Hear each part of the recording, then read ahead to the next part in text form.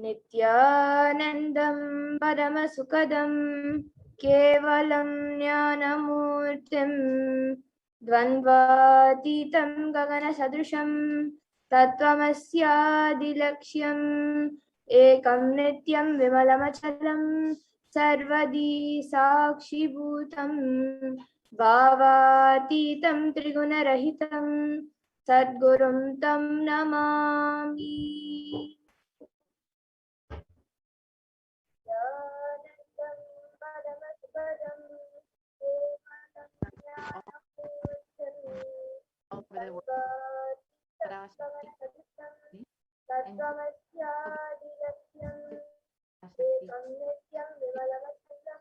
the supreme concept in the present.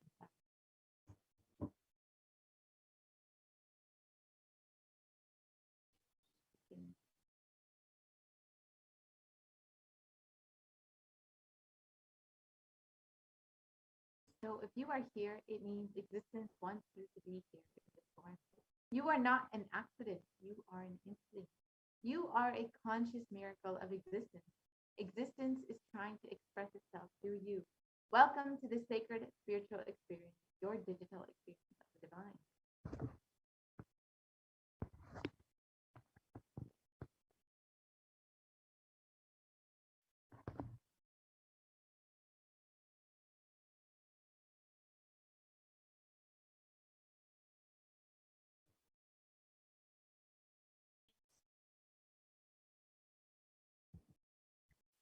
So this may be what you think as your first time in the presence of a divine cosmic being. But this is not the first time this energy has graced planet Earth.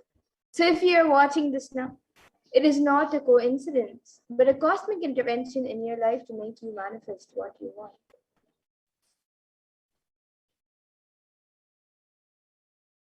Now, some of you might be wondering, how is this possible and how has this worked before? So here today, you can experience these answers through the powerful cognitions as referenced from the ancient texts of Hinduism, revived by the Supreme Pontiff of Hinduism. And now, let us understand more about the divine cosmic mother, Devi Parashakti. So Devi is the ultimate pure feminine consciousness, the cosmic mother. She is the source Shakti, and it is in her cosmic womb, the Brahmandi, from which billions and billions of universes come out and go in, and the source where the Big Bang and black holes go on and on. Parashakti is the main deity of the sacred feminine and divine consort of Bhagavan Paramashiva, who is the primordial divinity of Hinduism.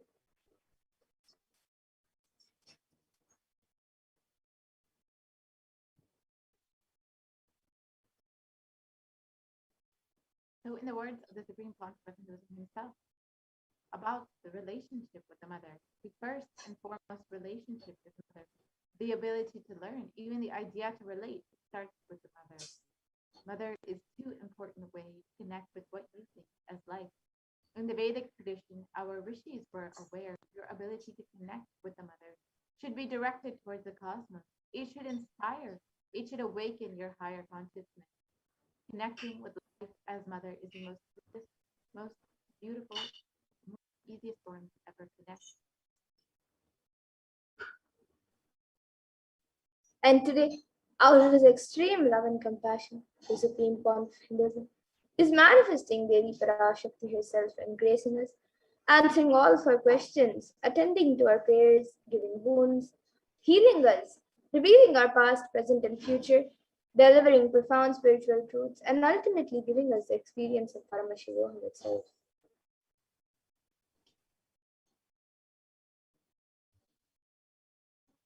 So let us all understand what is the Bhava Samadhi Darshan, the science behind the Bhava Samadhi Darshan. What exactly is the Bhava Samadhi Darshan that all of us are going to witness today? So Sama is oneness, means source. So Samadhi means one with the source. Bhava means attitude or aspect. So Bhava Samadhi means being one with the source through this aspect. And darshan means to have a glimpse of. So in the Vedic tradition, it is used to describe the moment when you come face to face with the cosmos and behold the deity and avatar, a saint or an enlightened being. as just seeing such a being can cleanse the karmas of lifetimes and create a deep lasting transformation in the receiver.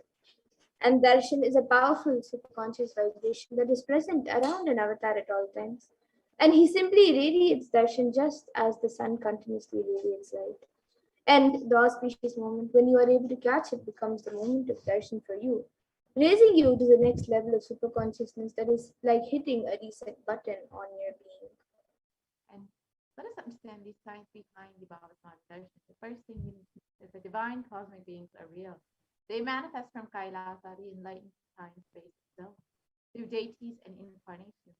And divine cosmic beings manifest through the Artavataras, the deities in temples, and through the Bhavasman Darshan in Nijavataras, the incarnation. And the Bhavasamadhi Darshan is the science where the Nijavatara manifests Paramashiva, the consciousness. And it is where the formless, the being of Paramashiva, expresses through the Divya Sharira, the light body, and manifests as Nijavatara, the physical form or embodied form, for us, the experience Paramashiva.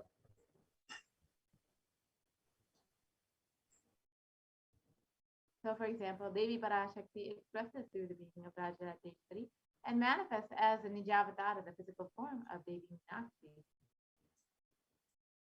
And the Archavatar, the deity, reflects the consciousness and the manifestation of the superconscious energy. But unfortunately, human beings are not mature enough to receive the higher level experiences from the Archavatar directly. And so the avatar, the physical embodied form, comes down to bridge the gap and create an experience in a superconscious experience and give a superconscious experience to all of us. The Bhavasmadhi Darshan awakens your Kundalini Shakti, which is the latent potential energy in every human being. This influx of superconscious energy visibly slows down the aging process, improves immunity to disease, and during the darshan, the whole brain comes alive, turning into a superconductor of conscious energy that heals, empowers, and transforms our lives. And during the Bhavasmadhi Darshan, our neurons mirror that of the avatar. So mirror neurons activate and process all the observed movements or information of the avatar just by seeing. That is, the entire body can silently and without moving receive what is happening elsewhere through a process of direct observation, experiencing the subconscious energy radiated by the avatar.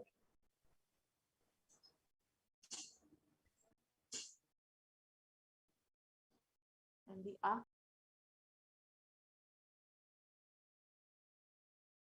creation and destruction happen simultaneously.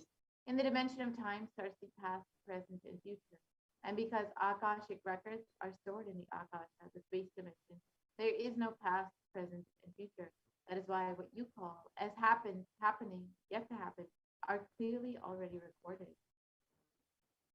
So now let us understand more about who the supreme point of Hinduism is, the one who, out of his extreme love and compassion, is giving us this pure and great science of Bhagavat. So the supreme point of Hinduism, Jagat Guru Mahasannidhanam, His Divine Holiness Bhagavan Sri Nithyananda Paramashivam, is the reviver of Kailasa, a macrocosmic, ancient, enlightened Hindu civilization nation. And supreme point of Hinduism is the 1008th incarnation of Paramashiva as per Hinduism, recognized by his predecessors who are enlightened masters, and the supreme point of Hinduism has made the science of power manifestation, yoga, and temple-based activities a lifestyle for humanity.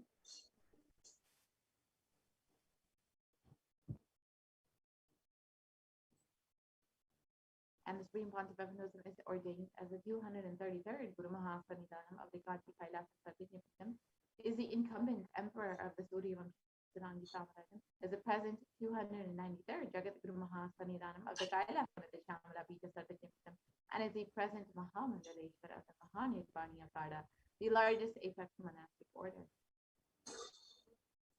And the supreme point of Hinduism is also the 1008th Acharya Mahamandeshwar of the Atalakada.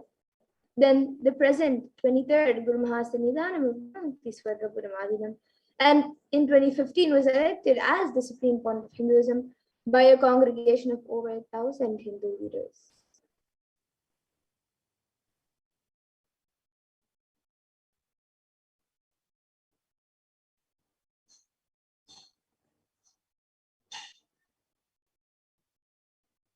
And the Supreme Pontiff of Hinduism is revered as a teacher of Hinduism, the most prolific, most viewed, read, and watched, and has authored over 300 books and 10,000 articles in three languages, English, Tamil, and Sanskrit, which have been translated into 50 languages with over 1,000 titles.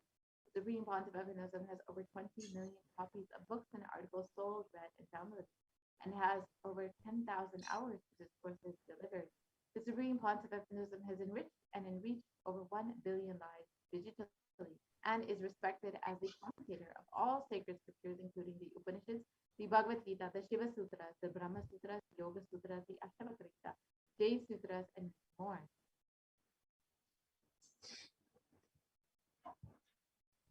And the Supreme Pontiff of Hinduism is also honored as a leader of Hinduism, the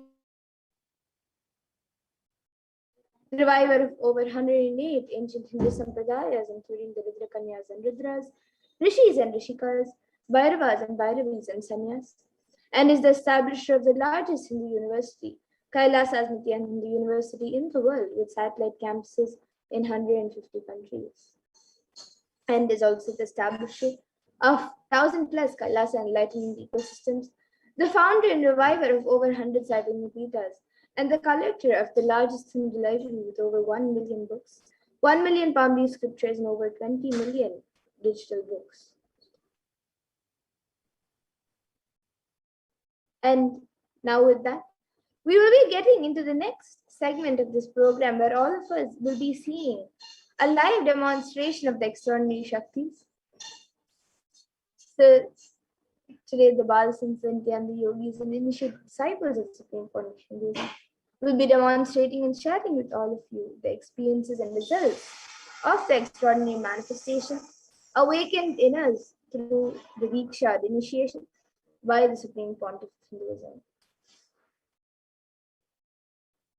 And in today's Baba Samadhi Darshan, all of you will also be receiving the initiations into these extraordinary Shaktis, the divine powers. And you will be initiated into the powers of third eye awakening.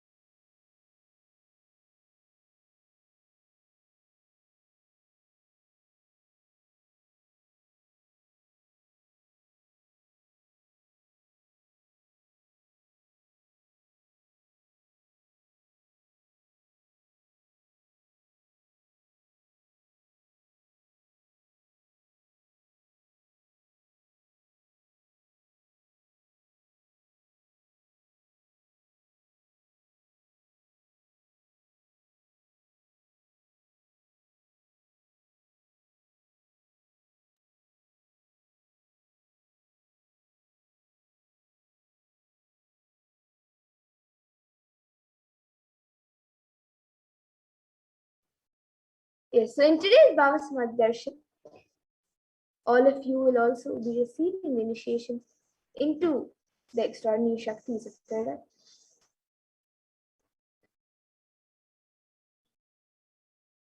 And with the grace and blessings of the Supreme Pontiff of Hinduism, all of you will be manifesting the powers of third eye with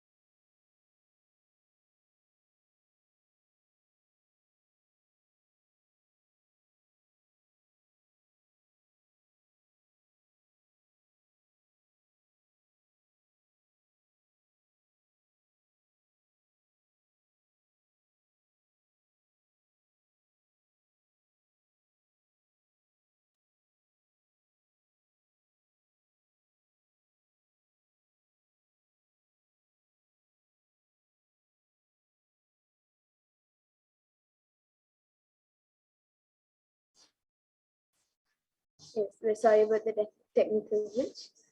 So, all of you, with the grace and blessings of Supreme Point of Hinduism, all of you will be manifesting the power of third eye, which is seen with eyes blindfolded, and various other powers of the third eye. Now, some of you might be wondering where exactly the third eye is located and how it works. So, the third eye is actually a cosmic browsing center located between the brows, which upon initiation one can effortlessly express powers and see through the third eye just as you would with your two eyes.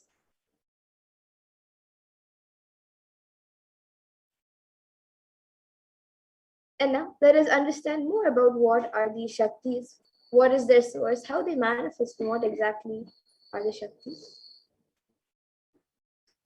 So in the Vedas, the source scriptures of Hinduism, Paramashiva reveals in elaborate detail that every human being is hardwired to be able to manifest 463 plus extraordinary Shaktis, the divine powers. And manifesting powers are described by Paramashiva as a system, a method, and a science for human beings to explore the various states of consciousness and to explore the various possibilities and powers and have access to various states of consciousness. And the Shaktis manifest from the fundamental cognition that you are the divine, and you need to manifest the divine, not that you are a man and you need to reach the divine. Now, some of you might be wondering what exactly is the difference between Shaktis and Siddhis, as you might have heard the term Siddhis as a very common term used for any type of external manifestation. You might think they are the same, but they are actually not the same.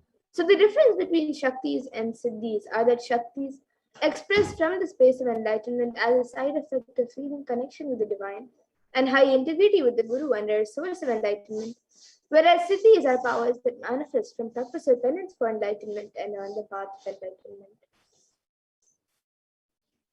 And the Shaktis of Paramashiva manifest through ordinary human beings in an extraordinary way after the initiation by the avatar and are permanent, whereas Siddhis are not permanent and may divert you from enlightenment. And the source of all these Shaktis, Paramashiva, is the primordial divinity in Hinduism, the ultimate reality, and cause which is self-effulgent, Swayam Prakasha, all-pervading, unchanging beyond time, space, form, and causality. And as the fundamental base of Avyakta, the unmanifest, and Vyakta, the manifest existence, he performs the Pancha Kritya or the five cosmic acts of Shrishti, which is creation, Sthiti, which is sovereign rulership and maintenance, Samhara, which is rejuvenation, Trubhava, which is pulling out of delusion, and Anugraha, which is liberating grace for all living entities. And now, the supreme point of Hinduism, Jagat Guru Mahasannidhanam, His Divine Holiness, Bhagavan Sri Nithyananda Paramashivam, has come down as the 1008th living incarnation and representative of Paramashiva and the reviver of Kailasa, the ancient enlightened Hindu civilization nation and the great cosmic goddess in the nation. And ever since the beginning of the civilization, the Sanatana Hindu Dharma has been a cradle of enlightened beings and highly advanced sciences. And it was where the science of enlightenment was and powers was lived and taught as a lifestyle. And for the first time in modern day, the supreme point of Hinduism is reviving these yogic sciences and transmitting it to the world at a record-breaking pace, which is never accomplished before.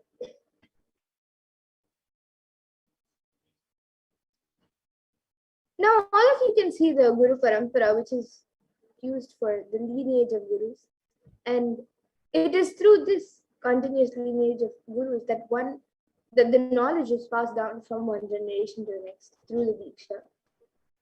And the supreme point of Hinduism, being recognized as an incarnation at a very young age by the gurus, was trained and taught these sciences to revive the initiations and knowledge repositories for billions to manifest the science of manifestation from the disciplines of Vedanta, Tantra, Sri Vidya, Yoga and Yogic powers, Mantra Shastra, Siddha Vidya, science of Aushadha, Advaita, Bhakti Yoga, Paramashiva Jnana, Paramashiva Vijnana, and much more.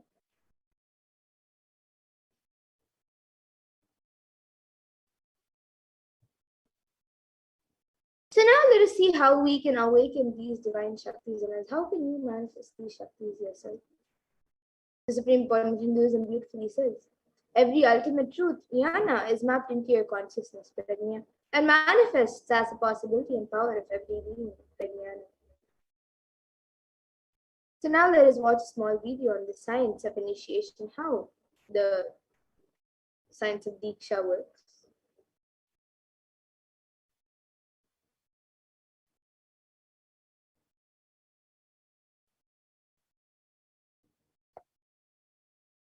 Diksha is the direct transfer of spiritual energy by an enlightened being through look, word, or touch.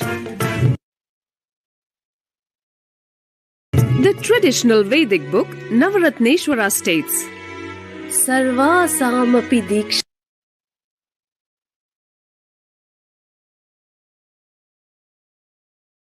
Shanam Muktihi Phalamakhanditam Avirodhat Bhavantyeva Prasangyastu Bhuktayah. The main benefit of all initiations is moksha, enlightenment. As a side effect, health, wealth, leadership, and well-being happen. And in Rudrayamala Tantra, Shiva says, Devi Diksha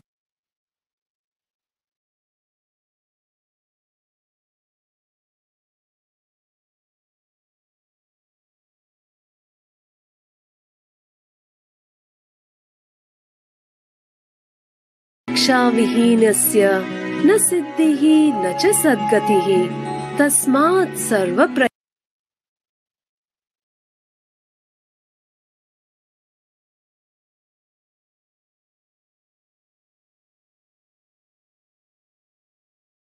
prayatnena guruna dikshito bhavet. The one who is not initiated does not attain liberation nor a better future. So by all efforts, one should get initiated by Guru. What is the science of initiation? Neuroscience has proved that the process of initiation floods the brain with energy. This is the superconscious energy of Kundalini, our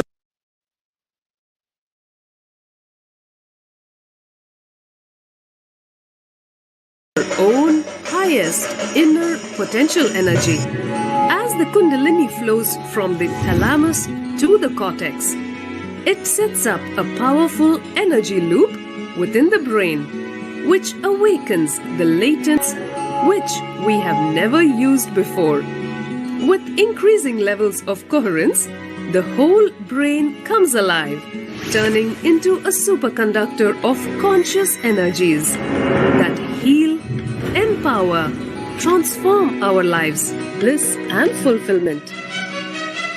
Initiation creates high awareness, visualization, creativity. It also slows the aging process and improves the immune system. Kundalini awakening, healing experience, levitation, teleportation, materialization. Experience the power of initiation through a range of exclusive programs conducted at the ashram. Nithyananda Dhyanapitham, Nithyananda Nagar, Birdi, Bengaluru. Contact 97.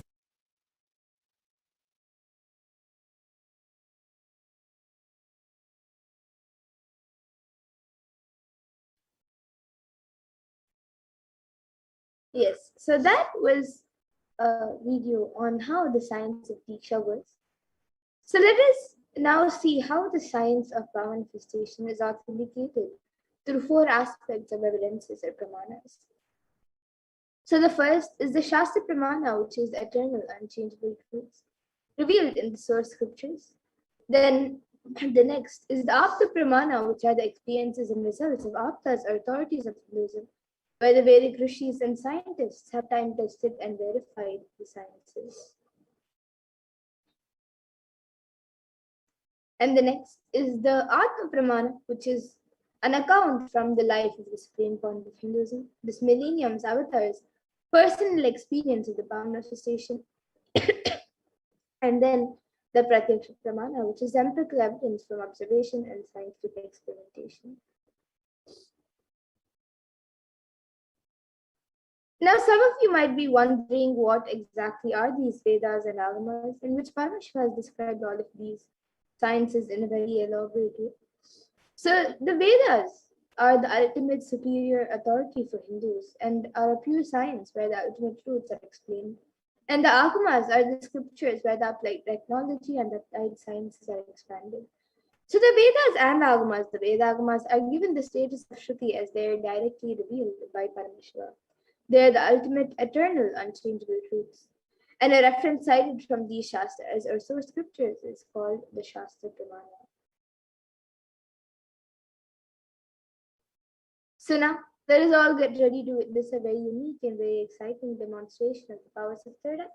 After we go through the 4 Pramanas for the power of third eye, so we'll be first entering into the first power, which is seeing with the eyes blindfolded. So the Shastra Pramana for this power comes from the Vijnana Bhairava Tantra.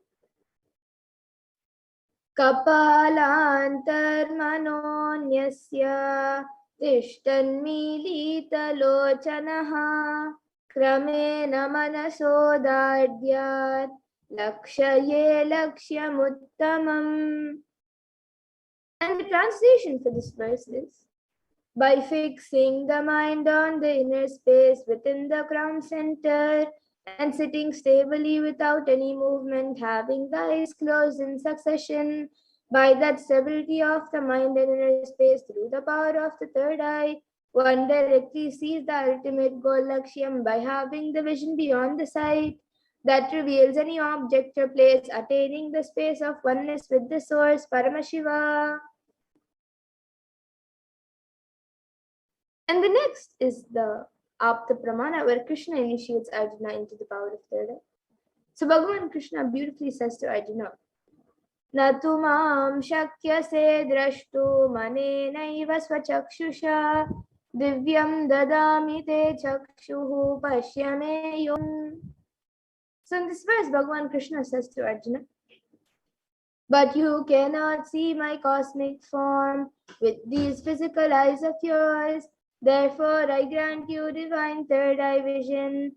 Behold my cosmic opulence. So this comes in the 11th chapter of Bhagavad Gita. And Bhagavan Krishna actually initiates Arjuna into the power of third eye during the revelation of the Hindu Purana Bhagavad Gita, so Arjuna can behold Krishna's Vishwarup Darshan. So this verse is from the 11th chapter of Bhagavad Gita, which contains the description of Bhagavan Krishna's cosmic form.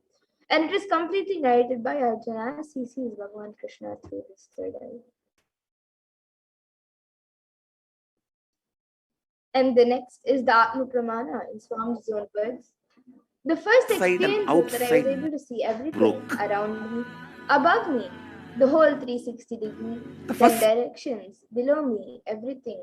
I realized not only I was able to see, I was able to feel and experience all of that as well. And the next is the Pratyaksha Pramana, which is the empirical evidence from observation and scientific experimentation.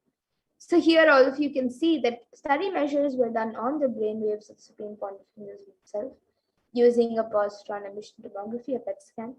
And it was measured that when doing daily activities, there is high activity in the brain where the third eye is located. And when in deep Samadhi state, only the third eye region is active and almost 90% of the rest of the brain is at peace.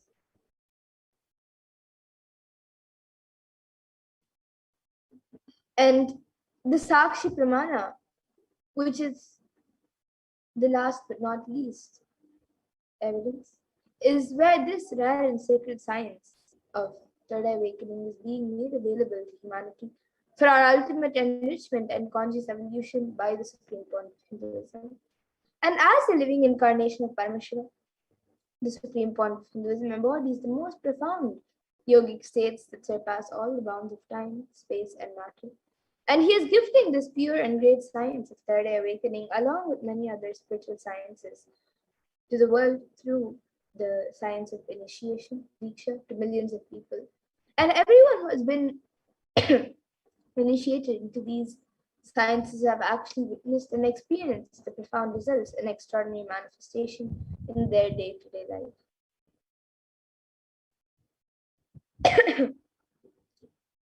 Yes, so now we will be getting into the live Sakshi Pramana, the live demonstration of the powers of third eye.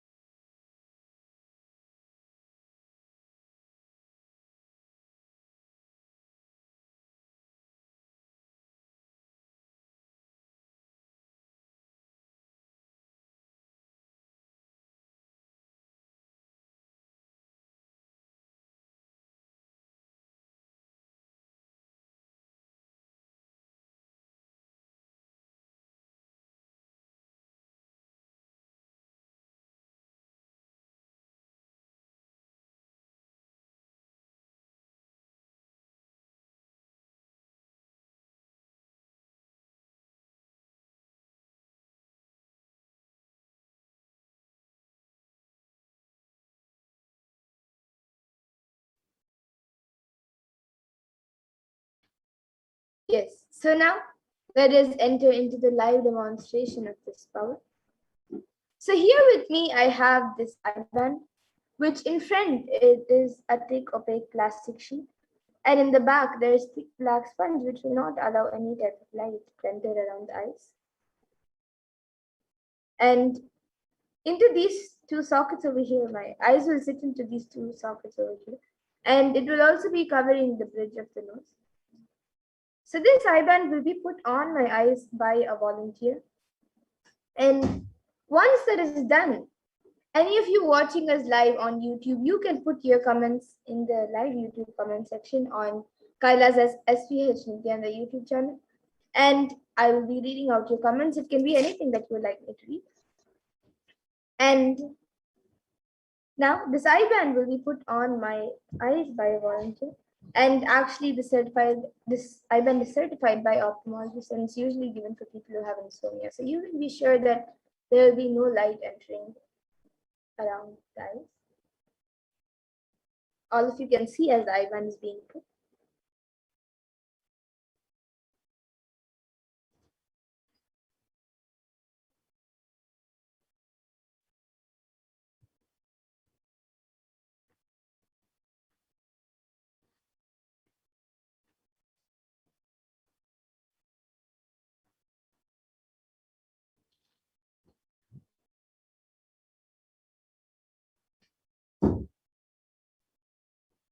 Yes, it's a little slanted on the right, it's a little down, and on the left it's up. Yes. So now the eye band has been put. I will be turning to my right, left, up, and down. So all of you can see that the eye band has been put. There's no gaps anywhere. And now the YouTube comment section will be projected in front of me, and we'll also be projecting it for all of you. And once that is done, any of you watching us, once we project the comments, or even before we project the comments, anything, you can post your comments on the YouTube comment section. We already have a few comments. So we have Ma Celine Goelaume, who is put Nityananda, and then Namaskar emoji and 3 heart emojis. And then Ma Shanbagavalli Reddy, who has again put 2,468.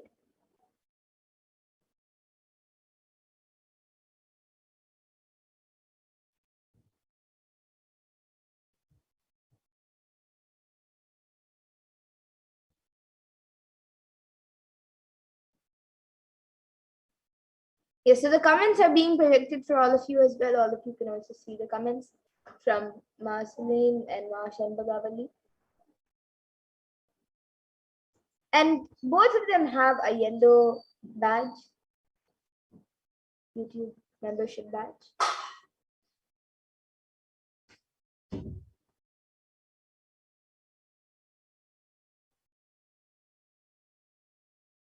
And anyone else also who would like to put in your comments, you can put anything, just like how Mashan Bagavali has put a sequence of numbers or like a number.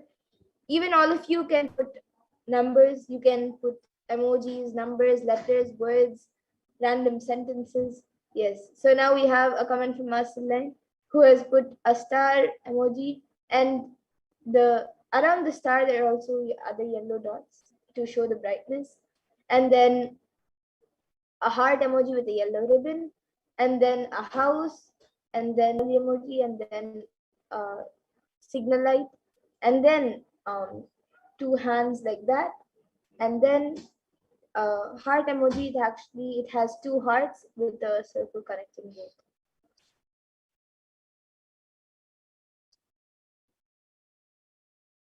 And yes, anyone else also, even you can put your comments. It can be a different language, or it can be any scientific term which you think I may not be able to read. It can be anything.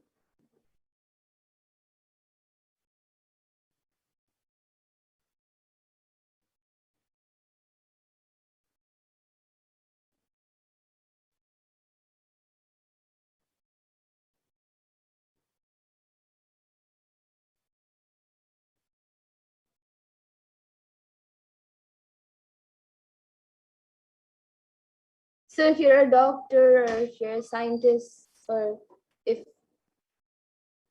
in whatever job you're in, it has any special thing about it, even you can put some scientific terms related to that, which you think I may not be able to read.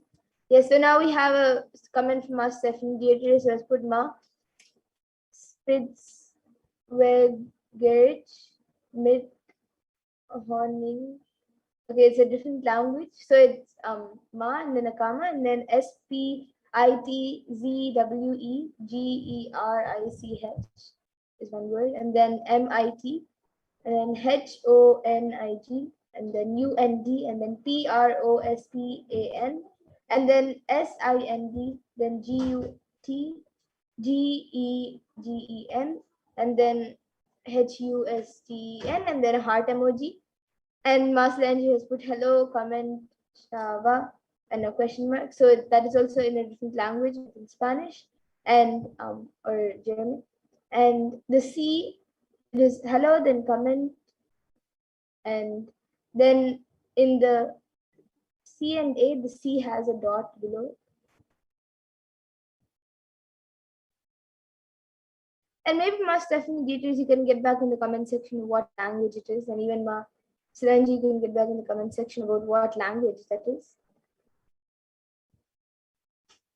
And actually, in the comment that Ma Stephanie Dietrich has put, few words start with the capital letter, few words don't start with the capital letter. So the first word, Ma starts with a capital letter, and then after that, the first word starts with a capital S. Then the next word starts with a lowercase m, and then an uppercase H, and then a lowercase u, and then an uppercase p, and then lowercase s, and then a lowercase g, a lowercase g, and then uppercase H.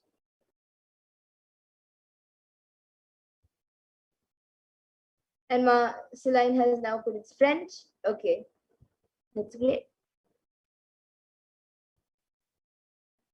Okay, so now we will be moving to the next power, the power of body scanning. So before that, I request the volunteer to now remove the IBAN. But before that, we have a comment from our Stephanie Dietrich, who has put, Ma, ribert with honey and frospen are good against coughs. It was German.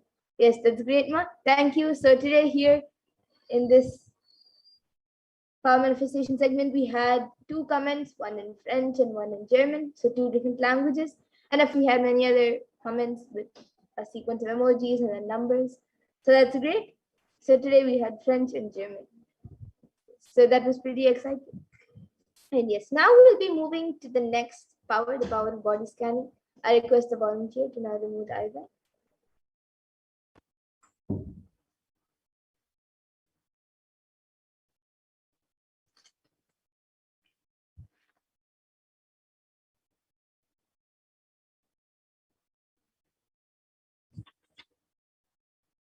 Yes, so all of you can see the IBAN. It's just as it was before.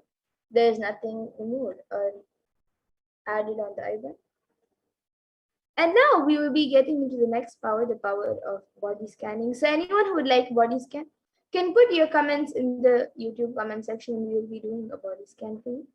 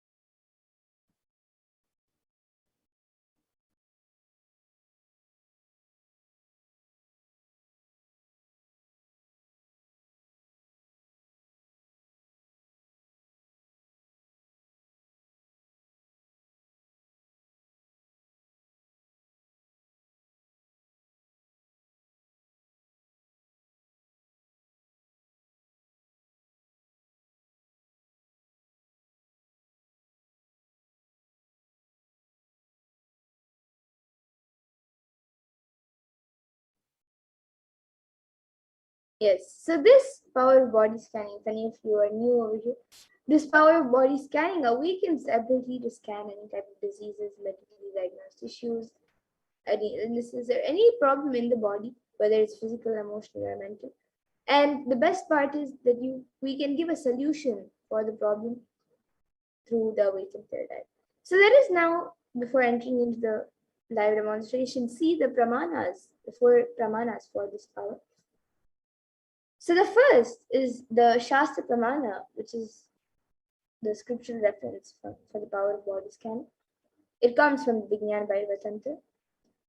Swadehe jagato vapi sukshma sukshma tarani cha tattvani yani nilayam dhyatvante vyajyate para. And this was Bhagavan Paramashiva says, cognize deeply that from the subtle to the subtlest constitutive principles of your whole body, Swadeha, or the whole universe simultaneously consists of the essential reality. They are being absorbed in their source cause Paramashiva. By the experience of such restful awareness, one becomes complete from all thoughts, and the ultimate universal divine power, Paradevi Adi Shakti is revealed, and supreme power manifestation happens. And the next is the Apta Praman, which comes from the life of Siddha, whose name is Theria.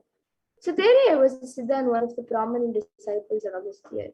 And one day a man suffering from severe headache comes to Agastya for healing. And Agastya then uses the power of body scanning and identifies the root cause of the headache. He reveals that there is a small Theria, a type of frog, sitting in the person's brain. And Agastya immediately instructs Theria, his disciple, to perform an open head surgery and remove the frog. And once the surgery is completed successfully, the person is healed and cured of the headache. Thus, Thereya gains his name. And the next is the Atma Pramana for this, which was revealed on the 22nd December 2019. So the Supreme Court of Hinduism revealed how he uses the power of body scan. Paraphrasing his words, only when I had a multiple compound hand fracture, I was forced to go for surgery and therefore for medical checkups related to that. At that time, they detected heavy metal quantity in my different organs. It was revealed that I had been poisoned without our knowledge. I immediately used diagnostic methods instead of medical facilities to study the body condition due to the boy's name. Through body scanning, I found out what the problems, imbalances had happened and where balances had to be done. I used allopathy as a second opinion to verify my findings. And here you can all see the Sakshi Pramana. So here are a few sharings from just few of the thousands of disciples who have successfully manifested the power of body scanning. And now all of you will be seeing a live demonstration of the power of body scanning. And you will also be able to experience and manifest this power once you are initiated. So now we will be seeing the live demonstration of this power. And if any of you would like body scan, you can put your comments in the YouTube comment section. So we already have quite a few comments. Yes, so we have a comment from our Shanbhagavali Reddy who has put, please do healing for Suresh Mahado, who is totally depressed, tired, and boiling water was thrown on his face today. He was traumatized and not well at all. Got permission of please body scan. Yes, ma, now I'll be doing the body scanning for Suresh Iyer.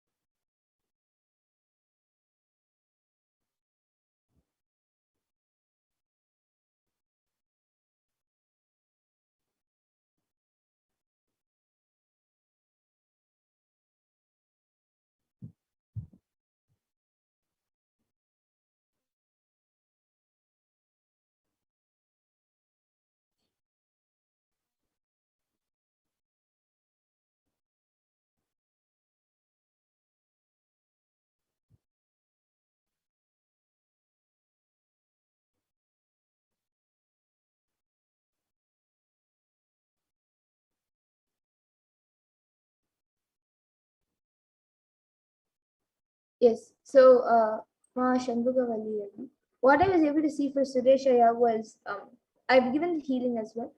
And what I was able to see was that for the only way for him to be completed, for him to get healed, like fast from whatever he has gone through or whatever he is going through, he should do um, completion. He should do completion properly, and any completion process or how many ever completion process he can do, just for the next few days, spend time in doing completion thoroughly in whatever he's going through, with whatever he's going through, and continuously play the Mahavakya around. And also, I was able to see that he should not go out of the house, he should stay in the house, and he should do completion and then he will be healed. So, this is what I was able to see for Suresh Ayami. You can get back in the comment section if you were able to read it. And you have also asked for a scan for Maki Ashin. Yes, ma, now I'll be doing a scan for Maki Ashin.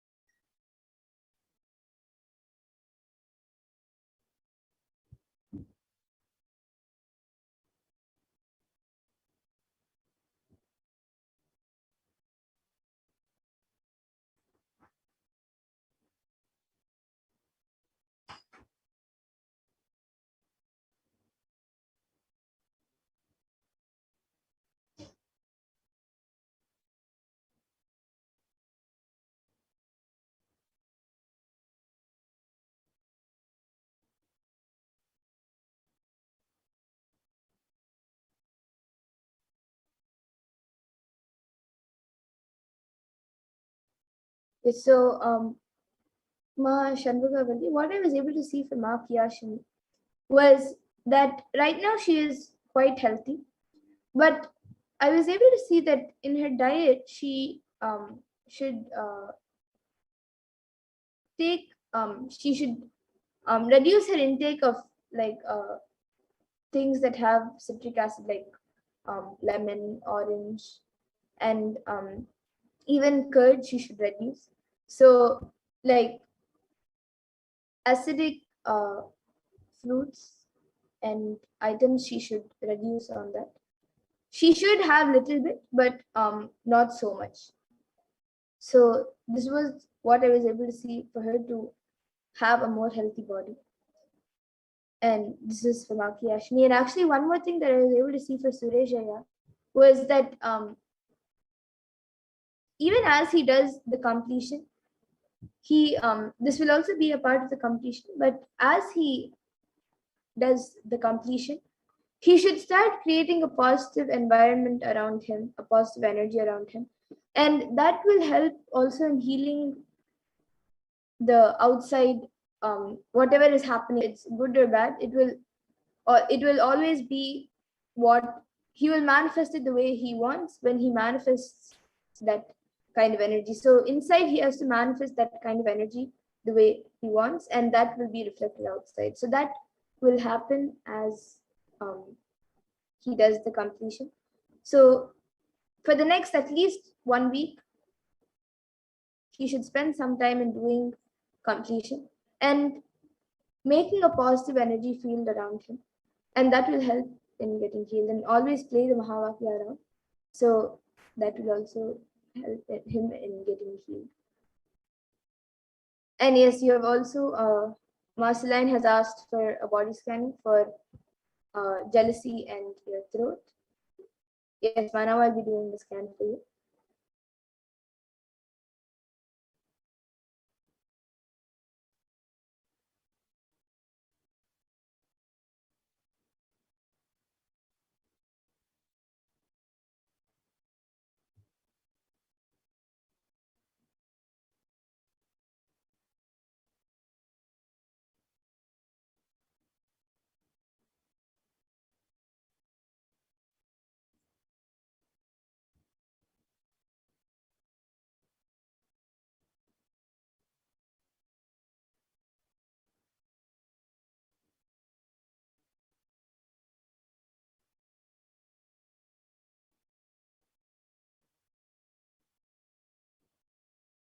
Yes, so Marceline, what I was able to see for you was that your jealousy, you have to break it consciously and ferociously. Ferociously, you should break out from that jealousy, but not out of incompletion. You should manifest the things that you want, and you will be able to manifest. Just have the cognition that whatever you want to manifest in your life will manifest, and ferociously break the space of jealousy, and that will get healed. And for your throat, I was able to see that you should start drinking hot water with tulsi leaves and mint leaves. So you can boil mint and tulsi leaves along with water and drink that water, and that will help in healing your throat now. So this is what I was able to see.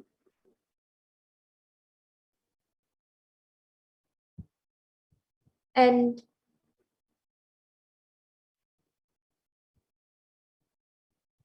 yes, Marceline, thank you for your contribution to Kailasa. And Ma Shanbhagavalli Reddy has also asked why Suresh Iyer should not go to the house. I was able to see that he should not go to the house, Ma. And especially during this time of the pandemic, he should not go out. Unless it is really emergency or it is really needed, he should not step out, at least for the next 1 week until he has done completion. As much as possible, he should not go out. This is what was revealed in the third eye. And yes, Ma Shanbhagavalli Reddy has also asked for a scan for yourself.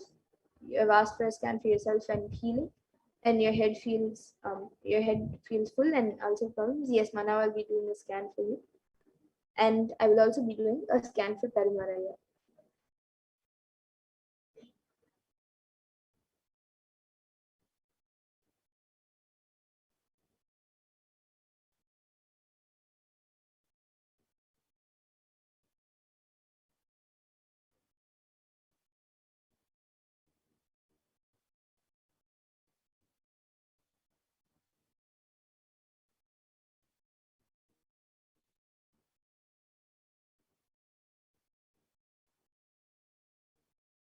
Yes, so Ma Shanbhagavalli Reddy, what I was able to see for you was your head feels full because like very heavy because of unnecessary stress and also due to lots of heat.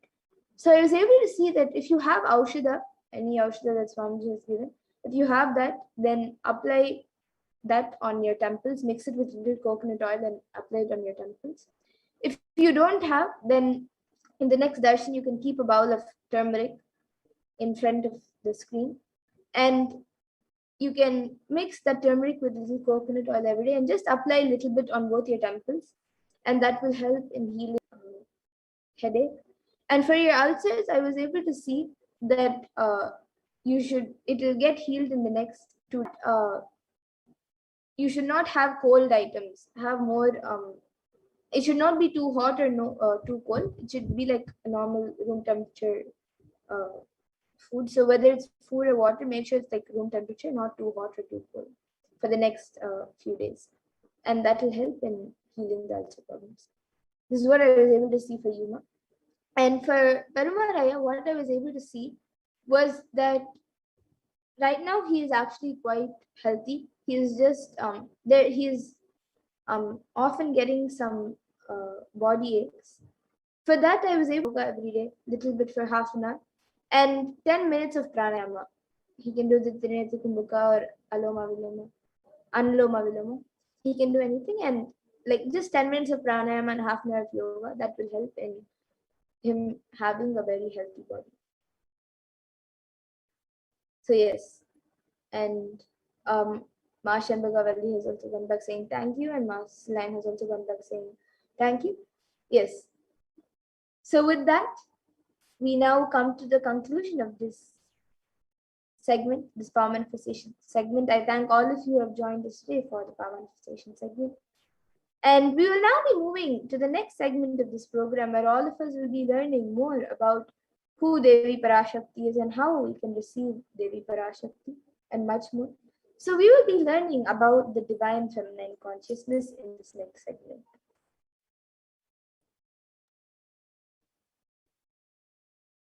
So we'll be first looking at the Dhyana Shloka of Devi Parashakti, which comes from the Lalita Sahasranama Dhyana Shloka.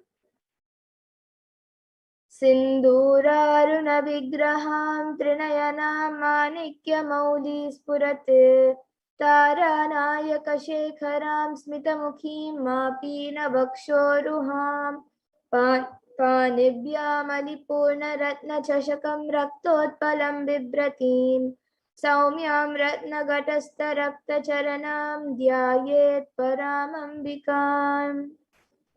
And the translation for this verse is: the Divine Mother is to be meditated upon as shining in a vermilion red body, with the triple eyes sporting a crown of rubies studded with the crescent moon, a face all smiles, a splendid bust, one hand holding a jewel cup brimming with mead, and the other twirling a red lotus.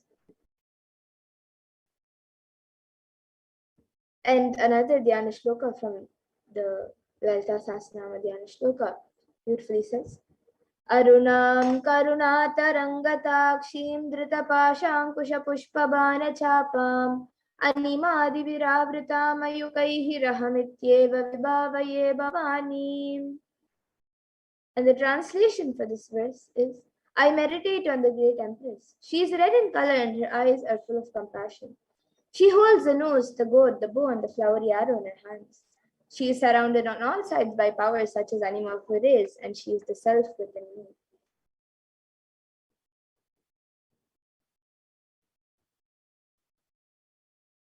And Devi Parashakti is the ultimate pure feminine consciousness. Parashakti is the cosmic mother. It is her cosmic womb from which billions and billions of universes come out and go in, and the source where the Big Bang and black holes go on and on. Parashakti is the source Shakti, the source energy, the source power, from which all of us came, in which all of us are in even now, and in which all of us are going to merge. And out of her extreme love and compassion, Devi Parashakti herself is manifesting through the embodied form as the Nijavatar of the Supreme Point of Hinduism, Jagat Guru Mahasannidhanam, His Divine Holiness, Bhagavan Shri Nithyananda Paramashivam, gracing us, answering all of our questions, attending to our prayers, giving boons, healing us, revealing our past, present, and future, delivering profound spiritual truths, and ultimately giving us the experience of Paramashivoham itself.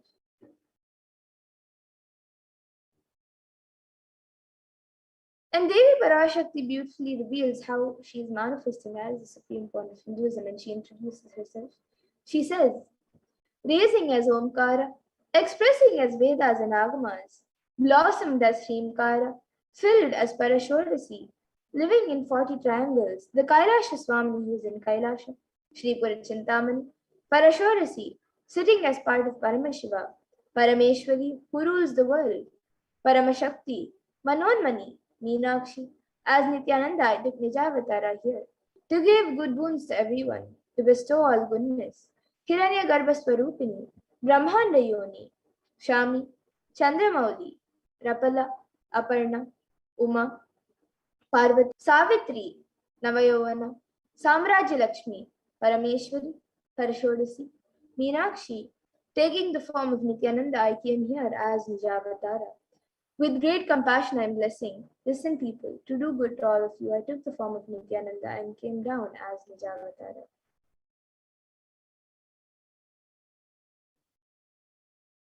And Devi Parashakti continues to reveal, raising in Omkara, blossoming as Shiva, Shiva manifesting as source of existence, powers of existence, expression of existence, from the oneness of Om, blossoming into two as Prakriti and Purusha, blossoming as three Shaktis, Icha, Kriya, and Jnana, growing as four Vedas, expanding as five Panchabhutas, beyond six chakras, filled as Gotras of seven rishis, expanding as eight directions, existing as nine grahas, blossoming as 10 indriyas, being as 11 rudras, creating all the worlds, bringing life to tell and make truth blossom and to do good.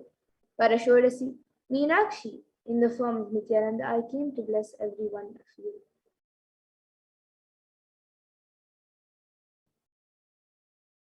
And now let us see how we can receive Devi Parashakti. So literally you are seeing Paramashiva and Parashakti at that moment. She is there on your screen, so you can receive her in a very traditional way. You can keep two wheat leaves, one wheat nut, one banana, and a coin in front of the screen as you watch Devi Parashakti. Now, what exactly a coin is considered as, or what is it? So, in the Hindu tradition, a coin is actually considered the traditional dakshina. It is given in temples as an offering to deities, or it is given when you meet somebody for the first time, or when they come to your house for anything or for the first time, or even when they just come to your homes. Usually, an entire set of tambulam is given, which consists of a beet leaf, beet nut, banana, coins, and a few more items. And the coin can be the lowest value. In India, it can even be just 1 paise. In the US, it can even be just a cent. Swamiji says, I'm not trying to monetize. Keep even 1 cent, it is okay. So for 100 days, if you have darshan, it will add up to $1. In India, even 1 paise is okay.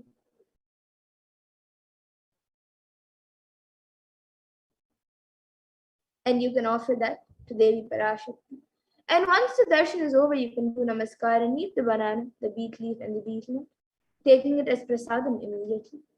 And the coins that you collect, you can send it to the Los Angeles temple for the further procedures.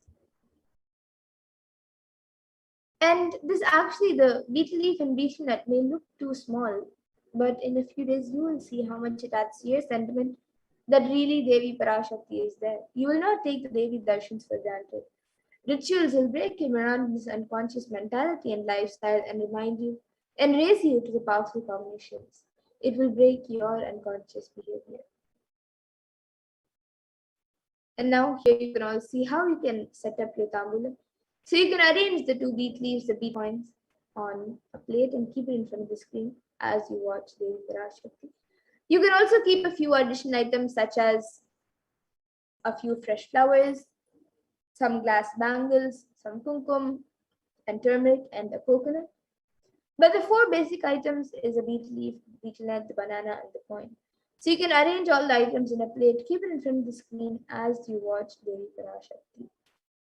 So the next time when you are setting up and getting ready for the darshan, you can arrange your own set of tambulam to receive Devi Parashakti in a very traditional way and receive her grace and blessings.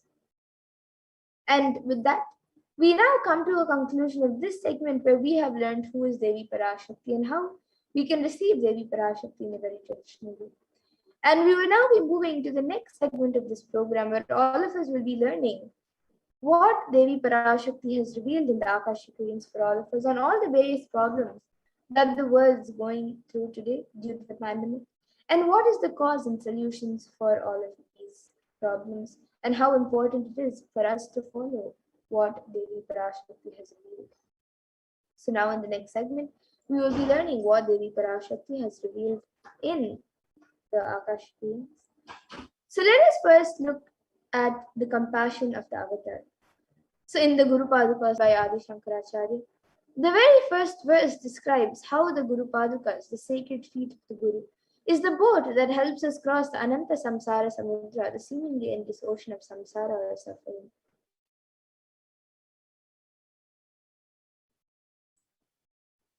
And the first verse of the Guru Padaka Stotram says, Ananta Samsara Samudratara Naukayitabhyam Guru Bhaktidabhyam Vairagya Samrajya Dapujanabhyam Namo Namaha Shri Guru Padukabhyam.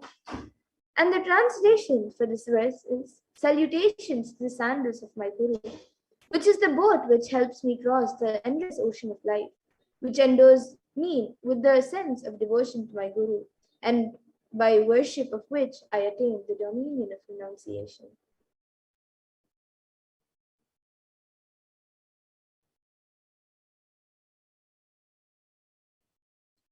So many of us feel stuck in the same storming and raging ocean, being unable to navigate ourselves and lost in the overwhelming vastness of the suffering that surrounds us during the pralaya, the great deluge, and our loved ones are dying due to the pandemic. Our homes are being destroyed due to natural disasters, and social institutions are crumbling, and the whole of humanity is in a desperate and dire need of hope.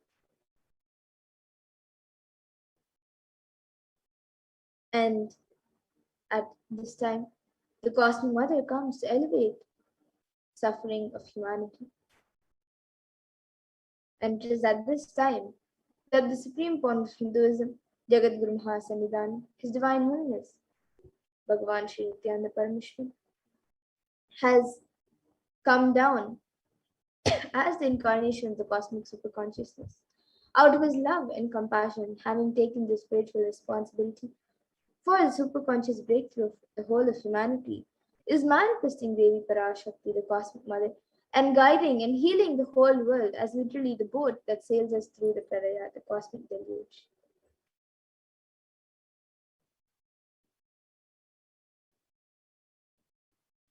And Devi Parashakti is herself manifesting through the Nijavatara and answering each and every one of our prayers, granting boons, healing us, manifesting miracles, removing all our pain and suffering. And Devi has not just attended to us individually, but also to humanity at large.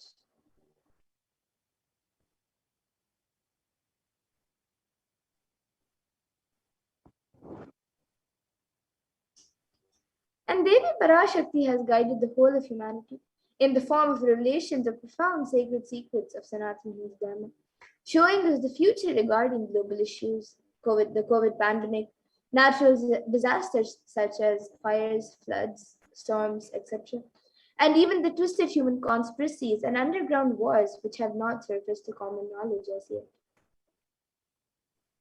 So in this segment, we will be elaborating on the statistical, scientific, scriptural references of each sacred revelation, which has manifested precisely as the same guidance emerged from Devi Parashakti, for us to imbibe deeply and to start following as Devi Parashakti continues to protect us until the storm ends and we are safely harbored at the shores of our consciousness.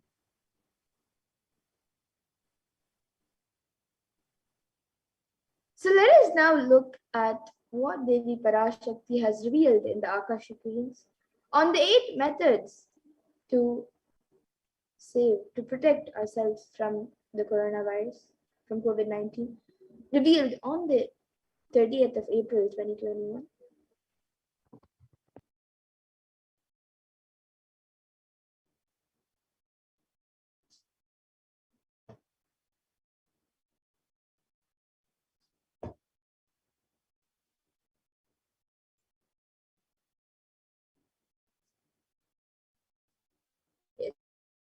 Watch the video where Devi Parashakti reveals the 8 methods to protect ourselves from COVID-19. Parashodasi Meenakshi, Parameshwari Meenakshi, Parashakti Meenakshi, இங்கு எழுந்து அருளினோம் எல்லோர்க்கும் ஞானமும் தன்மையும் தந்திட நன்மையெல்லாம் அளித்திட நாமே வந்தோம் இங்கு கைலாசத்தின் சுவாமினியாய் Paramasivan கிரகத்திருந்து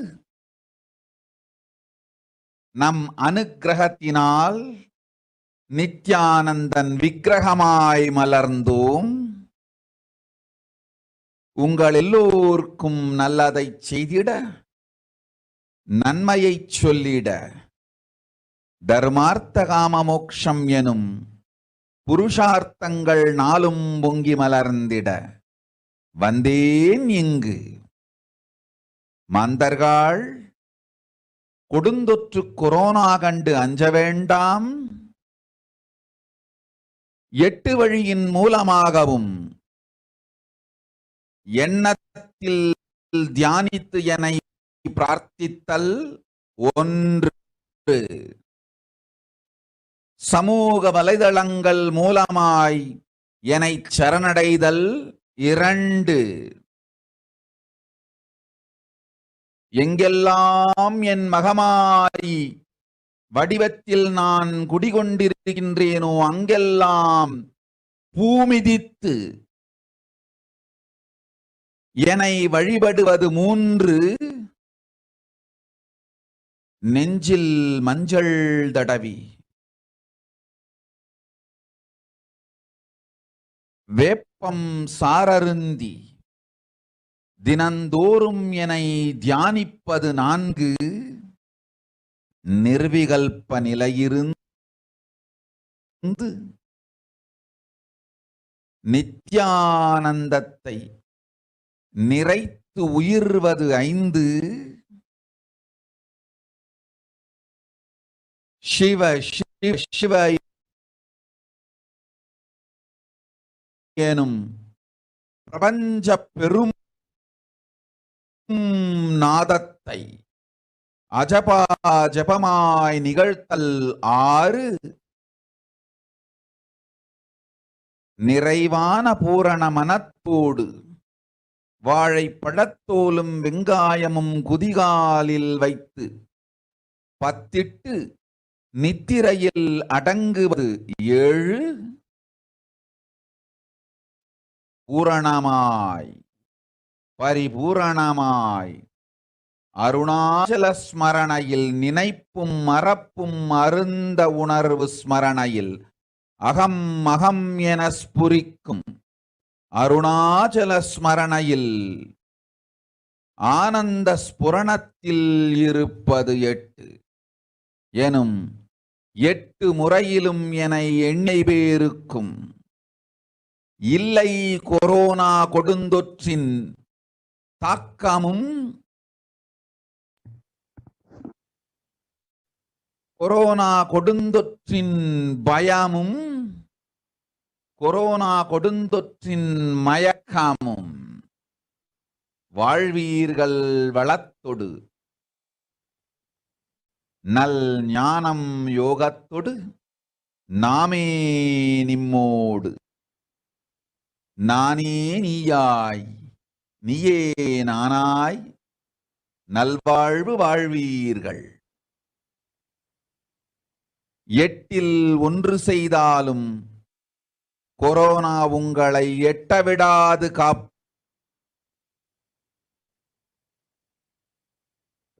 Let us look at Devi Parashakti's revelations mapped into English.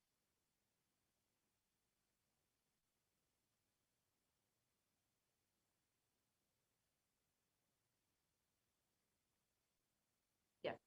So let us look at Devi Parashakti's revelations mapped into English.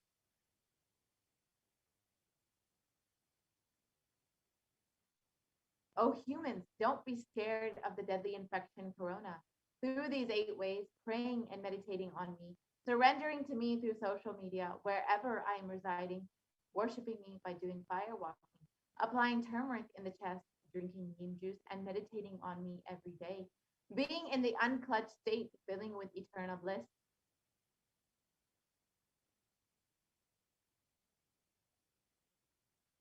doing the Ajaba Ajaba of the cosmic sound, Shiva, Shiva, Shiva, with complete mind, applying banana peel and onion in the heels and going to sleep, and being in the state beyond any remembrance or forgetting in the Adana blossoms as aham, aham, in the state of Ananda Swarana.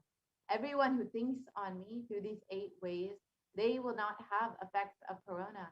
They don't have fear and delusion of corona. You will live with prosperity, with wisdom and fortune. Me with you as me as you. You will live good life, even if you do one of these 8 ways. I will protect you. Corona will not reach you. Don't have fear, O people. Be blissful.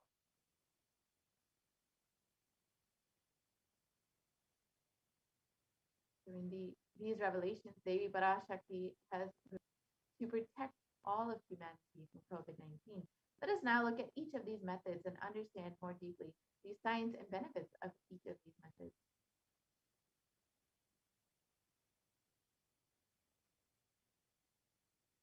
So the first method is praying and meditating on Devi Parashakti. And modern science has extensively studied the benefits of meditation. Healthline has just published 12 of these benefits, which includes reducing stress, controlling anxiety, promoting emotional health, enhancing self-awareness, lengthening the attention span, reducing age-related memory loss. It can generate kindness. It may help fight addiction. It improves sleep. It helps control pain. It can decrease the blood pressure, and it is easily accessible anywhere.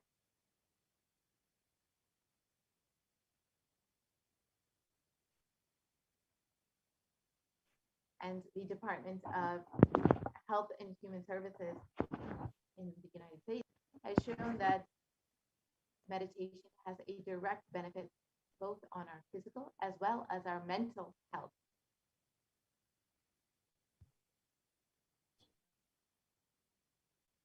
And another study published was a study done by Cambridge University Press, and it reiterates the necessity of meditation during times of crisis such as COVID-19. So here you can see the study done by the Cambridge University Press.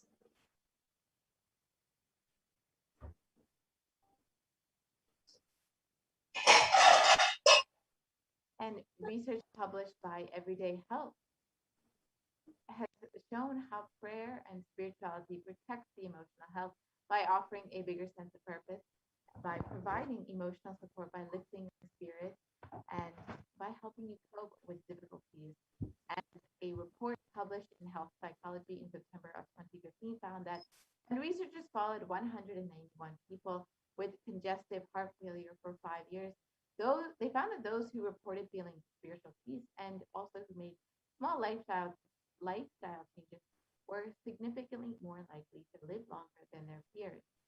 And it was also found in another study in depression and anxiety that people with major depressive disorders or chronic medical illnesses who reported high levels of religiosity, which includes daily religious experiences, generally become more optimistic than their peers.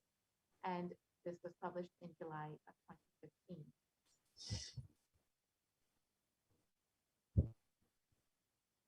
So now let us watch a video where the avatar himself demonstrates how meditation directly impacts our minds and our brains.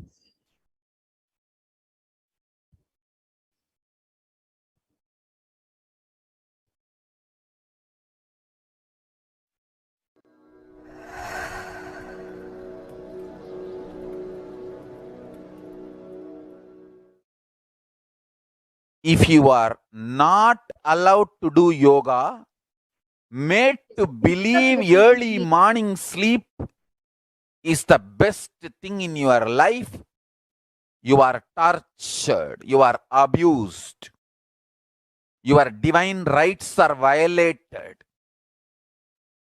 If you are constantly inspired to do yoga early morning, Brahma Muhurta time, and everyday puja. Sit that 30-40 minutes and melt down by feeling connection. Understand? Nothing can be compared to prayer to bust your stress. I tell you, prayer is the best stress buster. Deep feeling connection and tears rolling in your eyes and melting down. Prayer to Paramashiva. Intense yearning, Vyakulata, talking to Paramashiva, relating to Paramashiva. Nothing can be compared to that to bust your stress. I tell you, every day puja is an ultimate recharging experience. If you do everyday puja,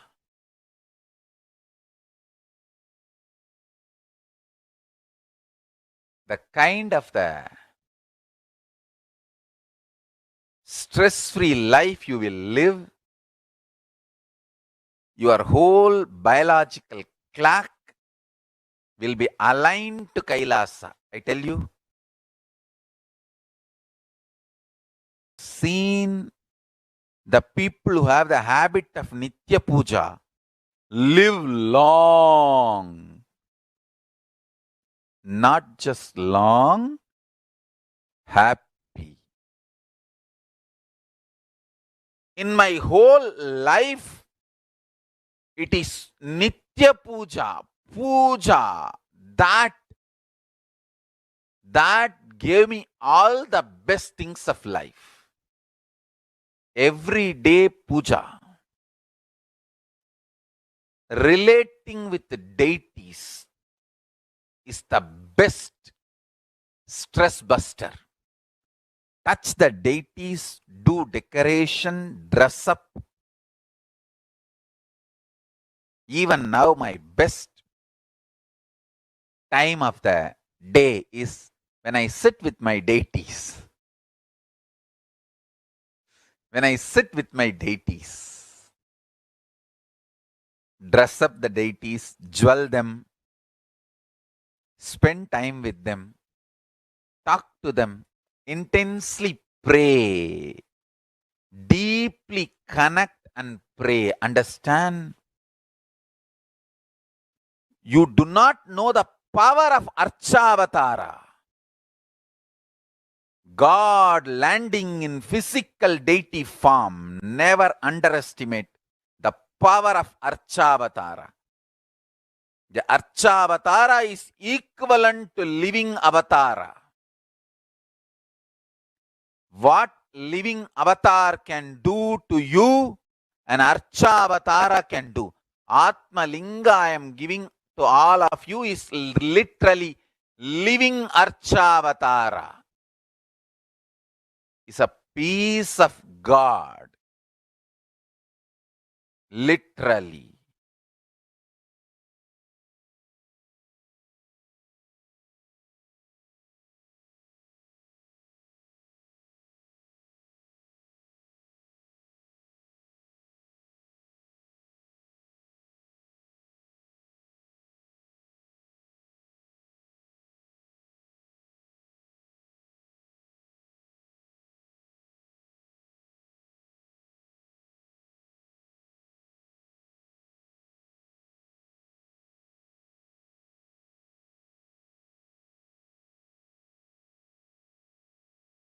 Yes, we can go to the previous slides and see the video now, where the Supreme Confucius himself demonstrates how meditation works on the brain.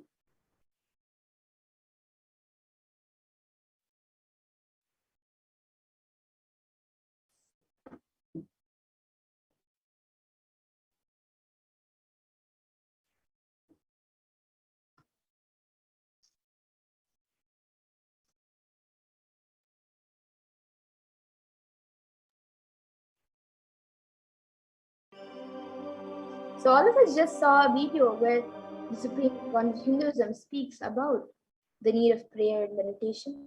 So now let us watch a video where the avatar himself directly demonstrates how meditation impacts the brain. Nithyananda participates and encourages scientific researchers to derive evidences for meditation and healing through meditation. Dr. R. Murli Krishna, President COO, Integris Mental Health and James L. Hall Jr., Center for Mind, Body and Spirit, Oklahoma in US, and his team invited Nithyananda for meditation and the state of his enlightenment. When Swamiji came, I have requested him to do one thing. I asked him, would you be willing to undergo some scientific investigation of the meditation process? He very cheerfully agreed without one complaint. He went for 3 repeat sessions for PET scanning and 3 repeat sessions for quantitative EEG sessions. And these are really not very easy tests to go through. It requires a lot of patience and a lot of willingness to do that. So we did that. Because if a meditation process is doing something to your brain, we should be able to detect that. Scientific findings are verifiable. They're replicable. You can replicate them, duplicate them. So Swamiji went through those sessions and we found some interesting findings. In PET scan, they inject a radioactive dye which goes and sits in parts of the brain that are active. In the normal, non-meditative state, the brain is very active. And when we are seeing someone, the rear end of the brain, the visual cortex, is very active, as shown in the diagram. Usually the brain is so active, there are 100 billion brain cells there. But what meditation does is something very interesting. It shows the frontal lobes getting more active. The frontal lobe is where you have judgment, wisdom, reasoning. Here are some of the brain scans I'm going to share with you. This is alert, non-meditative state. The second one is 30 minutes into 30 minutes meditation. Look at the frontal lobes, how they light it up. They light it up big time. 60 minutes of deep meditation, and here is a deep, deep level of meditation where it lights up significantly right here. Right in the middle, probably 1.5 inches, 2 inches deeper.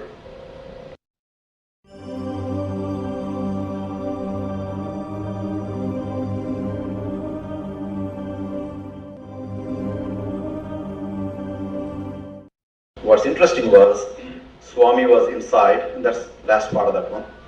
See that right here? So what's interesting was, I've never seen that before in my life, so the other parts I've seen may not be to the extent that Swamiji showed, but this is something interesting. There is something called dopamine, which is a chemical our brain is involved in.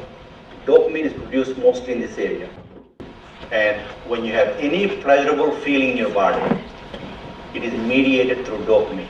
It's a neuroreceptor. It's a chemical that transmits messages of pleasure. It basically evokes pleasure chemical. You eat the same thing is with visual pleasures you have. Beautiful people, beautiful sceneries, nature, whatever gives you pleasure. It's mediated through dopamine. Everything that human being experiences involves dopamine. But what's interesting is that you and I have the potential to create our own dopamine in a big way. So I named it, for lack of a word in the past, the D spot, which is the dopamine spot. If you can discover your D spot, you got it made in life. The D really stands for divine spot.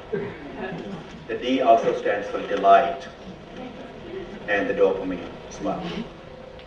What's also interesting is that he could, at will, go in and out of the states. Those are some of the findings I want to share with you. There's so much more talk about physiology of mind and brain and the body. It's a fascinating field that this is something that all human beings can relate to, can apply in our own lives. Not only a sophisticated knowledge, but these things have application in daily life for all of us. Nithyananda's system of free healing, known as Nithya spiritual healing, has been baffling the medical world, curing diseases from migraine to cancer. Qualified people are also initiated to become healers. The complete report of the research conducted on Nithyananda's neurological system can be found in the book Mystic Phenomena, Scientific Data.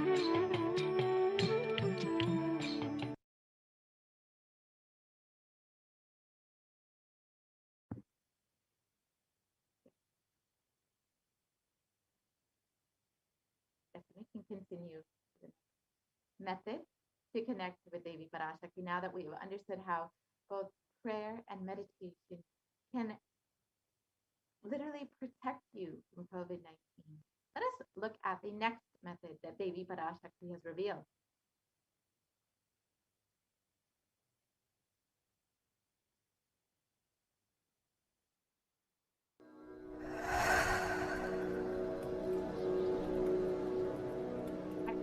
The Devi Parashakti has revealed for protecting humanity from COVID-19.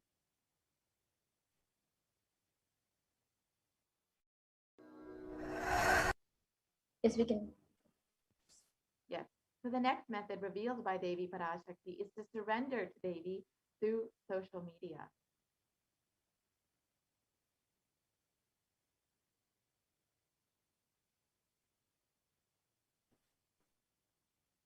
So during the Akashic readings, Devi Parashakti gives us the opportunity to connect with her through various social media platforms and attends individually to our prayers and showers us with blessings and boons.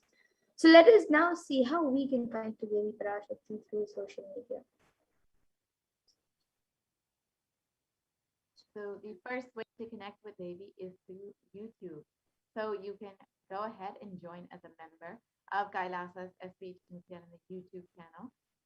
And once you have become a member of the channel, you can ask your question in the live YouTube video in the comment section of the live video. So it's a very simple process. Go ahead and go to visit Kailasa's HDH Nithyananda YouTube channel and click the join button right next to the title. And once you've done that, you can ask your questions in the comment section of the live YouTube video.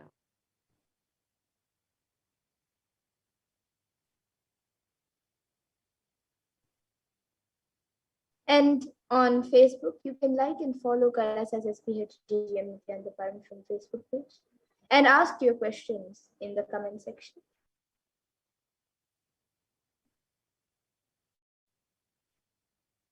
And the next way is to follow @Sri Nithyananda on Twitter.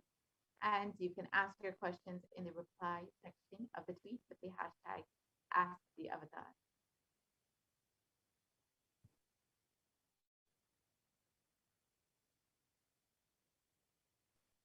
And on Instagram, you can follow Sri Nithyananda and you can ask your questions in the comments.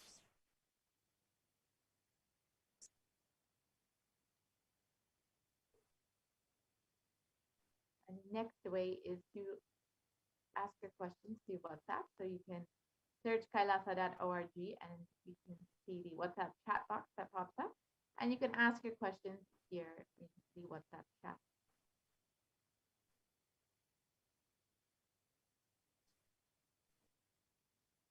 So now let us watch a short clip of Devi Parashakti blessing people.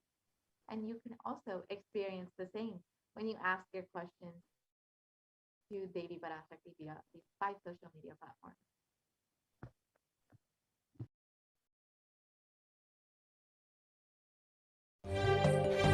காளியின் ஆட்டத்தை ஆனந்தத்தை ஆனந்தத்தொடு ஆடிய ஆட்டத்தை கண்டோர் உயிருக்குளெல்லாம் இறங்கி உயிர்ப்பிக்கச் செய்து மாய மனத்தின் இருளை அகற்றி மாயம் அழித்து மங்களம் தந்து குரு பக்தியும் சிவ பக்தியும்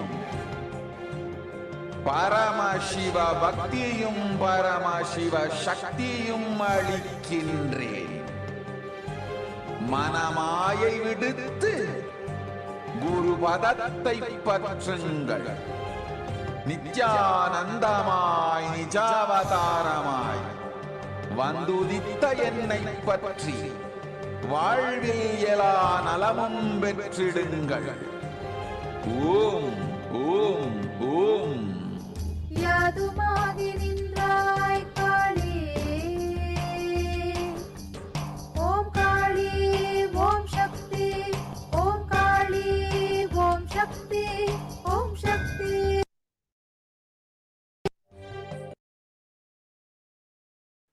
Yes. So now let us look at the third method, where Devi Parashakti says to worship her by doing the fire walking wherever she is residing.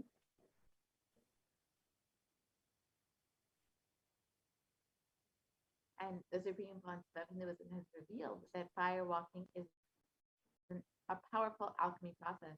In the words of the Supreme Concept of himself, our rishis and munis were adepts in every field, and whether health, keeping the society safe in every field. So all the vratams, the pujas, the spiritual techniques, the religious rituals, anything they designed is highly scientific and directly useful to the life. Coronavirus will not affect you at all because that fire walking time, that small blisters you get just shoots up your whole immunity. That power, the power to protect yourself from any virus or any problem. It's actually a powerful technique. It's a very powerful technique followed in those days, especially during this season.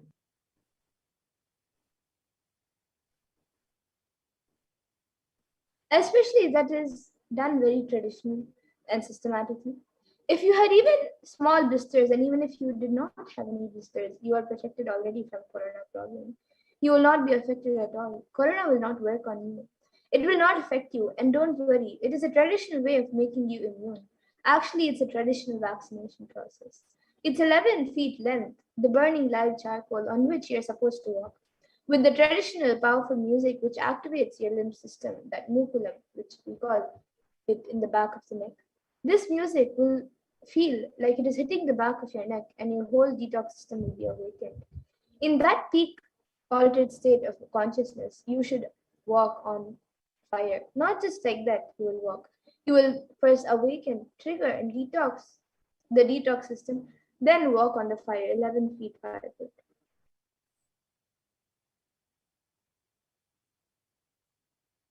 And if you do for one fire walking, you are absolutely protected from corona. Pray to Mahamariamman and do the fire walking. That is it. It's like a traditional, powerful vaccination. Pray to Parashakti Mahamari and do the Pache Batni Ratam. Do this traditional fire walking. You are absolutely protected from coronavirus. No need to panic. Traditional vaccination, traditional, natural, organic, no bad side effects vaccination is the Hindu fire walking.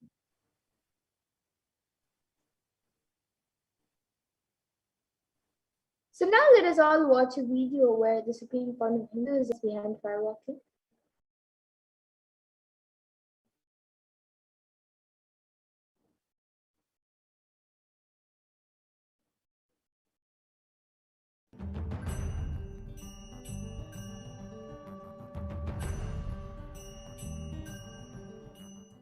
All these transmutations means balancing the system and awakening the whole consciousness to your whole body is what I call transmutation processes. Some parts of your body becomes insensitive to the existence because of the job it is doing, like a feet. Because of the continuous walking, it becomes insensitive. Your cheeks, how they are sensitive, they don't become they lose sensitivity to the reality. But for the complete Kundalini awakening, your whole body needs to be alive and experiencing the reality and ability to experience the higher consciousness. That is the reason we have the process of fire walking.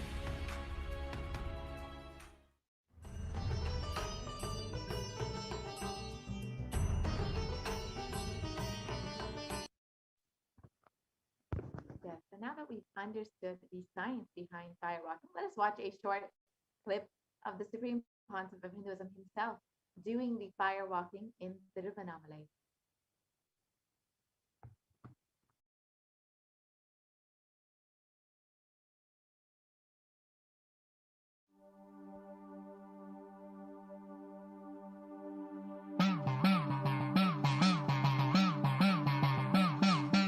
சத்தியம் காத்திடும் உத்தமத்தியே சத்குருவாய் வந்த நித்திய தாயே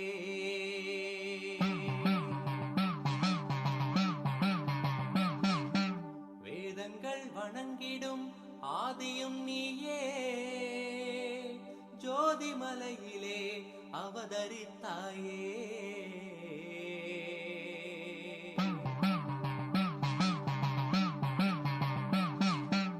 அவனியை பேணும் ஞானமும் நீயே அக்னி வடிவிலே அருள் புரிந்தாயே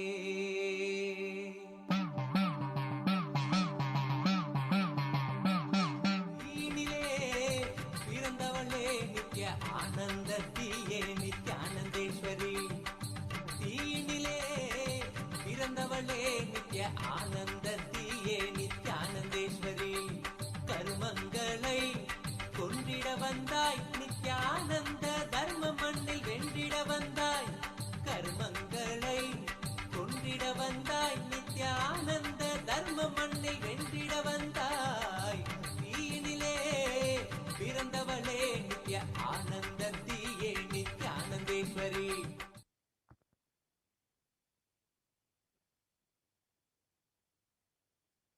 Now that we have seen and understood the science behind firewalking as per Hinduism, let us look at what modern science has to say about firewalking.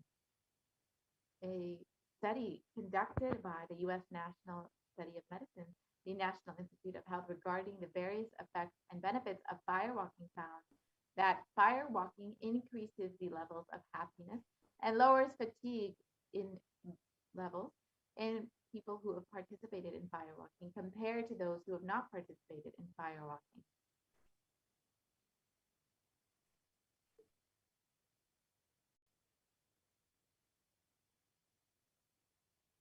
So now let us see the fourth step, which is applying turmeric on your chest, drinking neem juice, and meditating on Devi Parashakti every day.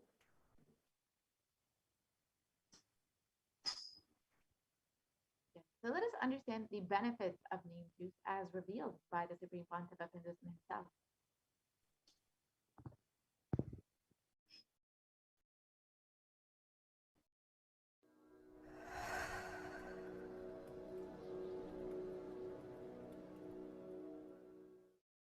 Bididi. It is not, I'm not talking from air, I'm talking from ground. In Bididi, before we came to that land, 30 borewells were dug, no water. Now, from the day we came till now, we have water for 10,000 people to live comfortably in that very land. It's only pouring, pouring. Karumari's grace. Wherever we started ashram, nature completely cooperates because we know biology, whole biology thinks.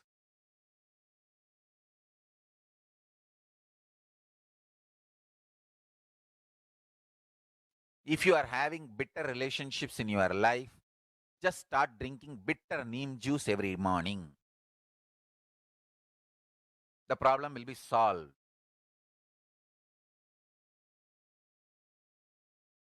Understand, if you are irritated, even if you don't react, even if you don't talk to people, you release that kind of vibes. Take Haritaki. You will see you release sweet kind of vibes. Take neem juice. You release healing, compassionate vibes. A woman who applies neem bath, who applies turmeric powder and takes bath is equivalent to Karumari Mahamayi.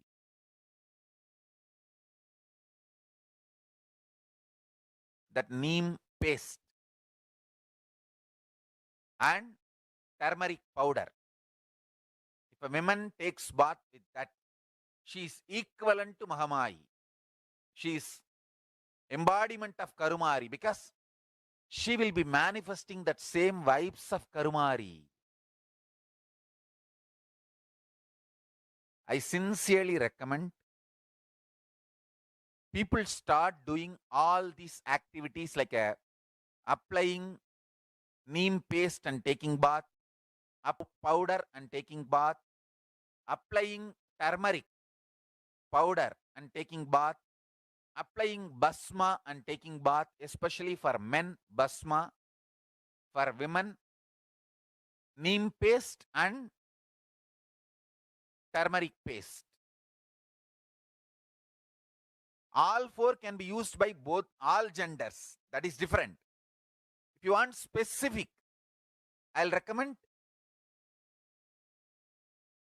the neem and turmeric for female body, haritaki and basma for male body. Understand your whole biology things. Working on whole biology changes the whole life.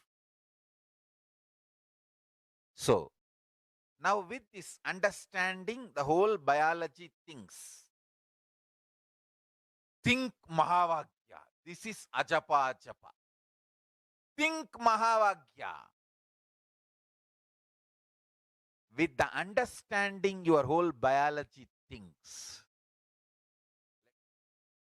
Om Nithyananda Paramashivoham. Blessings to all of you.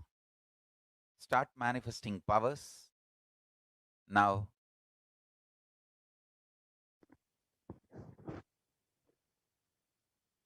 benefits of neem as revealed by the Supreme Concept of Hinduism, let us look at some of the benefits of turmeric. Of course, traditionally, it is very well known as an anti-inflammatory agent, but our recent research, the past few decades, according to modern science, has shown that turmeric is a potent immunomodulator agent that can modulate activation of T cells, B cells, macrophages, neutrophils, natural killer cells, and dendritic cells, which are all immune cells. And curcumin can also downregulate the expression of various pro-inflammatory cytokines and chemokines. This was published in the National Center for Biotechnology Information in the US. And this essentially means that turmeric helps boost your immunity. So when you have a stronger immune system, you will be much more likely to be healthy and protected from COVID-19.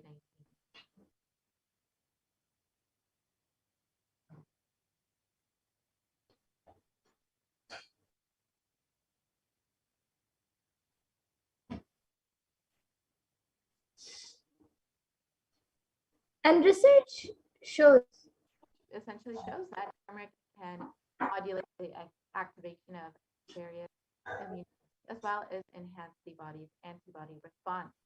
So with a strengthened immune system, you can stay healthy longer and maintain an active lifestyle.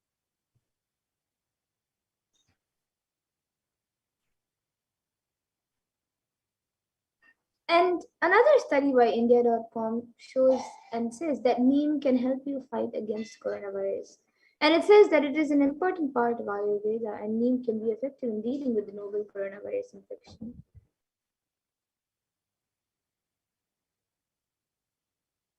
Yes, and it was also published that turmeric and neem are effective against coronavirus according to a KGB study.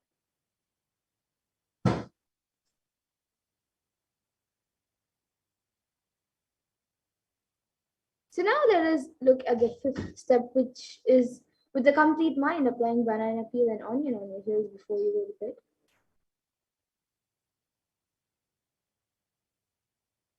So this is a very simple method to protect yourself. You just have to put onion on your heel and or banana on the heel, and you can put a sock over it and go to sleep at night like that. This will completely detoxify your entire body and of course protect you from COVID-19 as Devi Parashakti revealed.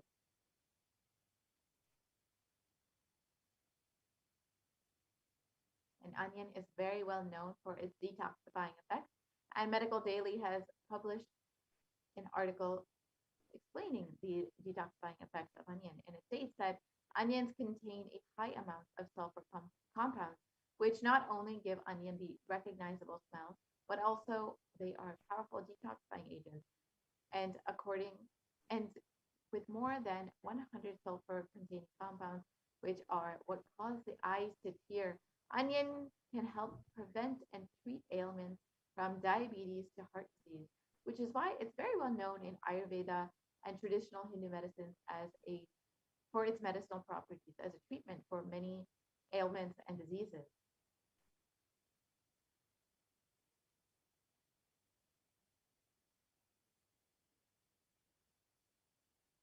And an article reviewing the detoxifying effects of onion published in the Journal of Phytotherapy has stated that compounds from onion have been reported to have a wide range of health benefits, which includes anti-carcinogenic properties, anti-platelet activity, anti-thrombotic activity, anti-asthmatic, and antibiotic effects.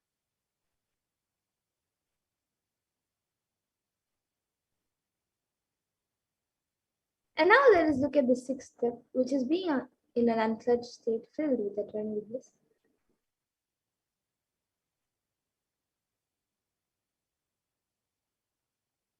So let us understand these signs of unclutching as revealed by the Supreme Concept of Hinduism himself.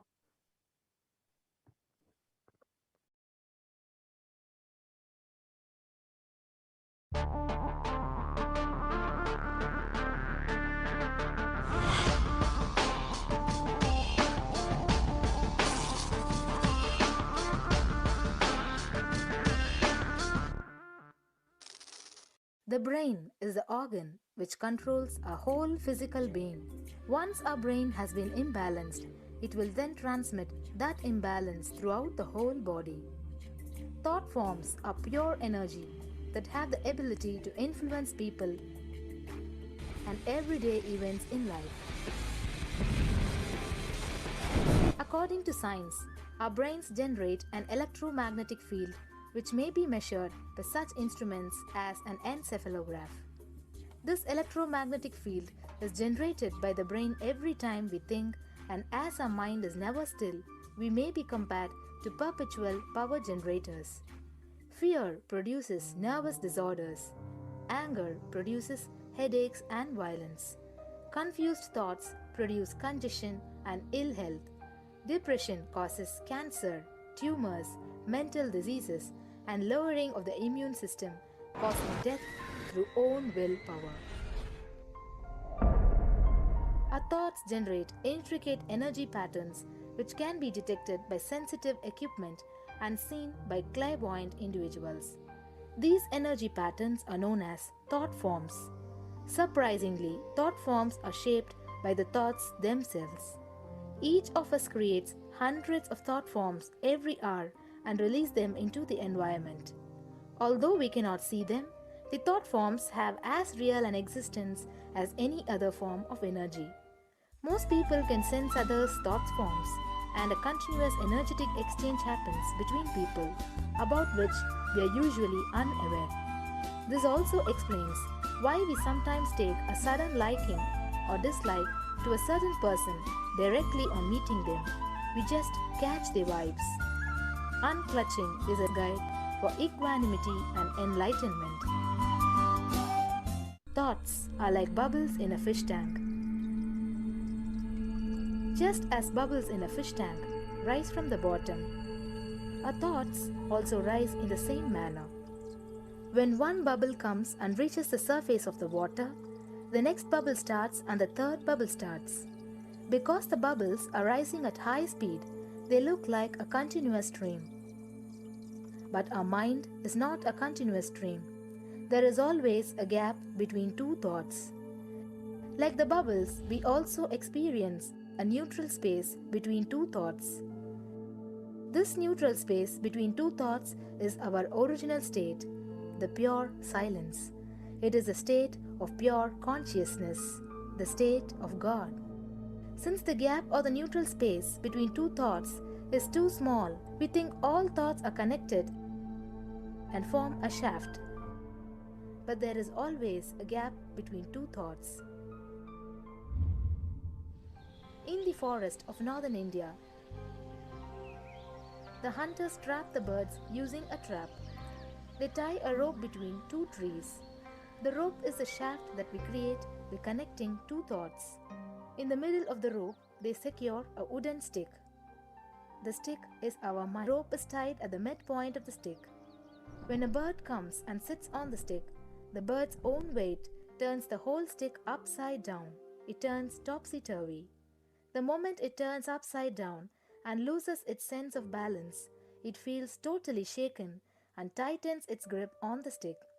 It simply holds onto the stick as if its life depends on it. Similarly, we connect thoughts and form a shaft out of it and live in the fear that if we drop our mind, we might be lost. We might lose our identity. Because it is hanging upside down, it thinks, if I unclutch from this stick, I will fall and die. Is similar to the fear that if we start trusting that we are unconnected, unclutched, independent and illogical thoughts, we might be lost. If the bird lets go and relaxes, it may flutter to balance for a moment or two. When it leaves the stick, maybe for a few seconds, it will fall, but then it will adjust itself and start flying. In the same way, we hold on to whatever we think is our identity and security, our education, our mind, our life, our relationships, or our bank balance. Ultimately comes to remove the stick that is our identity. Just like the bird, we don't realize that if we try that moment, we can become a. In Mundaka Upanishad, there is a story which explains there is a huge tree, and in the tallest branch of the tree, there is a golden bird sitting unclutched from everything in bliss, like Dakshinamurti. In the lower level branch, there is a small bird which jumps from here. When it eats a bitter fruit, it feels bad. Whenever she eats the bitter fruit, she sees the bird which is looking above, silently, like Dakshinamurti, and feels why I should not be like that bird. But unfortunately, when the same bird, when it eats tasty fruit, it forgets the bird sitting above it. In the same way, she keeps battling between branches, eating bitter and tasty fruits again and again. One day, as a small bird flies up higher, and as it reaches near the golden bird, it realized that he and she are the same. There is no difference between them both and realizes her original state. The small bird realizes that she also can be in the same state of the golden bird and become a Paramahamsa. This moment, trust yourself. Don't bother about losing your identity. Just trust yourself and let go of your identity. You will immediately become a Paramahamsa and be liberated. All you need to do is to trust that you're unclutched. Dropping the conclusions you can't be transformed is unclutching.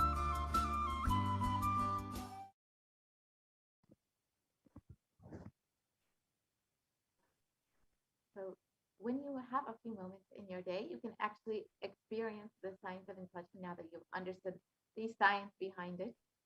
You can just take a few minutes in your day to sit with your head, neck, and spine in a straight line. Have your eyes closed and intensely chant the Mahavakya, Om Nithyananda Paramashivoham. Do not engage with any thoughts or emotions. Purely let the space of unclutching manifest in you. Chant the Mahavakya, Om Nithyananda Paramashivoham. So when you have some time in your day, you can go ahead and spend a few moments to experience this beautiful science of unclutching. And you can also listen to the Mahavakya online on YouTube while you are practicing unclutching. And when you do this, you can also fill out your minutes for peace. You can visit kailasa.tv/minutes, the number 4, peace, which we will be projecting the link for in a few moments. And you can fill out how many ever minutes you have experienced this state of unclutching.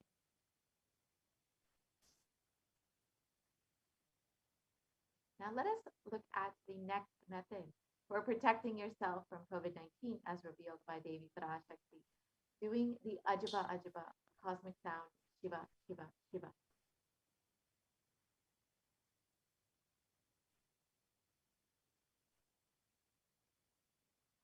So a study conducted by the U.S. National Library of Medicine on the benefits of chanting has established how doing the Ajaba, the chanting, has a direct and positive benefit for both the physical and mental health. And this study correlates the chanting of the Ajaba Ajaba to the vagus nerve stimulation, which is used as a treatment for depression and epilepsy.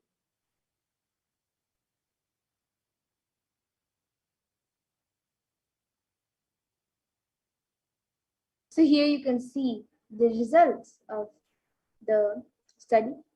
And another study conducted by Dr. Masuya Moto establishes that human intentions, words, or thoughts can change the molecular structural formation in water.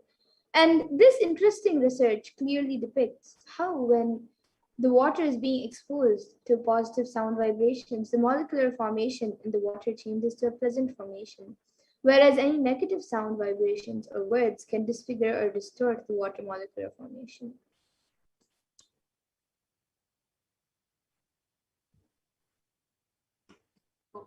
Here you can see the depictions of how the water molecule looks and it responds to different words and sounds. So when positive wisdom, the water molecular formation becomes like a beautiful snowflake. However, when negative words or vibrations are used on water, such as heavy metal music or words like I will kill you or you fool, the water molecular formation becomes disintegrated, disformed, and disfigured, as you can see in the bottom photos.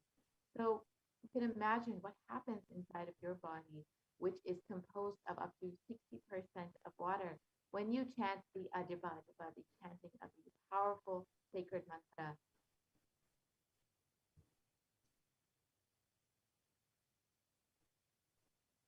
So you can become a part of the global unclutching, and you can register your minutes for peace when you practice the unclutching or when you practice the Ajba Ajba, the chanting of the sacred mantra, Shiva, Shiva, Shiva. And the Supreme Pontiff of Hinduism has revealed if 10,000 people can do this just for 3 months, we can give such a powerful superconscious breakthrough to the whole of humanity because all of us interconnected. We are not all islands. These are all fundamental truths. When you start unclutching, Kailasa starts experiencing joy, bliss of you unclutching. Nothing goes to waste in this cosmos. This is the words of the Supreme Pontiff of Hinduism himself about the power of unclutching, and you can experience the same with the Ajaba Ajaba.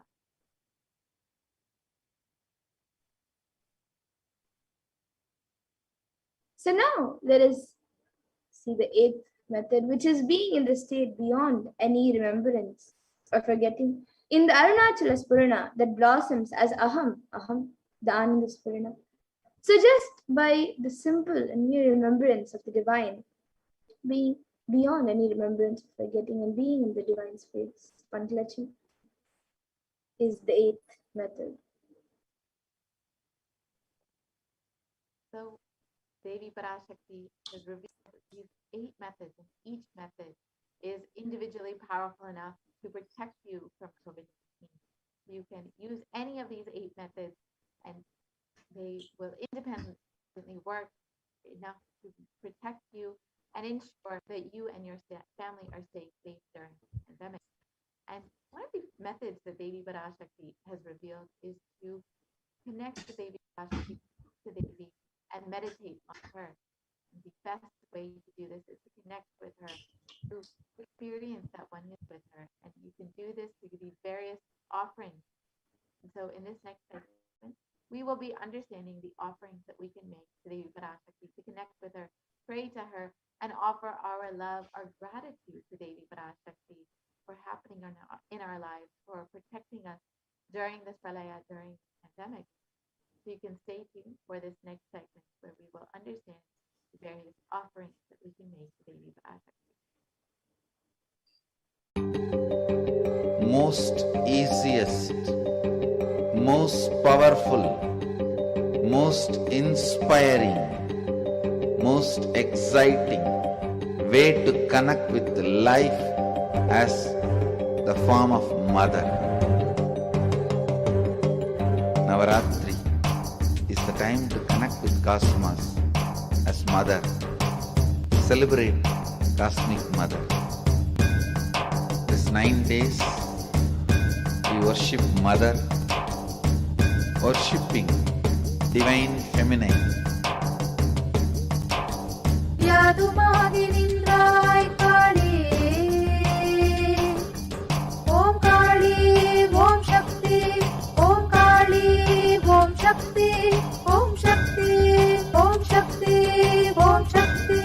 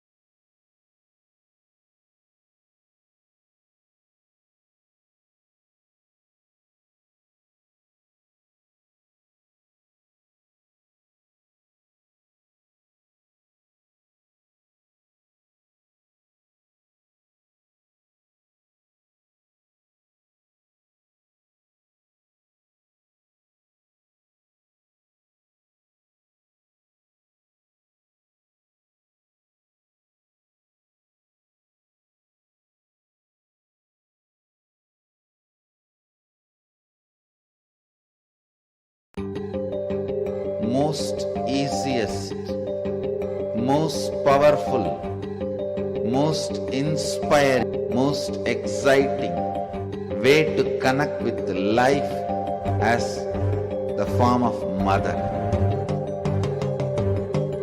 Navaratri is the time to connect with Cosmos as mother. Celebrate Cosmic Mother.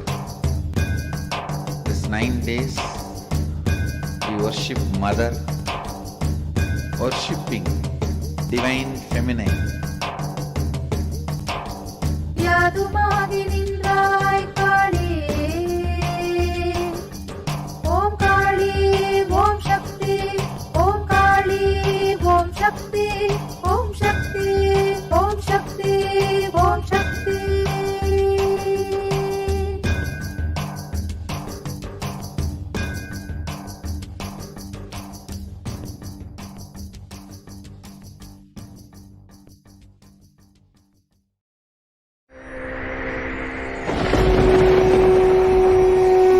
Ultimate divine descends in human body and expresses its extraordinary powers and experiences playfully. Sundareshwara is the embodiment of this statement. He is not Shiva as you understand, sitting in the Himalayas, frozen in the ice, in Samadhi. Sundareshwara is an artist with tremendous heart, ready to listen to human sufferings, ready to bend for human emotions. The one and only thing you need to obtain His grace is simple feeling connection. That's all. He bends for anybody, to any level. Even the word compassion is too small. He is still available. Even now, He is there. He assumes human body and relates with you, answers you, responds to you, raises you.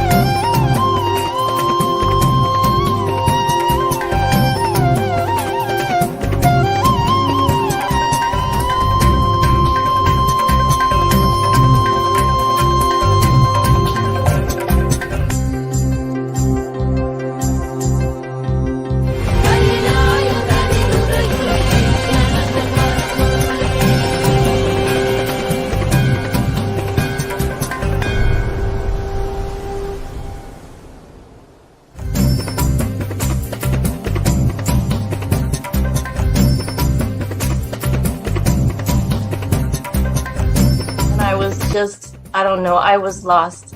And then he was done speaking, and just tears just started pouring out of my face. I'm just like, ugh, I don't know what just happened. It was just like unbelievable, just unbelievable. I was just, I'm shaking now just remembering it.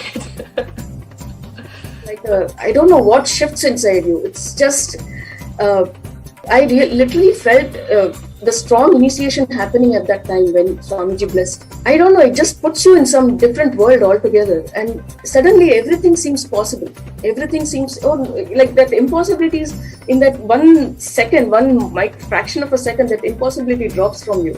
And you just, everything seems possible, that you get into that space of possibility.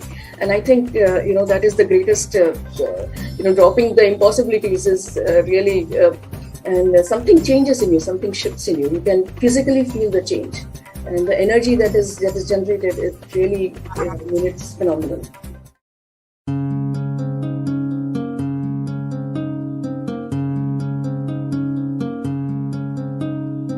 There are some gods, 9 unknown gods. The moment you call, they will be there. Venkateshwara, Balaji. I tell you, people give so much for Venkateshwara because he does the job. He's the 9 unknown god. There's a village folk story where Venkateshwara borrows from Kubera for his marriage and he's still paying the debt. Venkateshwara takes the responsibility of reserve to reserve. This whole story, beautiful story of Venkateshwara is an amazing concept.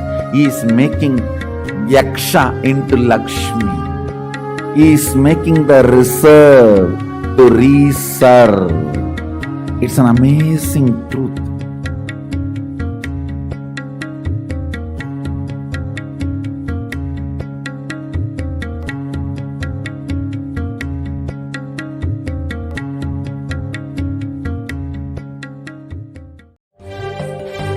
காளியின் ஆட்டத்தை ஆனந்தத்தை ஆனந்தத்தொடு ஆடிய ஆட்டத்தை கண்டோர் உயிருக்குளெல்லாம் இறங்கி குண்டலினி உயிர்ப்பிக்கச் செய்து மாய மனத்தின் இருளை அகற்றி மாயம் அழித்து மங்களம் தந்து குரு பக்தியும் சிவ பக்தியும்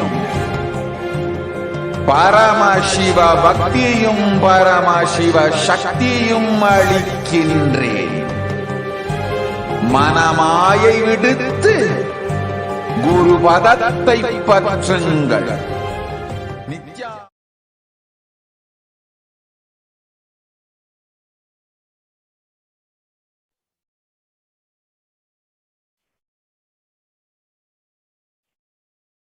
Yes, Nithyananda.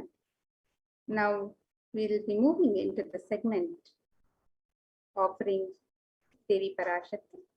Let us see the offerings we can make to Devi Parashakti as we get ready to receive her blessings today.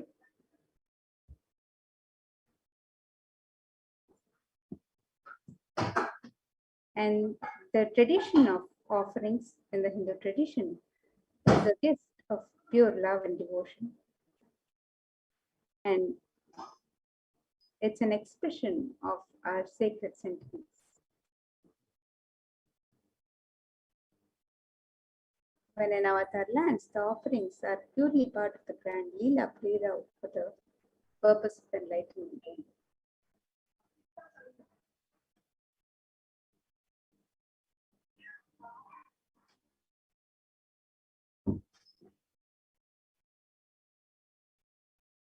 So let us remember Devi Parashakti through the Dhyana Shloka as we get ready to make the offerings and receive Devi Parashakti's darshan. This Dhyana Shloka from the Mula Agama, Manonmani Dhyana, it describes Induni Bhaveda Karavani Nayanam Syat Pankajavara Payajapakshara Sarayuktam Angahima Bhushana Vichitra Vasanam Syat Tunga Makutojvala Manonmani Swarupam.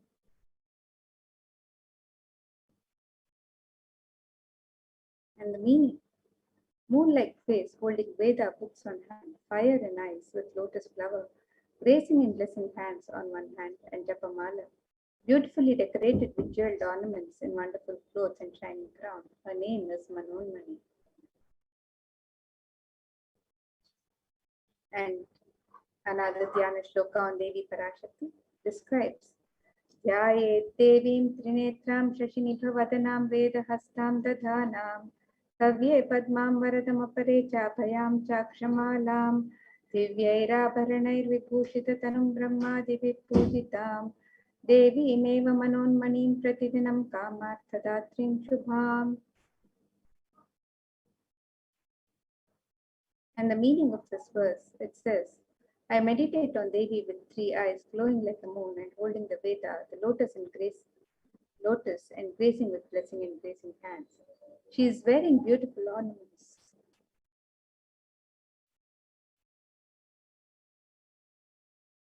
She is worshipped by Brahma and other many gods and showers auspicious boons for all actions every day.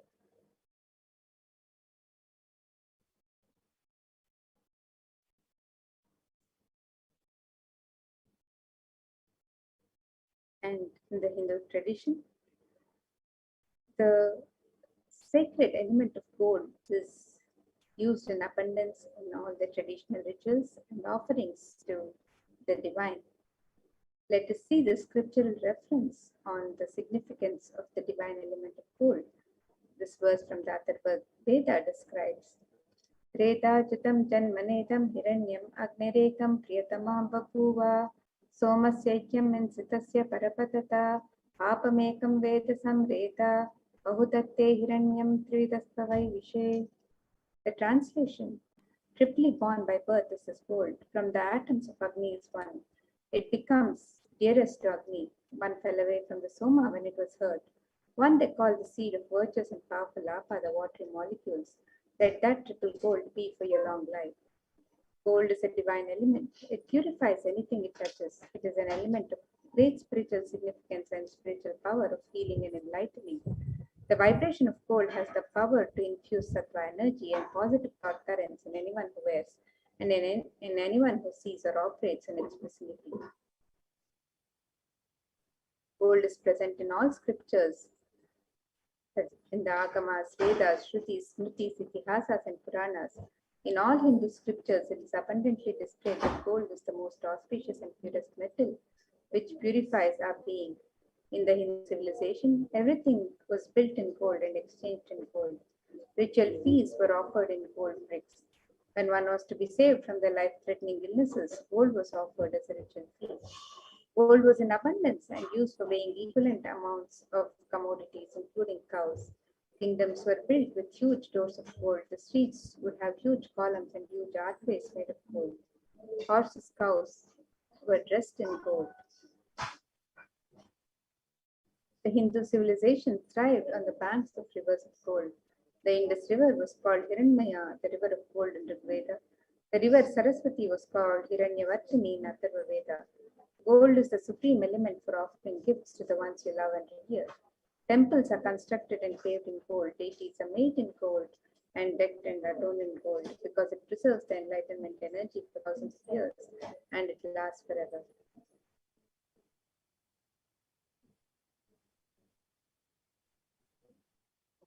The first offering that we have here today is the E-Hundi offering, the offering of a general donation. You can offer how much ever you would like to Devi Parashakti. This is like any other offer a few dollars in the hundi, just to say thank you, just to say I love you to the divine, and thank you for happening in my life.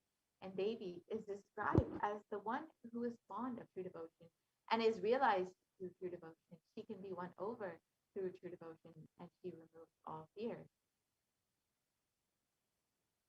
So when you offer your just a few dollars in the hundi to Devi Parashakti,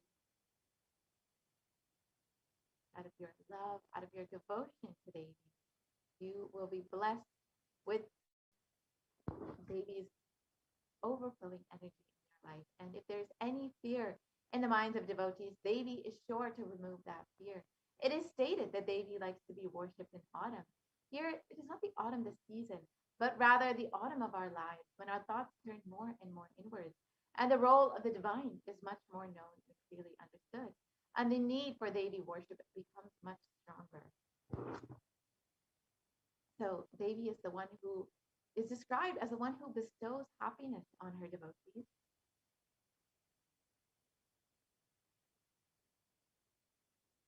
And your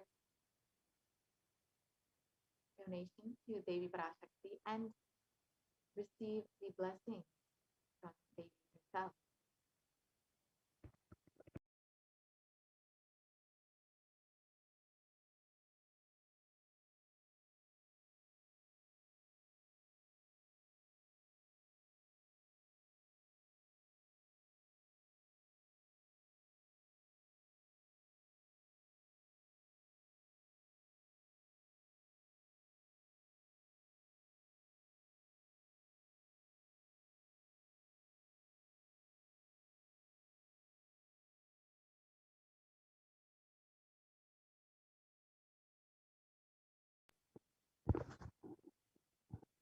Yes, and the next offering is the Sankalpa chanting. So this is the offering of your conscious resolution to Devi Parashakti. So before you start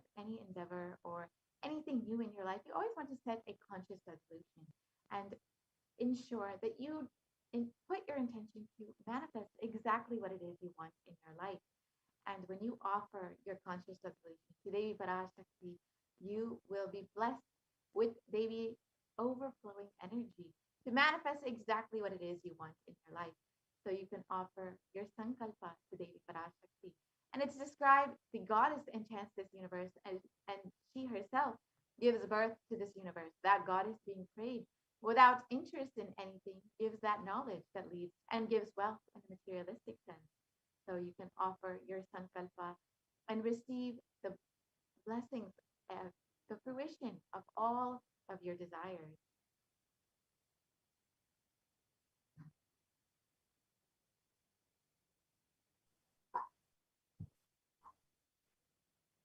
The next offering to Devi Parashakti is the offering of the Sahasranama Swarnakasi. This is the offering of the pure gold coin inscribed with one of the 1008 names of Devi Parashakti. And you can make this offering in any of 3 different denominations and offer any number of coins as you would like to. In the Lalita Sahasranama, Devi is described as Namaparayana Prita, she who likes the repetition of her various names. And this offering is a very special and unique archana offered with the Mahameru of Devi Parashakti. And you can make this offering and receive the blessings to imbibe the Ananta Kalyana Gunas, the divine qualities of Devi Parashakti herself. And you can make this offering on the website www.kailasamailer.com/sevas.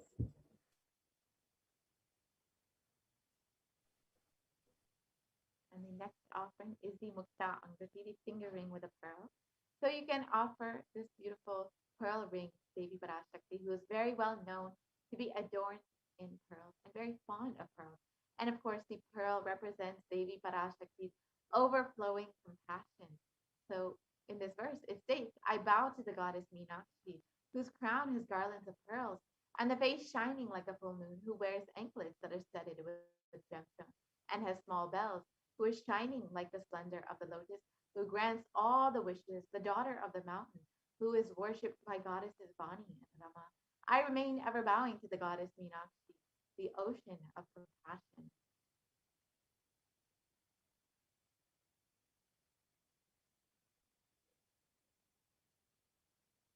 So you can offer this pearl ring to Devi Parashakti and receive the blessings to be showered by her overflowing compassion and love in all of your business endeavors.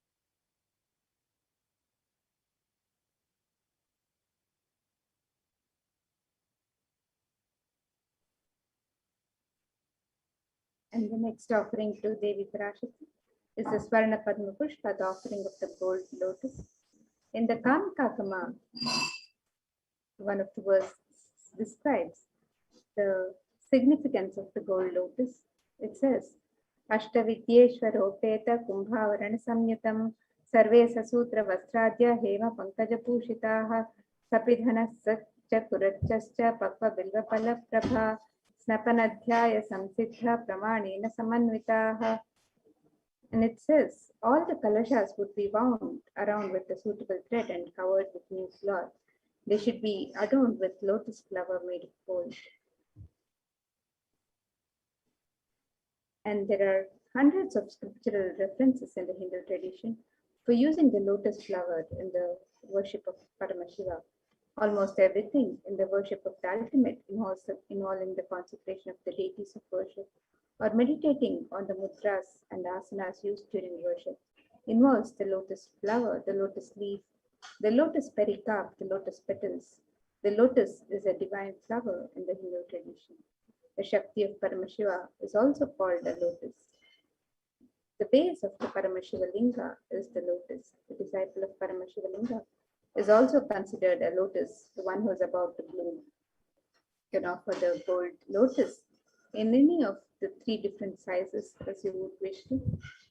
And be blessed to have the state, space, powers, and being of Devi in your inner space amidst any and every adverse situations in life. The The next offering is the Swarnamati, the gold toe ring.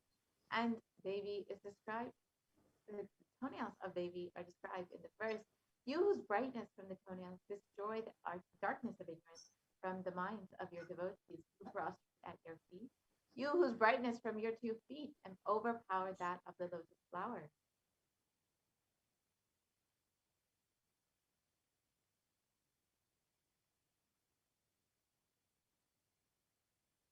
So you can offer this toe ring to Devi Parashakti to adorn her sacred feet. And you can see that the power of Devi's feet have enough power to just destroy the ignorance in your life. So you can offer this and be blessed by Devi Parashakti even in the most difficult aspects of your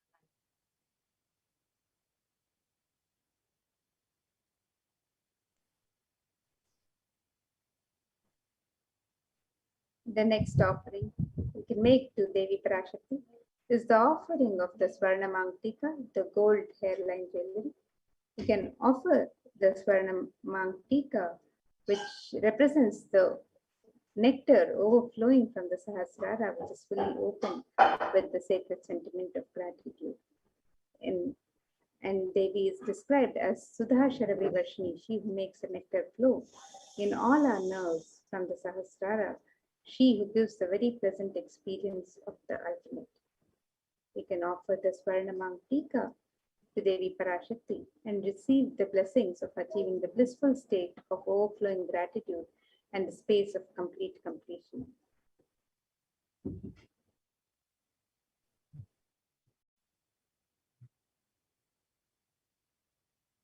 Yes, and the next offering is the Pratiksha Pada Puja, the offering of gratitude to the divine lotus feet of Swamiji himself, who is manifesting Devi Parashakti for each and every one of you.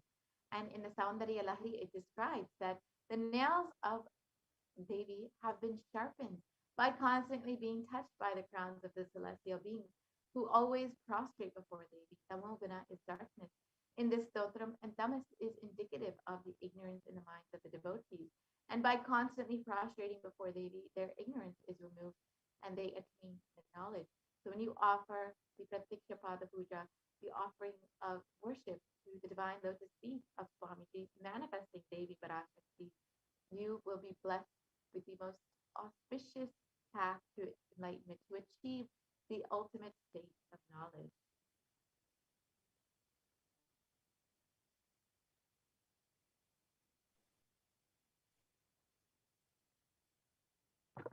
The next offering to Devi Parashakti is the offering of the Vastra Seva, the offering of the sacred cloth. And the is a traditional offering and blesses the Yajman with all the auspiciousness and blessings of the Supreme Body of Hinduism, Jagat Guru Mahasanidanam, His Divine Holiness, Bhagwan Sri Nithyananda Paramashivam, and Devi Parashakti herself, manifesting through the Nijavatar, the Supreme Pontiff of Hinduism. You can make all of these offerings on the website www.kailasamailer.com/sevas.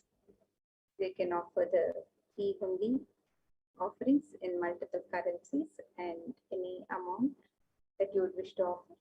You can make the offering of the Sankalpa chanting the conscious resolution.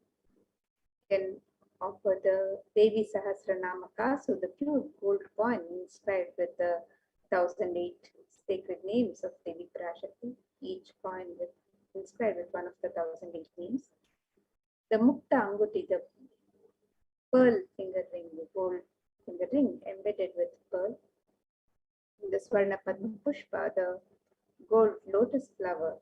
The Swarna Metti, the gold toe ring to adorn the lotus feet of Devi Parashakti. The Swarna Mangtika, the gold hairline jewelry, representing the nectar overflowing from the Sahasrara.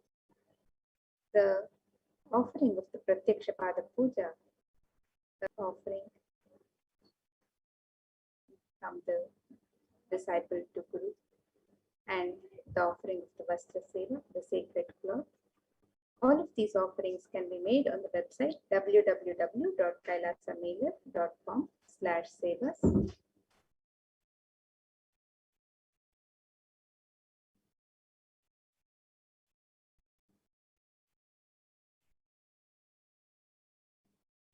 So you can take a look at the website here, www.kailasamailer.com/sevas. And we have the various offerings to Devi Parashakti, which you can make on the website by clicking on the link here on step 2. You can also make the offerings for e-hundi. And if you'd like to make an intention to make an offering, you can make the intention on step 1.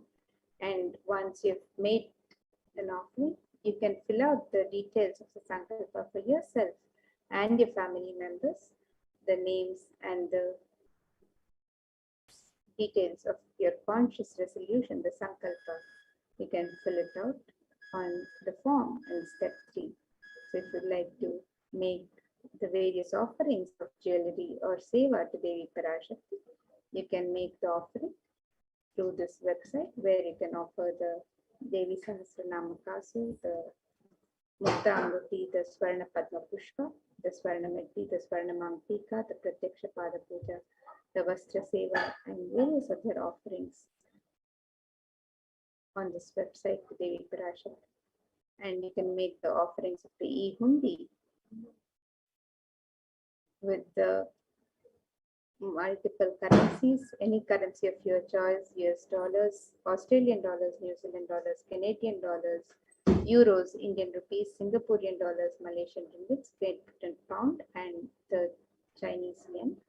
And you can make the offering in any amount of your choice. So you can make the offerings on the website www.kailasamailer.com/sevas.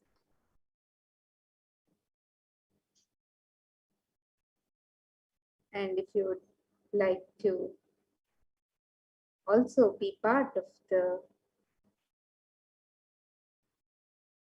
YouTube channel as a e-Kailashan, if you would like to sign up as an e-Kailashan, and if you would like to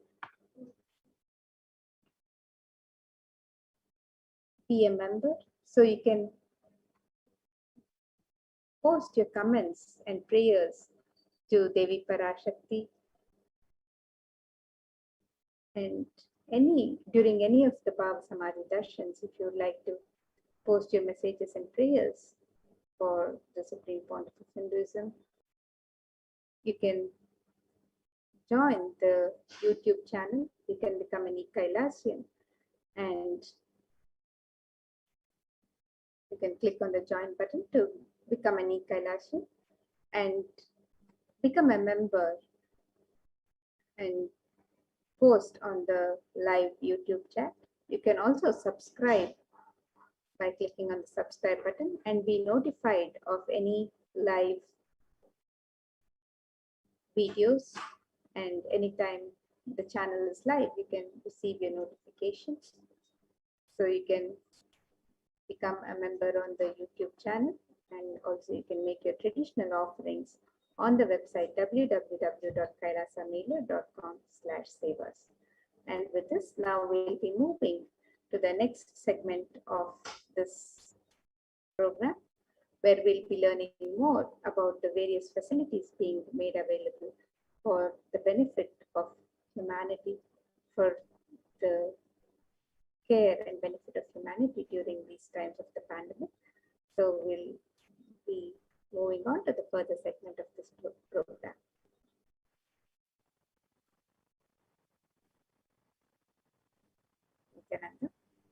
Nithyananda Madhyamaya Swami. Nithyanandam, Nithyanandam Amrita. Nithyanandam, everyone. Welcome back to this segment.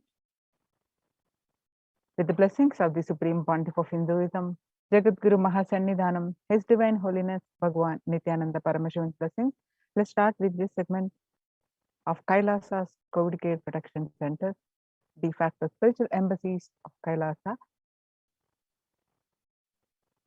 Let's start with the Sadguru Vandanam. Nithyanandam Paramasugadam Kevalam Jnanamurtim Dvandvatitam Gagana Sadusham Tattvamasya Ekam Nityam Vimalamachalam Sarvadi Sakshibhutam भावातीतं त्रिगुणरहितं सद्गुरुं तं Namami.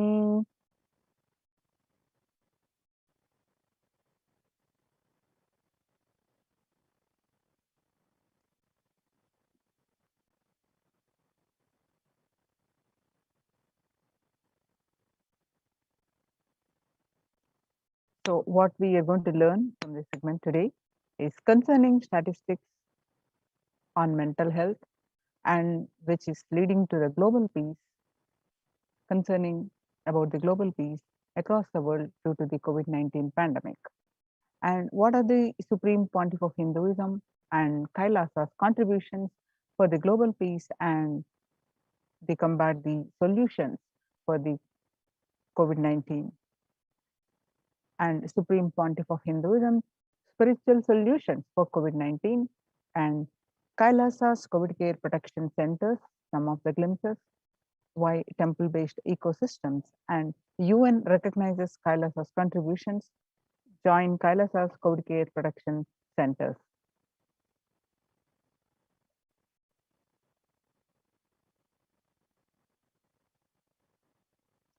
Today, people around the world are trying to grapple with the grim reality that the pandemic is far from over. The aftermath of the current calamity promises to be much more devastating. The greatest economics of the world are facing disastrous futures. Countries are facing off each other in deep mistrust.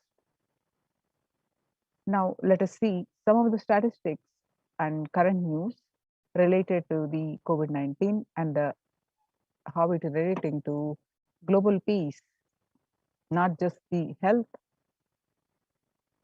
concern, not just the physical and mental health concern, but it is leading to the global peace, how it's affecting the global peace. In Australia, record high cases in Australia amid the third wave of COVID-19. Australia reported a new record number of coronavirus cases on Thursday when the country continues to battle the third wave of COVID-19 infections. There were more than 2,400 new locally acquired infections reported nationwide on Thursday morning, the figure surpassing 2,000 in a single day for just the second time. The World Health Organization makes a big statement about Delta variant of COVID-19. The World Health Organization on Tuesday said that the Delta variant of coronavirus has elbowed out all the three other COVID-19 variants of concern that now represent a tiny fraction of the samples which are being sequenced. Less than 1% of alpha, beta, and gamma are currently circulating. It's really predominantly Delta around the world, said the World Health Organization technical lead on COVID-19, Maria Van Kerkhove. The Delta variant, which was first detected in India last year, has become more fit and it is more transmittable, and it is outcompeting, it is replacing the other viruses that are circulating. She said and added that the variant has been detected and is more than 185 nations till date.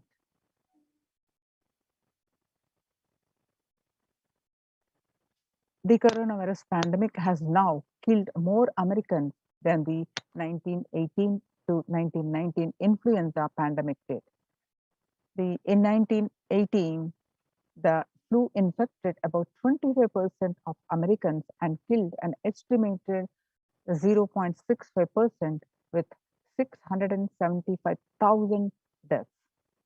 COVID-19 has infected more than 12% of Americans and killed about 2% with 676,000 deaths.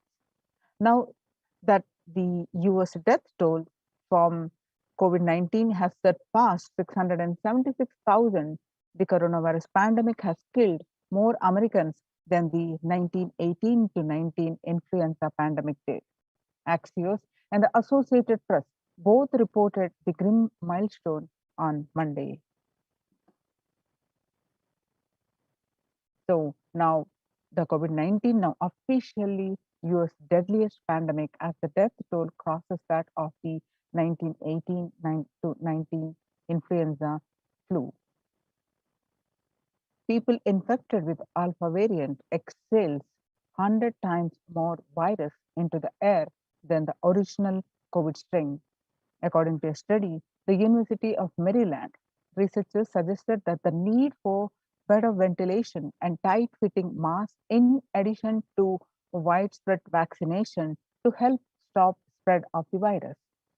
The findings showed that the amount of virus in the air coming from alpha variant infections was much more, 18 times more than could be explained by the increased amount of virus in the nasal swab and saliva.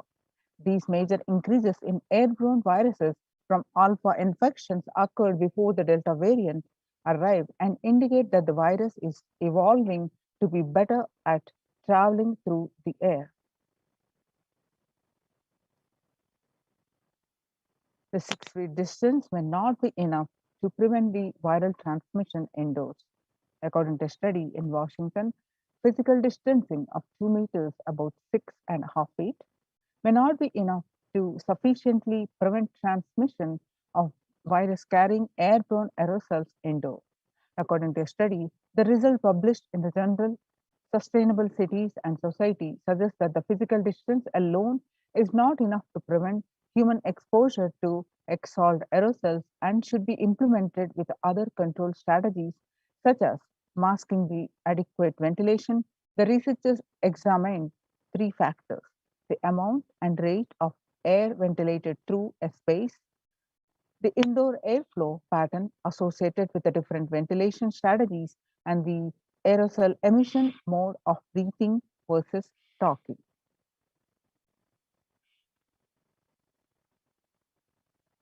COVID-19 Delta variant is still more concerning, says the World Health Organization's experts.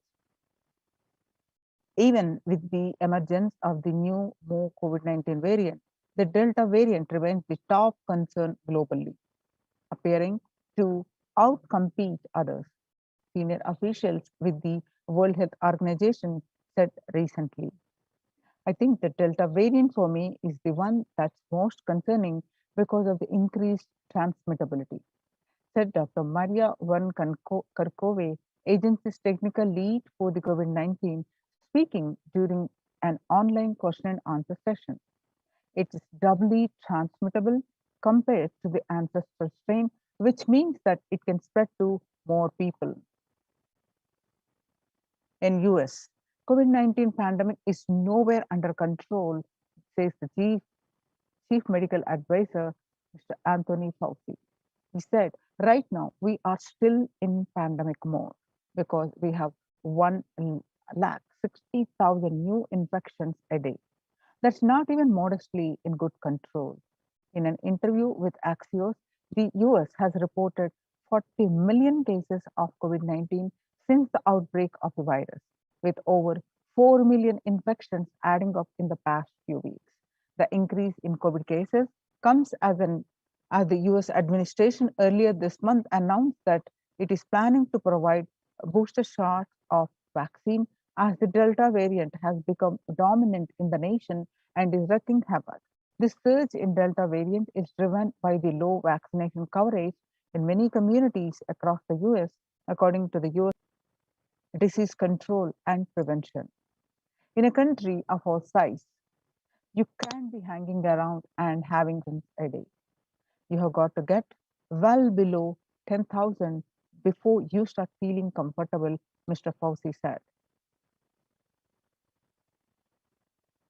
COVID-19 violent incidences and fatalities made the world less peaceful. According to a statistic, as you see in the graph, the violent incidences related to the pandemic peaked in April 2020. The younger adults are more likely to report symptoms of anxiety and or depressive disorder during the COVID-19 pandemic. The ages 18 to 24, the youngest adults are affected more, which is 56.2, and ages 25 to 49, which 48.9, and ages 50 to 64 about 39.1, and ages 65 plus about 29.3. The average share of adults reporting symptoms of anxiety disorder and or depressive disorder, what it was in 2019 during a period of 6 months was 11%. Now, during this period, in just 1 month in 2021, it rose up to 41.1%. And some more statistics confirming the same, that the share of adults reporting symptoms of anxiety and or depressive disorder during the COVID-19 pandemic, the younger adults are getting more affected than the older adults. Stress in America in 2020, a national mental health crisis. COVID-19 is a significant stressor for most Americans. Nearly 8 in 10, which say the coronavirus pandemic is a significant source of stress in their life. Nearly 7 in 10, which is 67%, say they have experienced increased stress over the course of the pandemic. COVID-19 could exacerbate doctors' existing mental health burden. More than 60,000 healthcare workers have contracted COVID-19. 300 have died. An estimated 300 to 400 physicians die by suicide every year. And of the healthcare workers who treated patients during the China's COVID outbreak, 50% showed signs of depression and 45% showed signs of anxiety, according to a preliminary research. The self-reported mental health among pregnant women and new mothers. Before the COVID-19 pandemic, the depression was 15%. Now, during the pandemic, it rose up to 40.7%. And the anxiety levels were 29%. Now it is rose up to 72%. Living under stay-at-home orders, 8 in 10 students are struggling with focus on school or work and avoiding distractions. And 55% of all students do not know where to go for help for their mental health. Nearly 82% of women surveyed said their lives have been negatively disrupted by the pandemic. Nearly 70% of women who have experienced these disruptions are concerned their career growth may be limited as a result. The global economic outlook during the COVID-19 pandemic, a changed world. The pandemic is expected to plunge most countries into recession in 2020, with per capita income contacting the largest fraction of countries globally since 1870. The COVID-19 recession has seen the fastest, steepest downgrade in consensus growth projection among all global recessions since 1990. Most countries are expected to face recessions in 2020.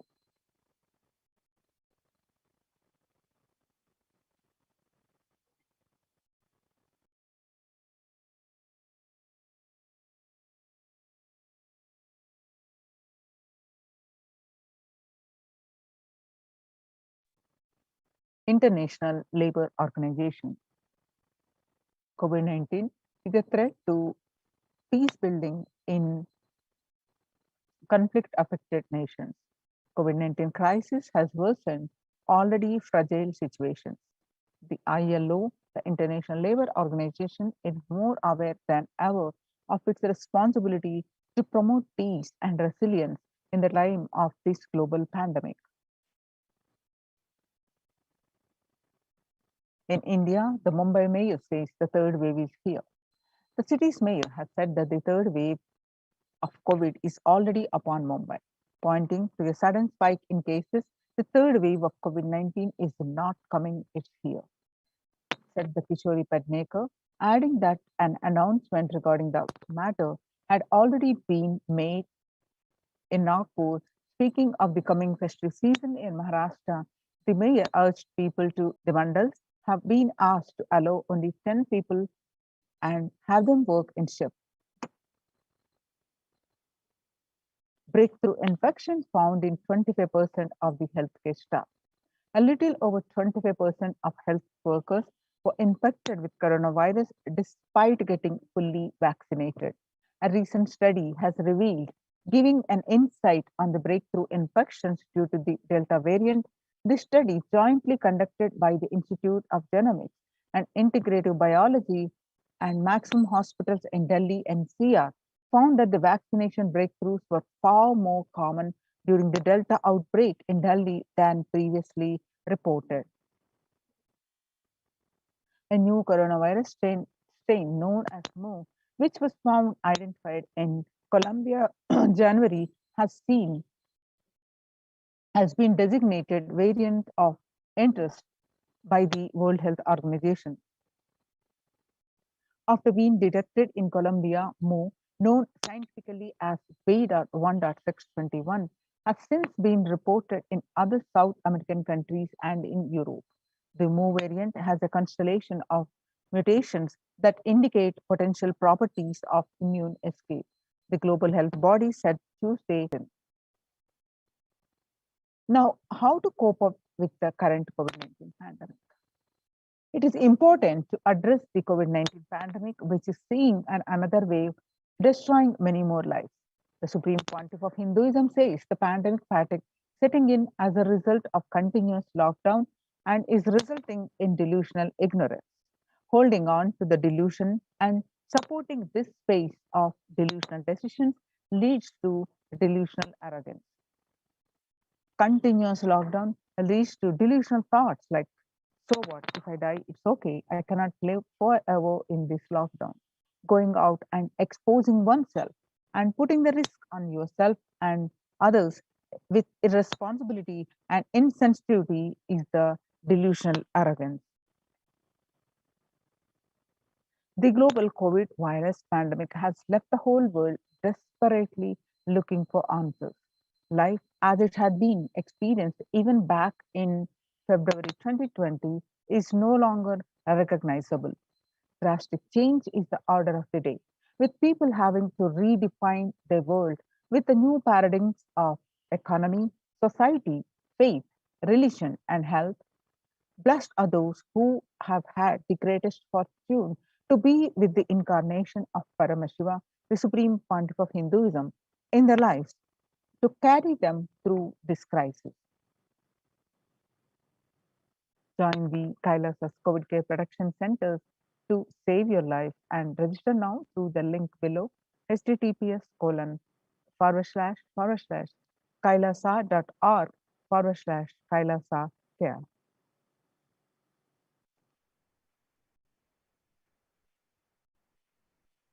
Now, sustainable developmental goals, making peace with the nature is possible if we start now, and even amid pandemic, 2021 can go down as the year we made peace with nature and set the planet to healing cycle together.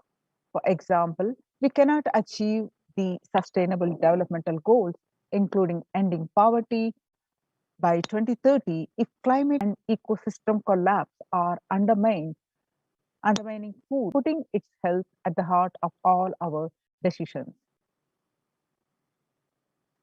Now let's see a small clip.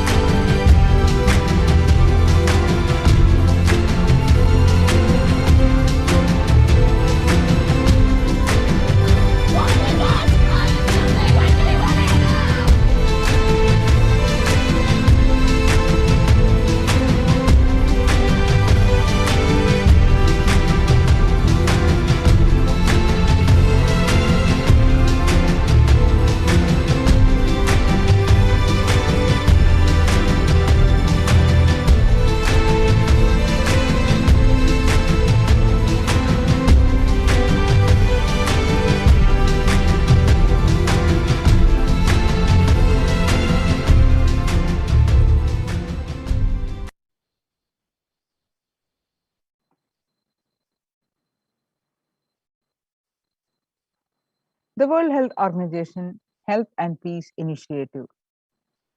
Health and peace are interrelated. In the words of the Director General of the World Health Organization, Mr. Tedros, there cannot be health without peace, and there cannot be peace without health. If individuals and groups enjoy equitable access to health services, fulfilling their rights to physical and mental health, and health actors design natural, neutral health interventions that promote trust and dialogue, and communities are empowered to cope with violent conflict, then health coverage is more universal, grievances can be heard and addressed to generate trust around the health emergency concerns. Affected communities are more likely to make meaningful contributions to peace and reconciliation and to resist incitement to violence. United States Institute of Peace. Amid COVID, we need enhanced international coordination to build peace. Tackling the pandemic and building resilience in fragile states requires concerted international action at local, national, and global levels. As the humanitarian and economic toll of the COVID-19 pandemic continues to grow, so does the risk that this crisis will fuel new conflict around the world while stemming prospects for resolving ongoing ones. The stronger health systems and universal health coverage must be a priority. Remarks of the General Assembly special session in response to the COVID-19 pandemic.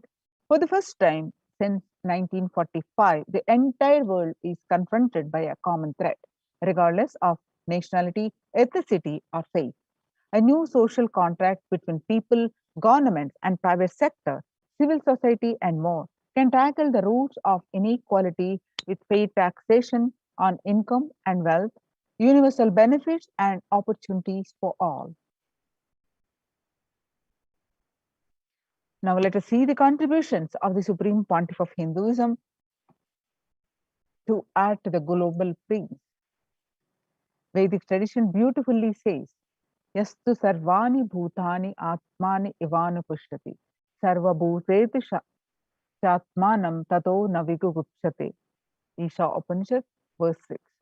Global peace is the byproduct of the individual bliss. Now, whenever an individual goes through a spiritual bliss, he manifests a beautiful, peaceful life for him and everyone around him. If he is powerful enough, he moves the whole city and manifests peace. He is more powerful and he moves the whole village and the whole country. If he is powerful enough, like incarnations, he moves the whole world and manifests peace for them. Understand the individual peace, individual bliss is the source for the global peace. And whatever level it is you are, global peace is the byproduct of the individual bliss. Now let us see the Supreme Pontiff of Hinduism explaining that global peace is the byproduct of individual bliss and he gives us the solution from this video how to achieve the individual peace.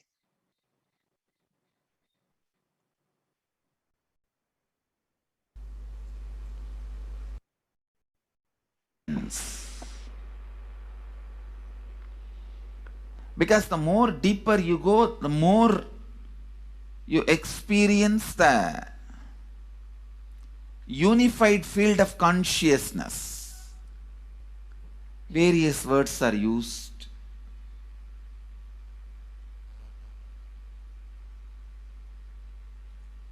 Some of the Hindu traditions uses the word Atma, Brahman.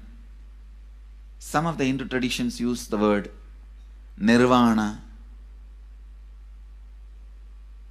Whatever word you may use, Atman, Brahman, Nirvana, unified field of consciousness, whatever.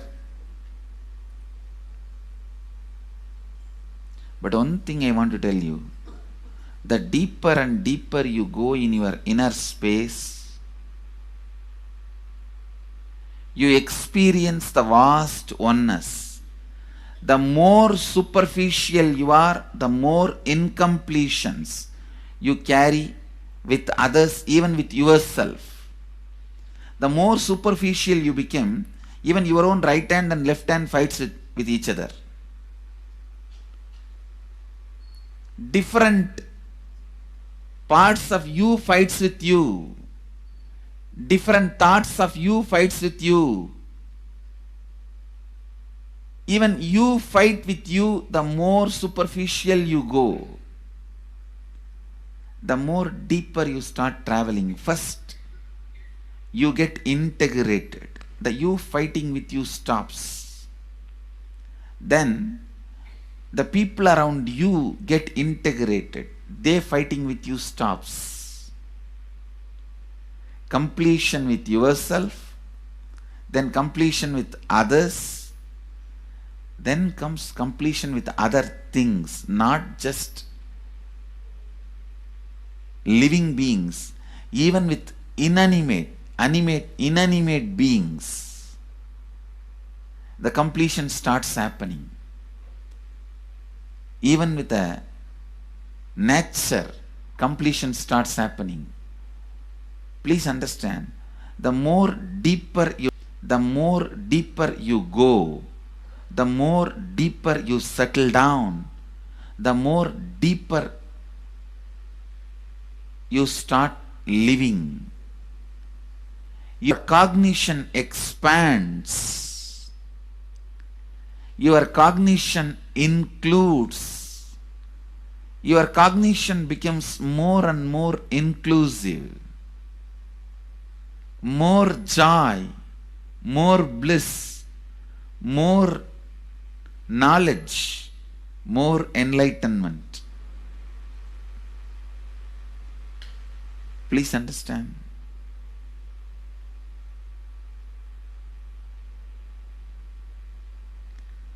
The more and more completion happens in you, you will see everyone around you feels complete with you.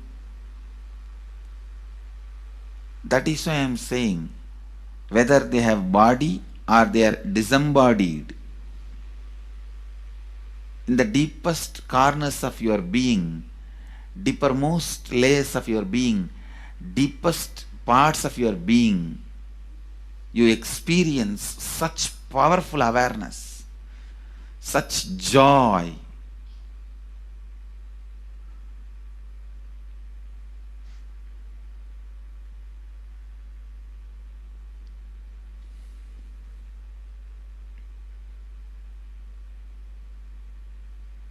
Going into the deepermost corners of your being not only is a joy, it's a power. Because suddenly you will see everybody around you, everything around you listens to you. It really becomes a vibrant power where the tendency to exploit is not there. Listen, that's a very important thing. Power without the tendency to exploit. Because as long as you feel the other person is separate from you, when you get the power, it will always be used for exploiting. Because the other person is separate from you, then naturally what you will feel? Let me suck all the possible energy, intelligence, time, talent, treasure.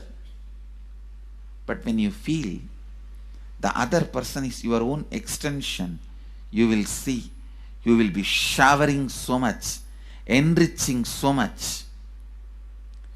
The power you have will not be exploiting, it will be enriching.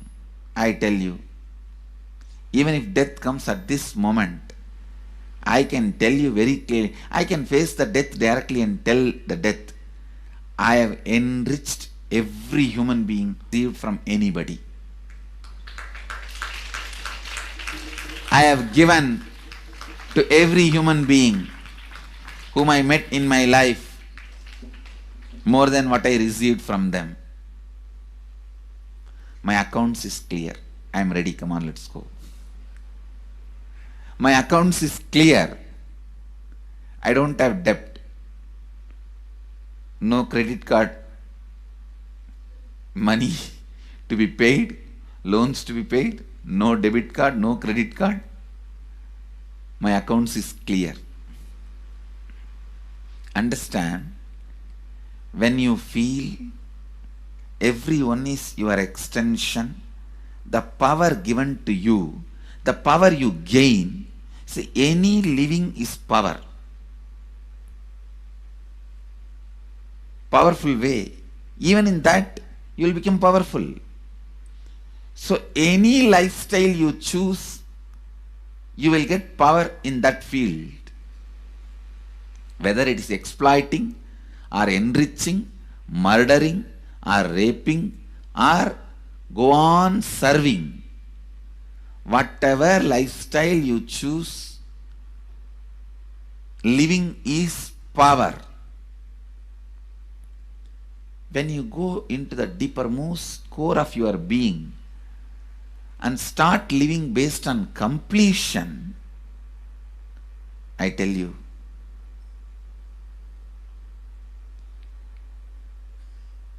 the first power you will experience is everything around you listens to you.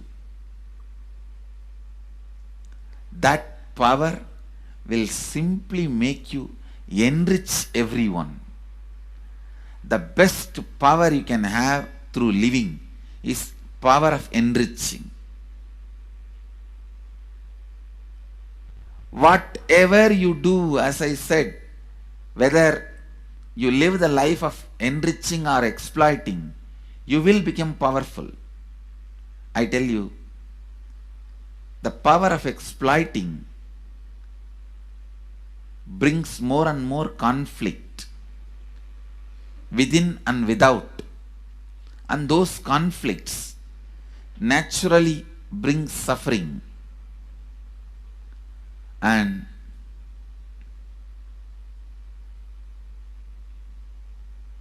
the power of enriching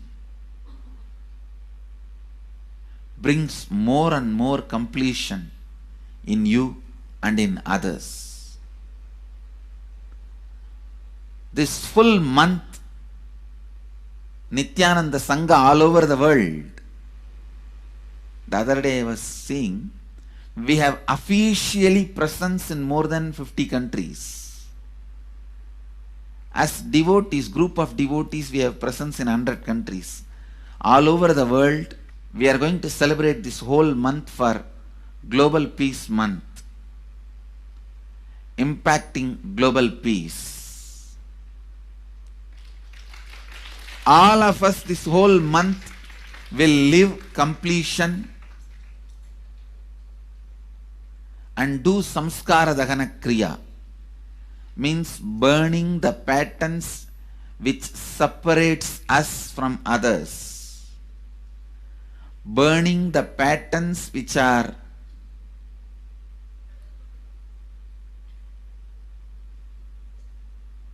constantly keeping us in a superficial level. All over the world, we will be doing samskara dahana kriya, burning our patterns and leading us to more and more completion. And we also have special 3 Nitya Dhyana Yoga program teaching people science of completion and facilitating samskara dahana. This month, 20th, 21st and 22nd, this whole month all over the world, all our temples, ashrams, centers, yoga centers, schools, colleges, universities should do samskara dahana kriya, should do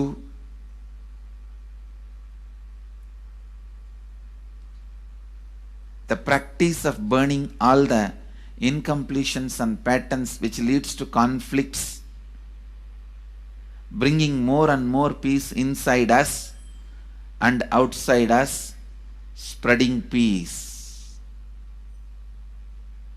This whole month, let's impact global peace. Let us really contribute to the global peace, not just talking about it. Let's do it. Let's do it.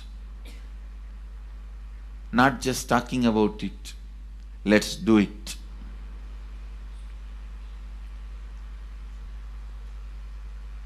Even if you teach the samskara dahana kriya to 50 people in each area,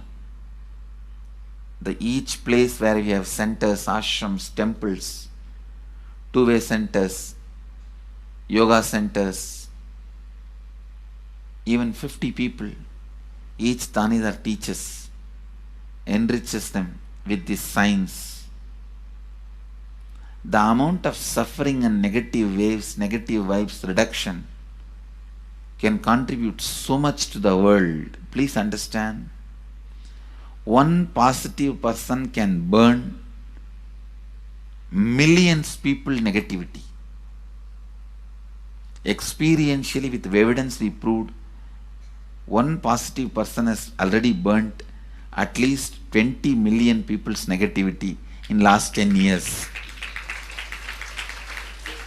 and brought peace. So each one of you, if you stand up as one positive being, one authentic, responsible, enriching being,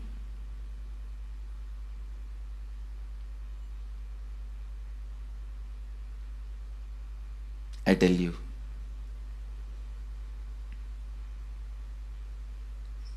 we can do so much to the world. It will be better place than the time we entered. When we leave, it should be better place. That's all.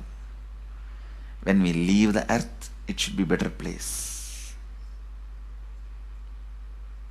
So understand, inner peace is your birthright.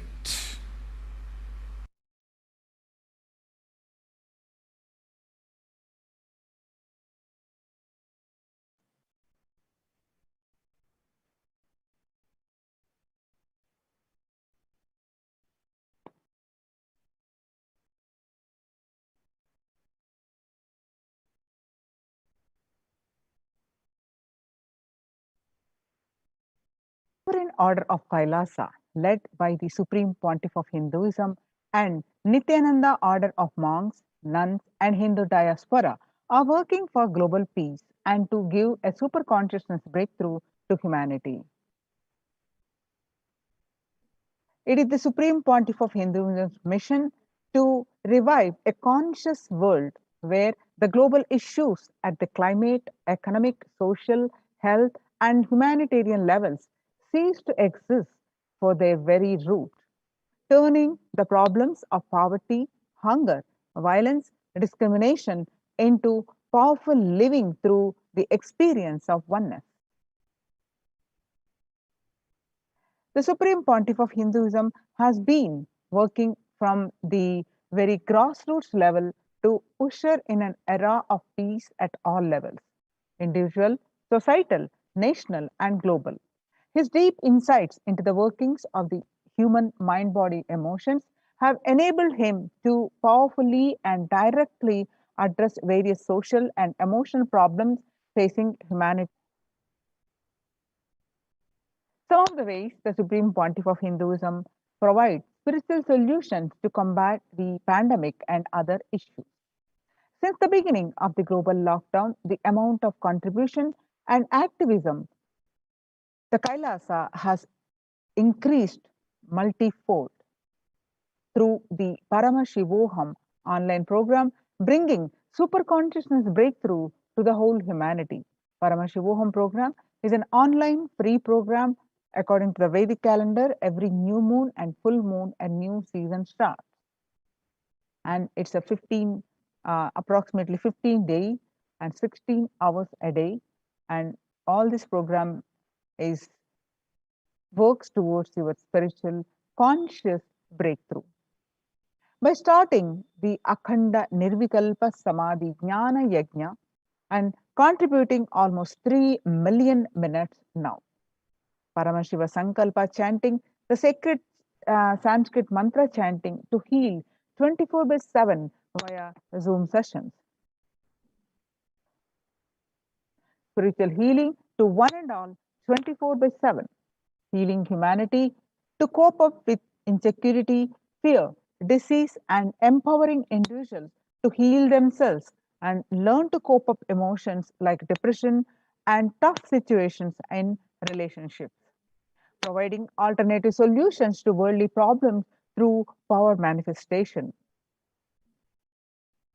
Initiating thousands every day into manifesting the innate super human capabilities in the Kailas courtyard sessions, providing healthy solutions like a technique to clear the stomach from the Ayurvedic solutions, which ultimately brings clarity out to the spiritual truths and gives a conscious breakthrough.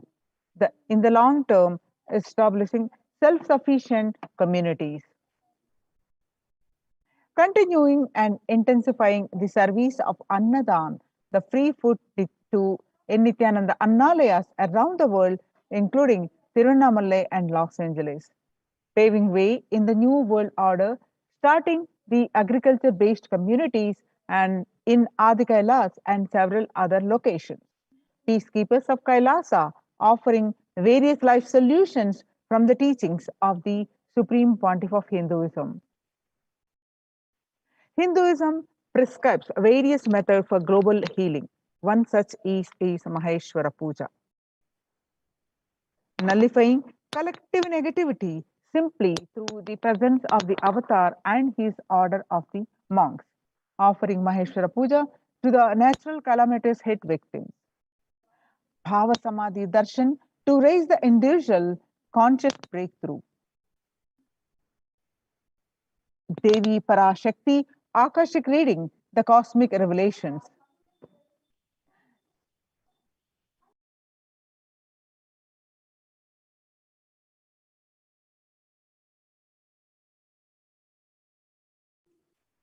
Society was created with the delusional ideas of too many human beings, blind spots, and their decisions made from those blind spots.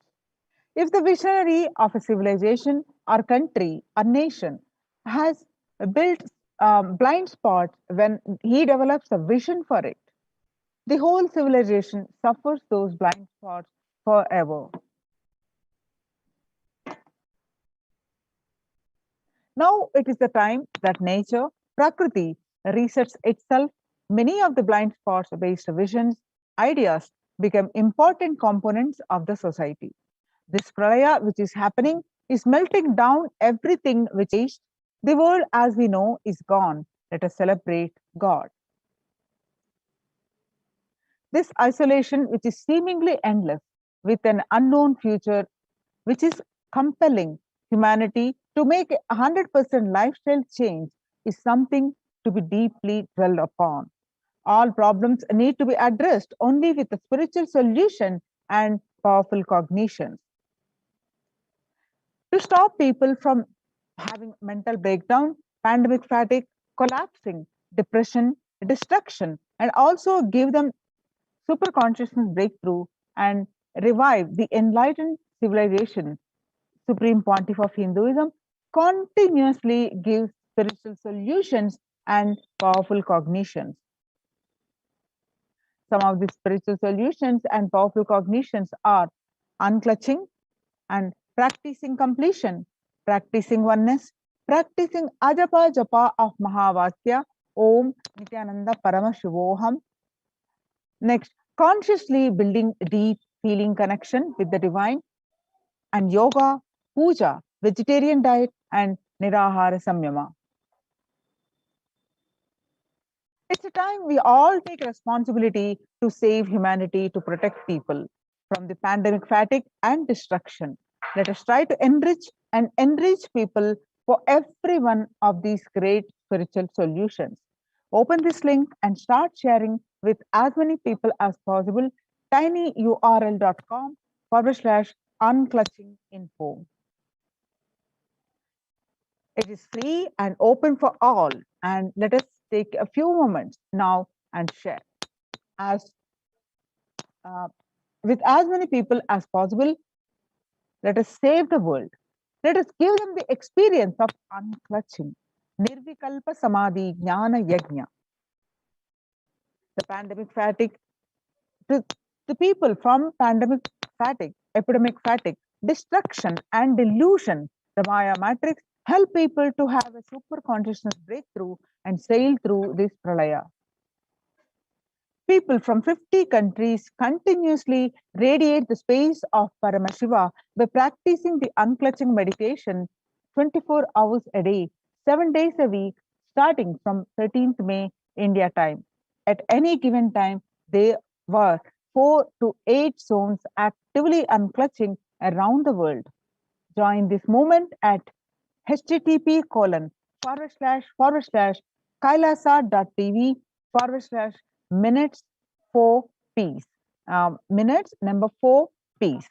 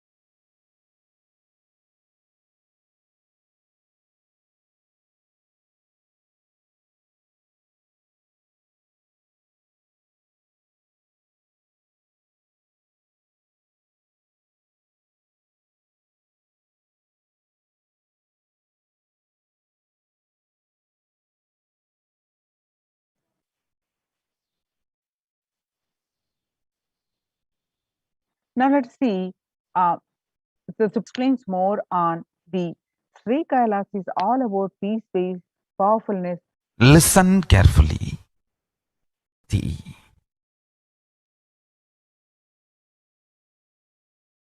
is where Kailasa grows.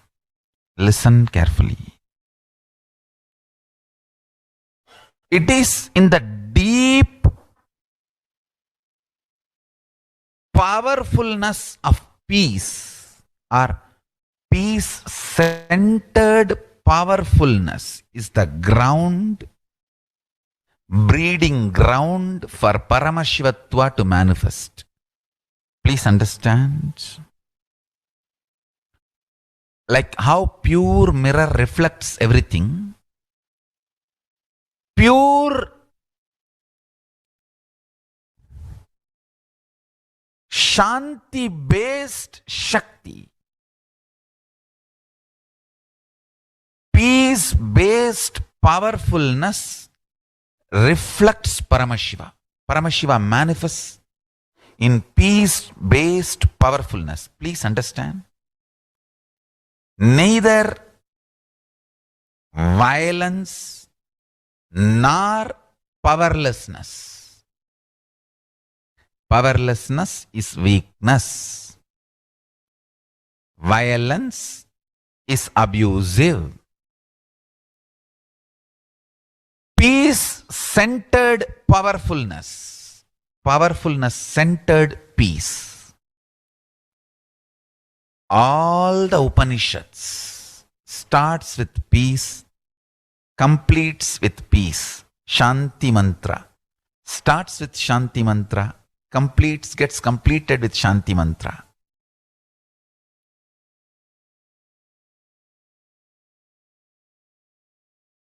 Peace-based powerfulness is a fundamental requirement for Paramashivatva to manifest. That is why people who don't want us to manifest Paramashivatva or power manifestation do not want to allow the peace in our life or do not want peace in our campus. Understand?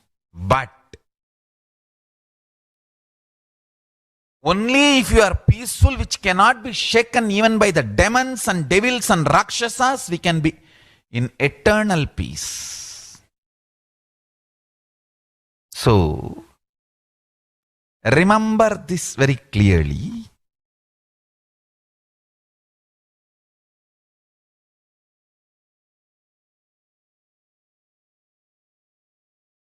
Peace alters the very DNA structure, genetic structure, the core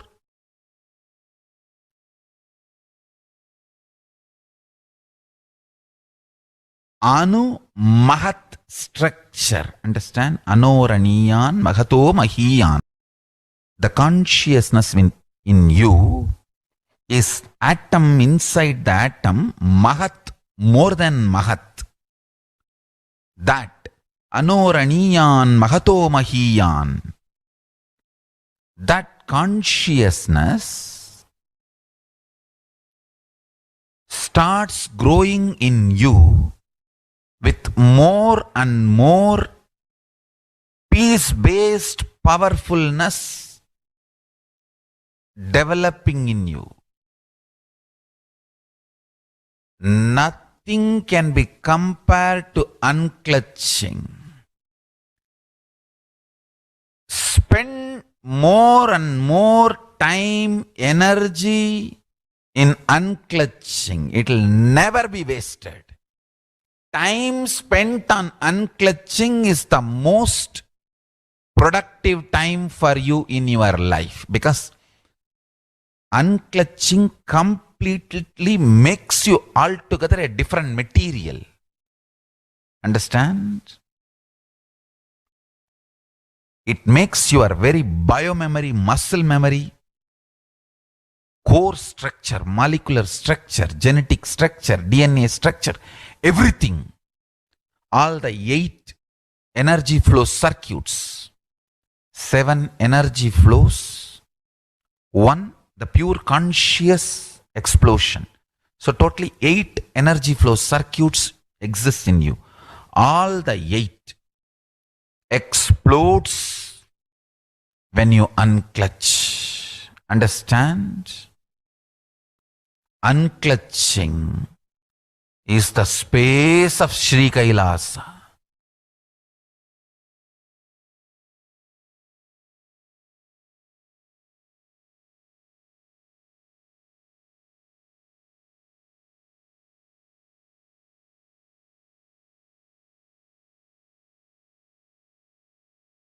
Listen carefully.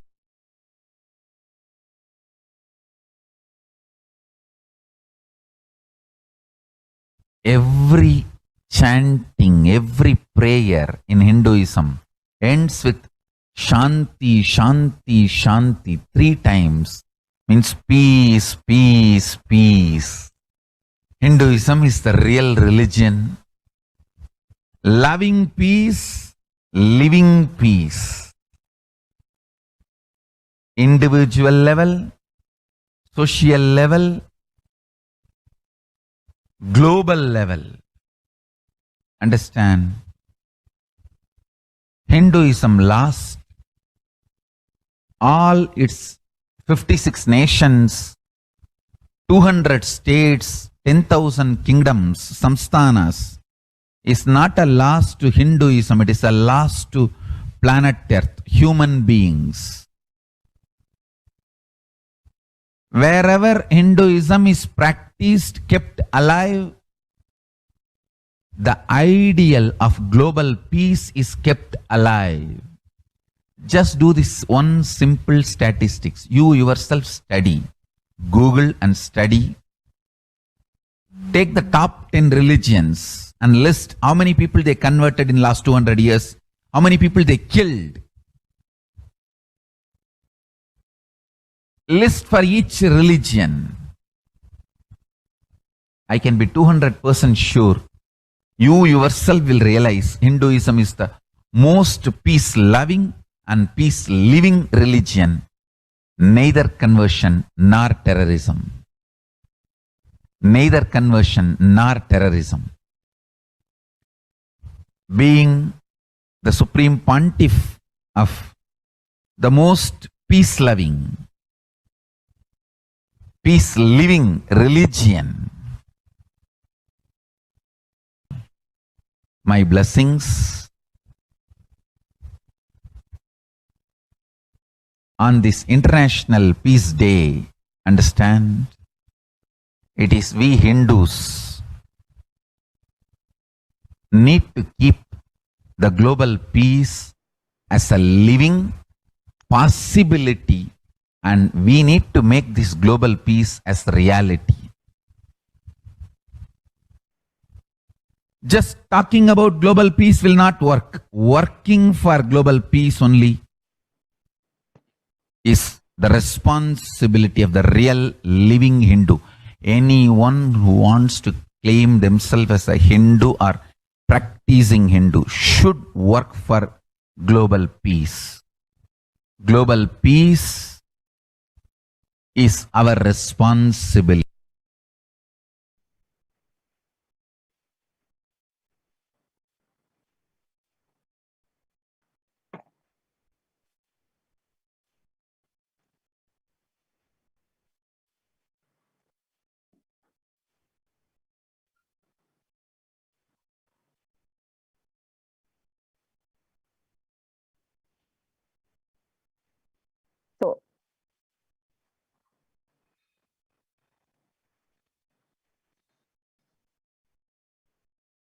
So, Hinduism prescribes various methods for global healing. One such is Maheshwara Puja. The one which is upcoming is on October 6th. It's also called Mahalaya Amavasya, and nullifying the collective negativity simply through the presence of the avatar and his order of monks, offering Maheshwara Puja to the natural calamities hit victims. Society was created with the delusional ideas of too many human beings, blind spots, and the delusions made from these blind spots. If the visionary of a civilization or country or nation has blind spots when he develops the vision for it, the whole civilization suffers those blind spots forever. Now it's the time that nature, Prakriti, resets itself. Many of the blind spots based visions, ideas become important components of the society. This pralaya which is happening is melting down everything which is delusion based. The world as we know is gone. Let us celebrate God. This isolation which is seemingly endless with an unknown future which is collapsing, compelling humanity to make 100% lifestyle change is something to be deeply dwelled upon. All problems need to be addressed only with spiritual solutions and powerful cognition.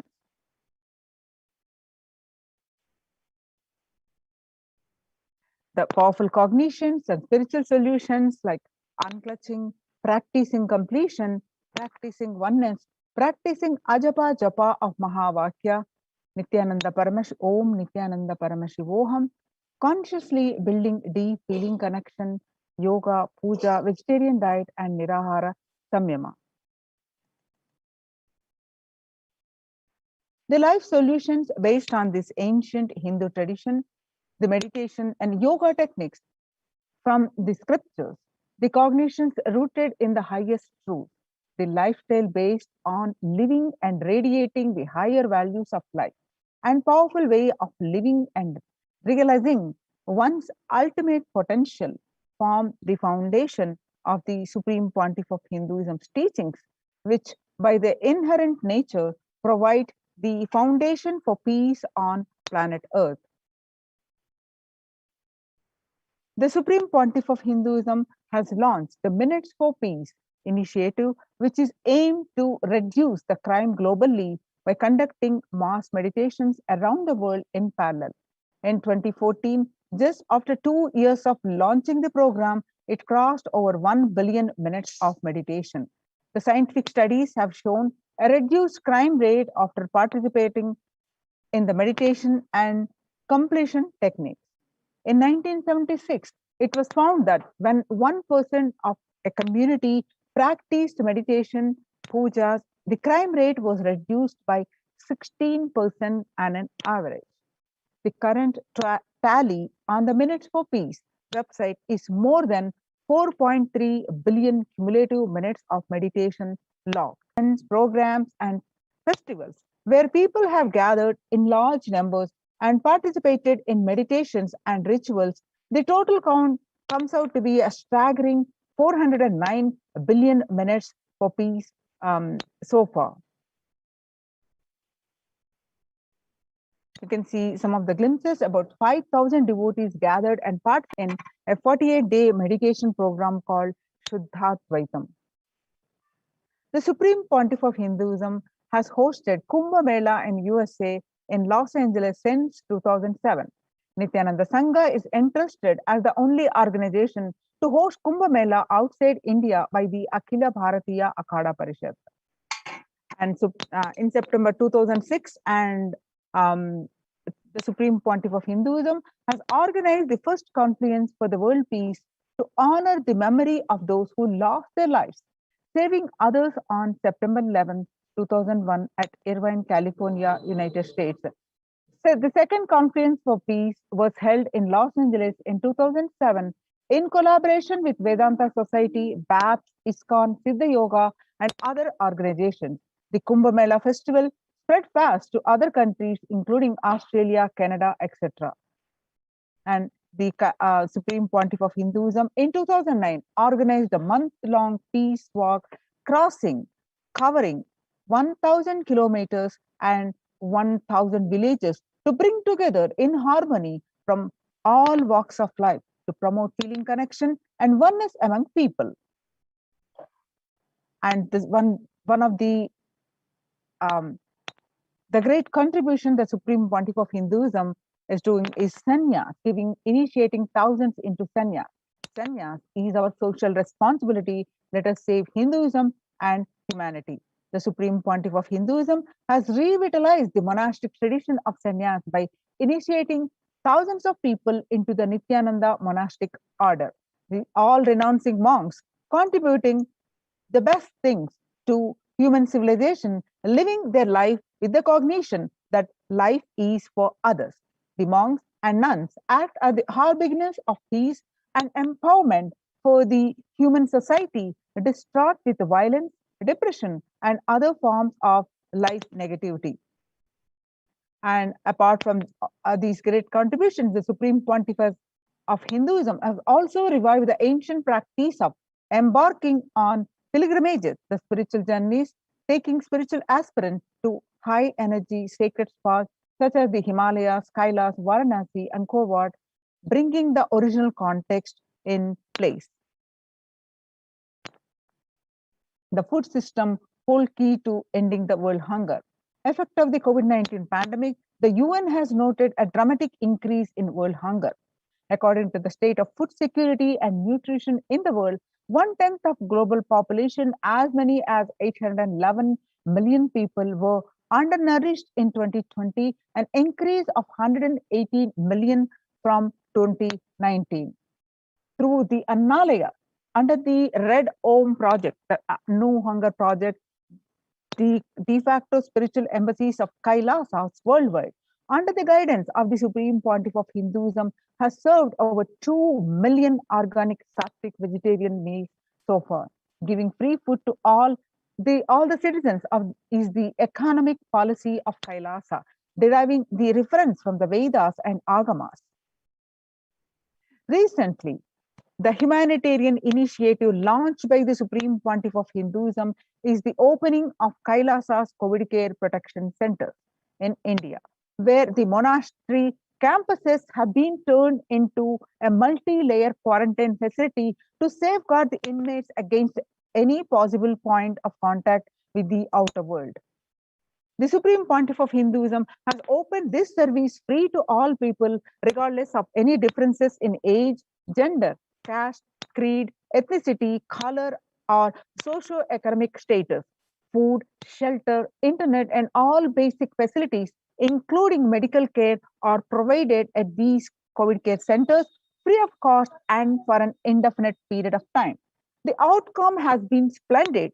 Zero infection rate so far among the participants, a feat not achieved anywhere else in the world, let alone in India.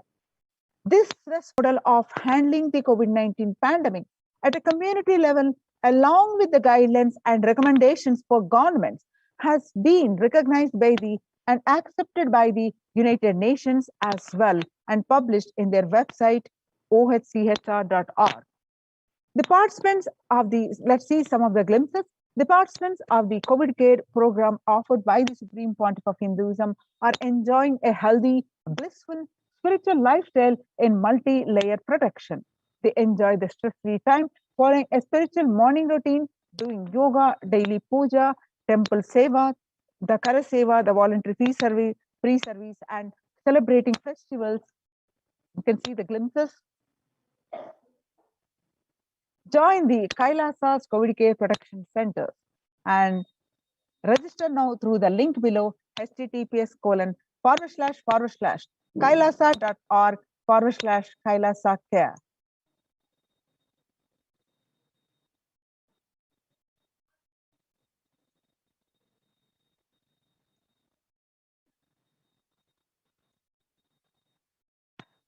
Revelations to the world by the Devi Parashakti. On 13th May 2021, Devi revealed that, listen well to my words.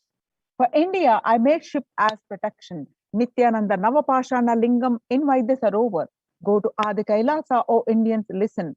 All those regretting losing Nithyananda Nija Avatara without confusion and without talking as just lip service, go to Adi Kailasa. And on various occasions, Devi Parashakti revealed Akashic reading, stressing the importance of taking shelter in one of the COVID care protection center, especially Adi Kailasa. For saving your life, go to Adi Kailasa. Best life is there. Before Corona takes your life away, go to Adi Kailasa and save your life.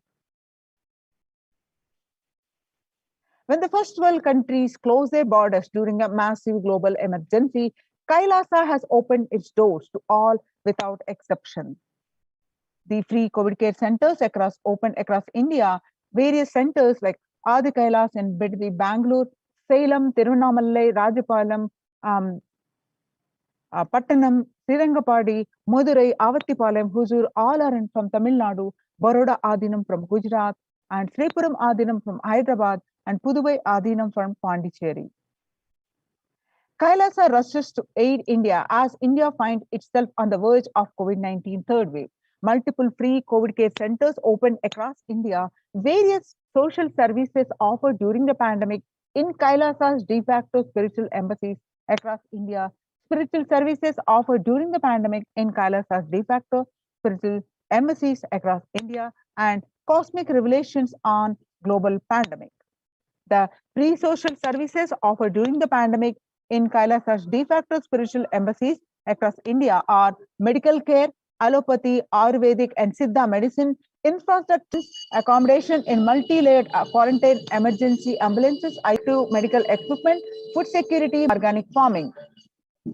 So join the Kailasa's COVID Care Protection Centers. Register now through the link below https://kailasa.org/Kailasa care.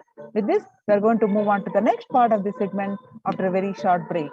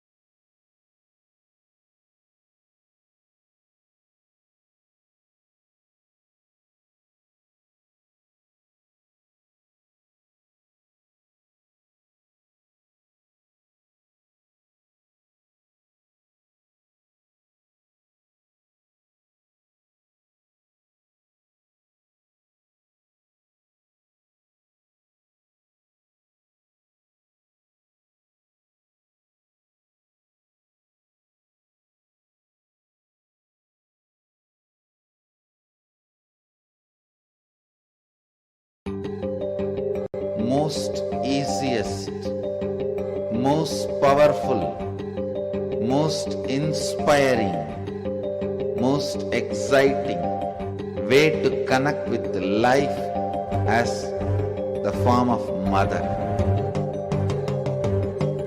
Navaratri is the time to connect with Cosmos as mother. Celebrate Cosmic Mother. This 9 days we worship Mother, worshipping Divine Feminine. யாதுமாகி நின்றாய் காளி ஓம் காளி ஓம் சக்தி ஓம் காளி ஓம் சக்தி ஓம் சக்தி ஓம் சக்தி ஓம் சக்தி.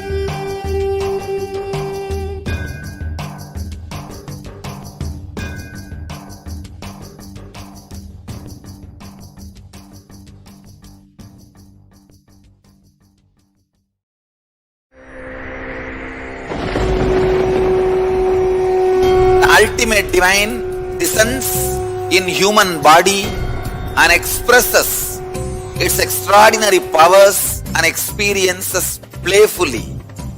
Sundareshwara is the embodiment of this statement. He is not Shiva as you understand, sitting in the Himalayas, frozen in the ice, in Samadhi.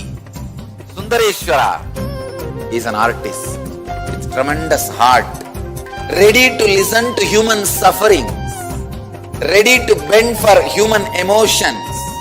The one and only thing you need to obtain His grace is simple feeling connection. That's all. He bends for anybody, to any level. Even the word compassion is too small. He is still available. Even now, He is there.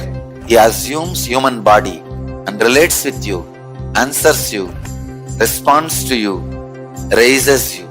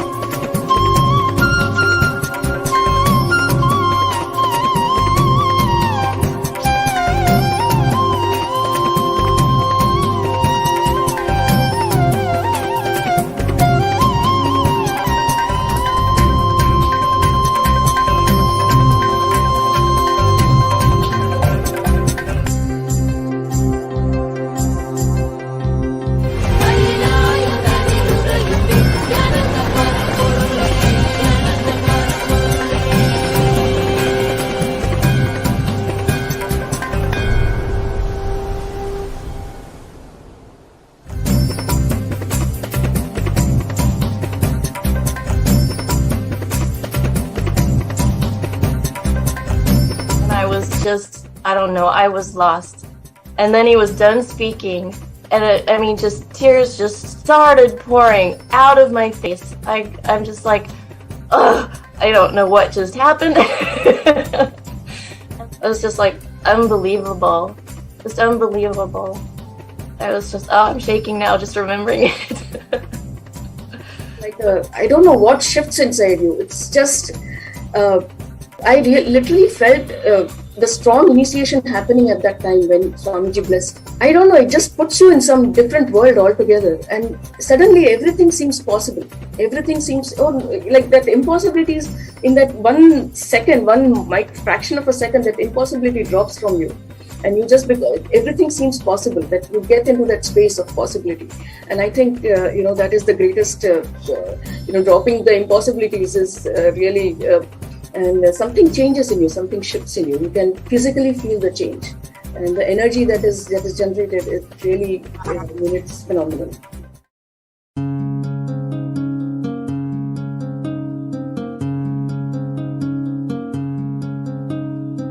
There are some gods, 9 unknown gods. The moment you call, they will be there. Venkateshwara, Balaji. I tell you, people give so much for Venkateshwara because he does the job. He's the 9 unknown god. There's a village folk story where Venkateshwara borrows from Kubera for his marriage, and he still paying the debt. Venkateshwara takes the responsibility of reserve to reserve. This whole story, beautiful story of Venkateshwara is an amazing concept. He is making Yaksha into Lakshmi. He is making the reserve to reserve. It's an amazing truth.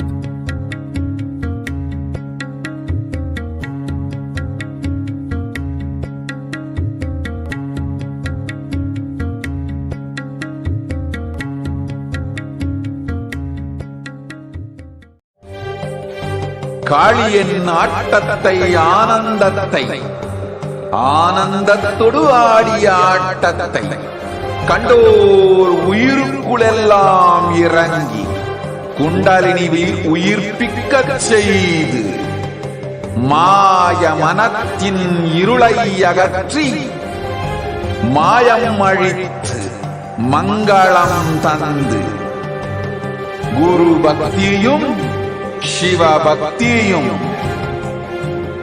Paramasiva பக்தியும் பரமசிவ சக்தியும் அளிக்கின்றேன். மனமாயை விடுத்து குரு பதத்தை பற்றுங்கள். நித்யானந்தமாய் நிஜாவதாரமாய் வந்துதித்த என்னை பற்றி வாழ்வில் எல்லா நலமும் பெற்றிடுங்கள். ஓம் ஓம் ஓம். யாதுமாகி நின்றாய் காளி, ஓம் காளி ஓம் சக்தி, ஓம் காளி ஓம் சக்தி, ஓம் சக்தி ஓம் சக்தி ஓம் சக்தி. ஓம் ஓம் ஓம் ஓம்.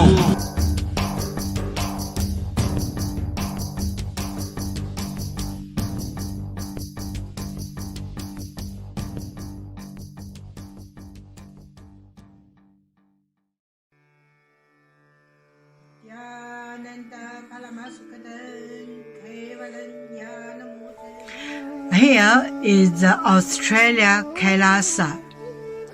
How can I be so lucky and have a happy life in Kailasa?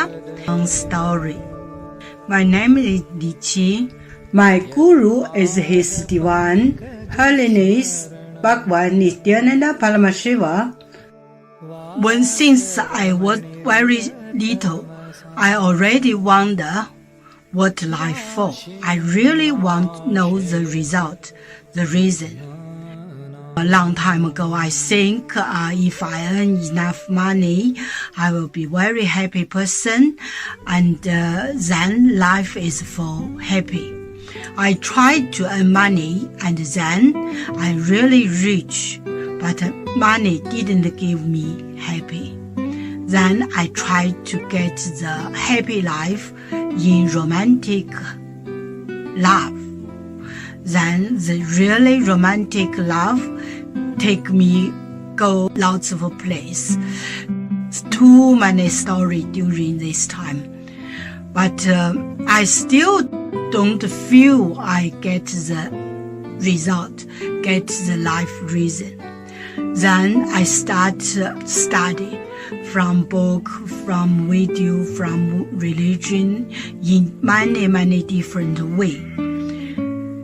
And when I study Buddha, that time I really appreciate Buddha gives so much intelligence to me about life. But I don't think study is enough for me. I want to be Buddha. But I don't know how.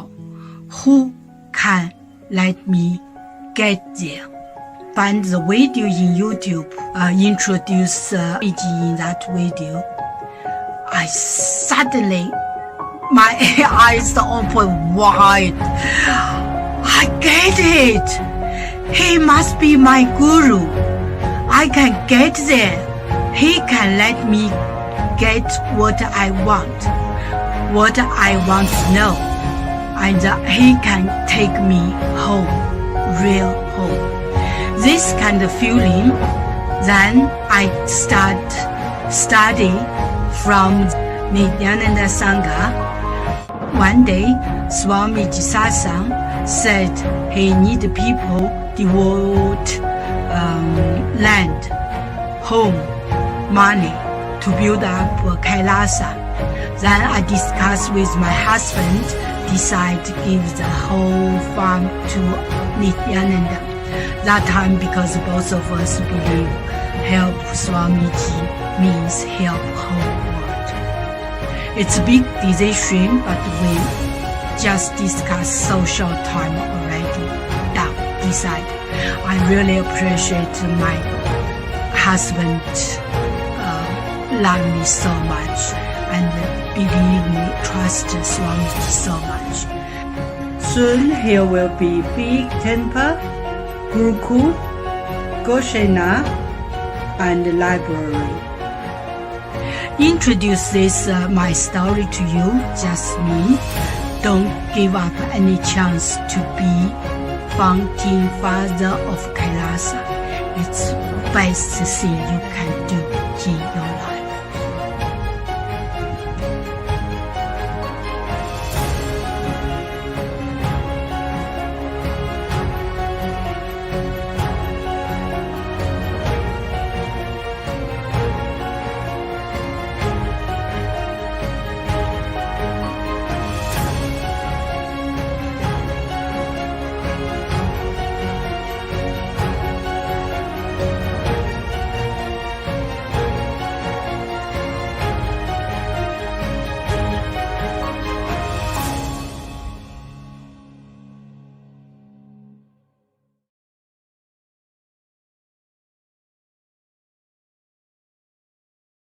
Just be alive for next 3 years. Don't die within next 3 years.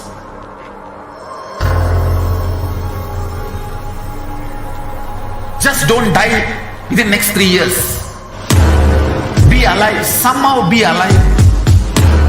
I'm working sincerely.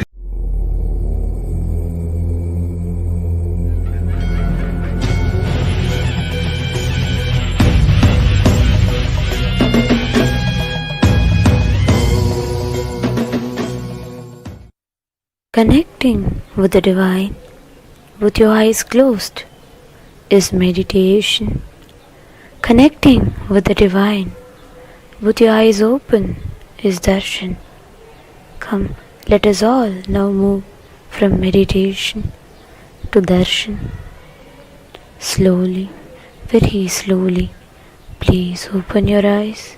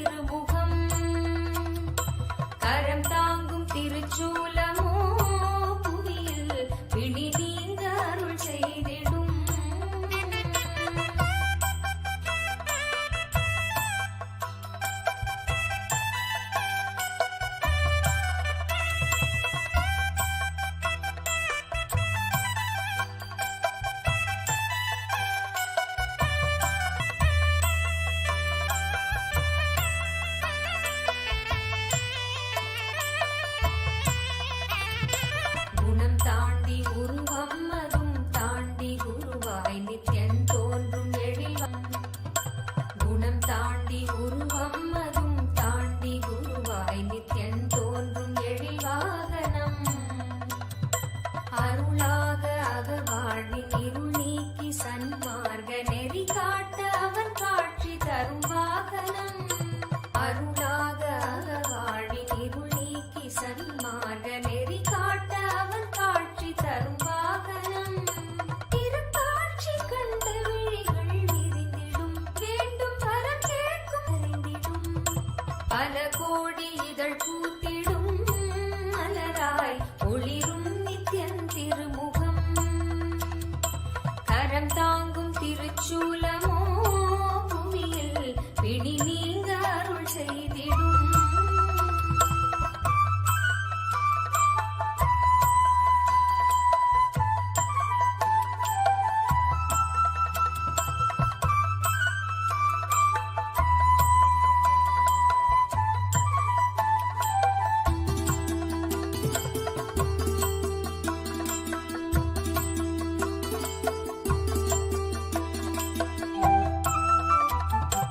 அபயக்கரம் தாங்கி நித்யனும் அமர்ந்ததோ சூரிய பிரபை வாகனம். அபயக்கரம் தாங்கி நித்யனும் அமர்ந்ததோ சூரிய பிரபை வாகனம். கருணை கடல் குழந்தை முகம் கொண்டு எழிலாய் புன்னகையோடு புவிக்கே தரும் தரிசனம். கருணை கடல் குழந்தை முகம் கொண்டு எழிலாய் புன்னகையோடு புவிக்கே தரும் தரிசனம். கவி பாட உரை தன்னை உயிர் தேடிடும், தேடியதை கூறினாலும் இதழ் எழில் நீரிடும். பல கோடி இதழ் பூத்திடும், மலராய் ஒளிரும் நித்யன் திருமுகம். கரம் தாங்கும் திருச்சூலமோ புவியில் பிடி நீங்க அருள் செய்திடும். மறுகையில் அபயம் திருக்காட்சி உதயம், நித்யானந்தன் தோன்றிடும். இது ஸ்வர்ண சூரிய பிரபை வாகனம்.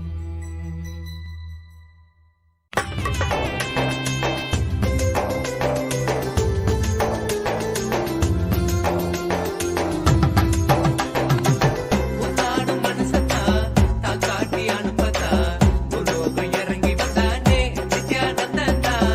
உன்னாடும் மனசத்தா தான் காட்டி அனுப்பதா உலோகம் இறங்கி வந்தானே நித்யானந்தா. ஏந்தா புரியல வாழும் வந்த வழியில, ஏன்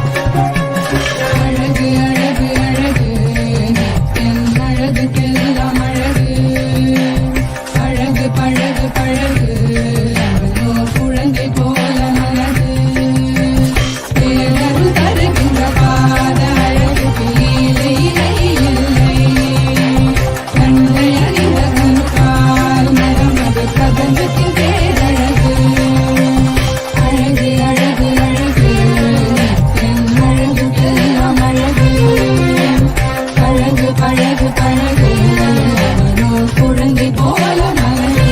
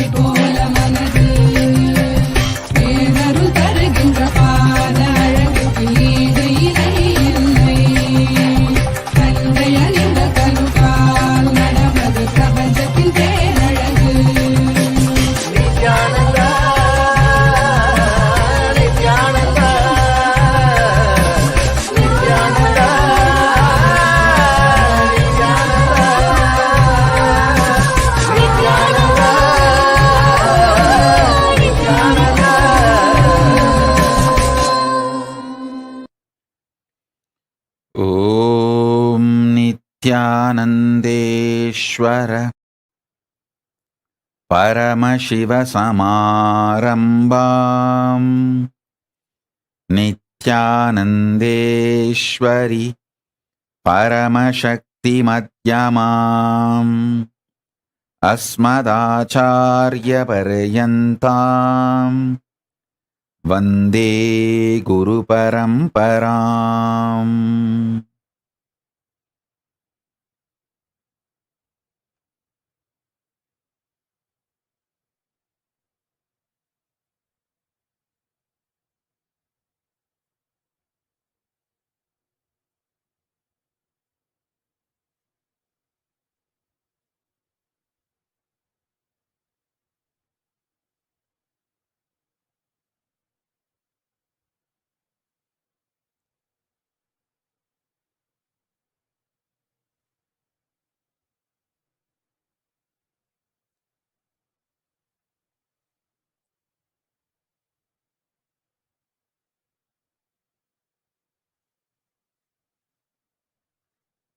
I welcome you all with my love and respect.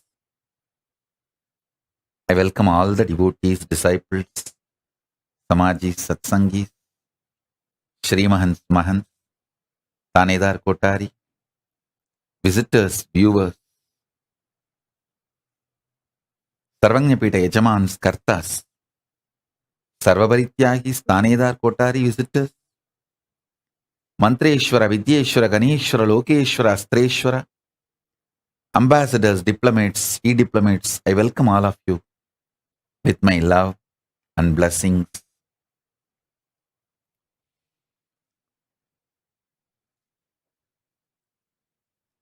Paramashiva's message directly from Kailasa. Listen.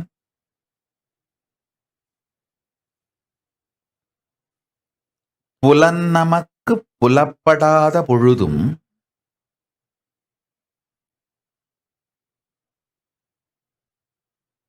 உயிர் உயிர்த்திருக்கும் உத்தமத்தன்மைக்கு நம்மை புலப்படுத்திக் கொள்ளலே சத்திய பிரத்யாகாரம்.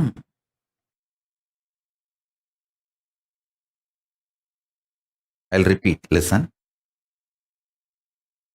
புலனெல்லாம் நமக்கு அடங்கி புலப்படாது போகுங்காலத்தும்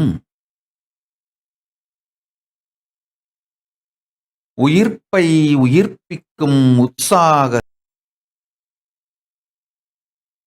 உணர்த்தும் விதமாய் வாழ்க்கையை உயர்த்திக் கொள்ளல் சத்திய பிரத்யாகாரம். I'll translate. Listen. There will be a time in your life where your senses will not be active.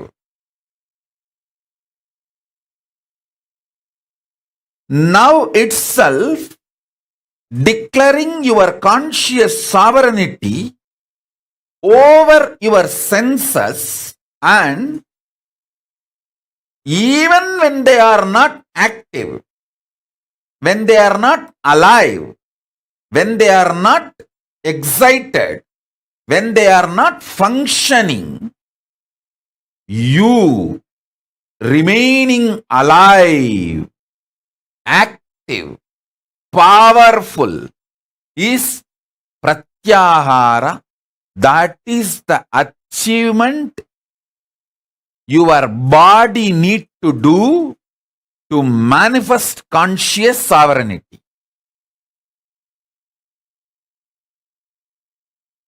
This teaching I directly received from Arunagiri Yogeshwara, Paramashiva himself.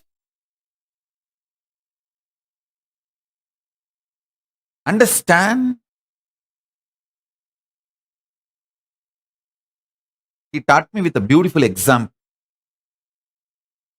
He said, how people die in the old age. He explained how one by one the senses stop functioning, like eyes slowly become dim. The skin loses its capacity to experience sex, then to experience even sensuality. Then it stops its ability to experience even a love, a loving touch or care. Then slowly it loses its experience even to sense. Then tongue, how it loses its ability to taste and its ability to verbalize what goes on inside you. Ears, how it loses its ability to receive sounds or information.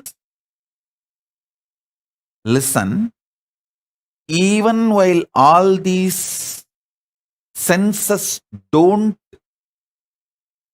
function well, are excited, active, inspired to be alive.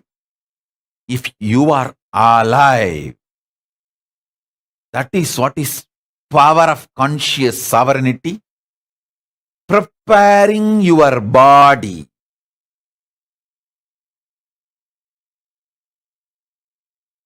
to live conscious sovereignty. See, when your senses are active, alive, declare your conscious sovereignty over them so that they will continue to be your obedient servants, the place they are supposed to be. And they will not fail you even when they are slowly settling down. This is the right science of pratyahara. I'll give you simple tips. Start with, say, all of you are addicted to some habits, some things. Some people will be addicted to coffee. At particular time, they have to take coffee, only then they will be active in the office. If you are addicted to coffee, just one day try the time you are supposed to take coffee, use Mahavagya inside you to create the energy, excitement, inspiration you need to carry on with your life, which you get only from coffee. One day, without coffee, just through Mahavagya, try to have. If you are choosing to be my disciple, it means if you are choosing to connect with the introduction I am giving about me, then the best Mahavagya for you is Om Nithyananda Paramashivoham, because it directly connects you with the living manifestation, like live spiritual umbilical cord. If you are not that connected to me, and you are like a visitor or a viewer, suddenly my satsang appeared in the Facebook, and you feel like, okay, let's see what is he doing, what is he trying to tell. He's wearing so much gold. Come on, let me see what he's trying to convey. For some reason, if you are watching the satsang, but not disciple, then use Om, Araham Brahmasmi, Tattvamasi, Shivoham, any one Mahavagya which you feel connected. Try to replace Mahavagya instead of coffee. Same way, if you are addicted to your gadget, you can't be without your gadget, that nudge. Then just one day, keep it away and try to sit with Mahavagya. Just one day. I tell you,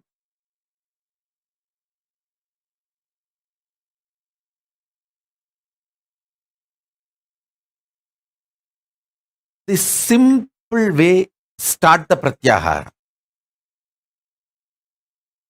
If you are absolutely addicted to this comfortable cushion bed, just one day, try to sleep on the floor. Wherever you feel uncomfortable, try to use Mahavagya to make you feel comfortable. If you are addicted to some music, keep that music aside. One day, try to listen to Mahavagya continuously. I tell you,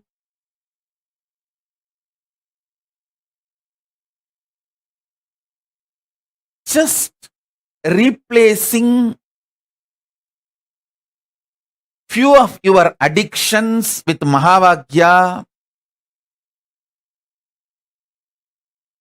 and feeling the freedom will give you tremendous strength and power. You will be able to replace even your food with Mahavagya. I did it. Practically last 3 years I am doing it. You can see how healthily I lost 30 kg. Very healthy way of losing 30 kg. When you replace your food with Mahavagya. Let me very clearly spell it out. Using Mahavagya in your stomach and not putting any external food into it, or reducing the quantity drastically, 90%. When that kind of pratyahara starts happening in you, dry fasting, just water fasting, all this becomes too easy. Not only that, listen, it is not just for weight loss. Please understand, I am not teaching you weight loss technique. No. You make your whole body deeply purify itself to the core biomemory level. I tell you, when you get out of the addictions like a coffee, tea, you get out of actually the addictions like continuous irritation. You see, continuous irritation is kind of a drug.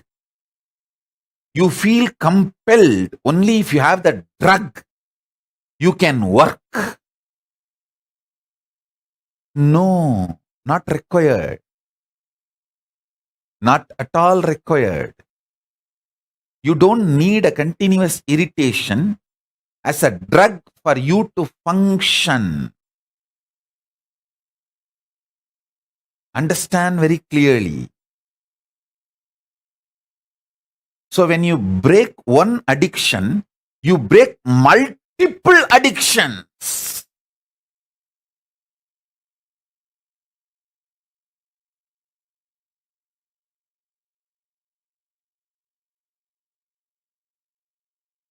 Liberate yourself from all addictions by declaring your conscious sovereignty over your senses. I tell you, betel leaf and betel nut can be a powerful de-addicting herb. People try to tell, oh, betel leaf and betel nut is addictive. No. Cigarette is addictive. Alcohol is addictive because they destroy your health. Betel leaf and betel nut never destroys your health.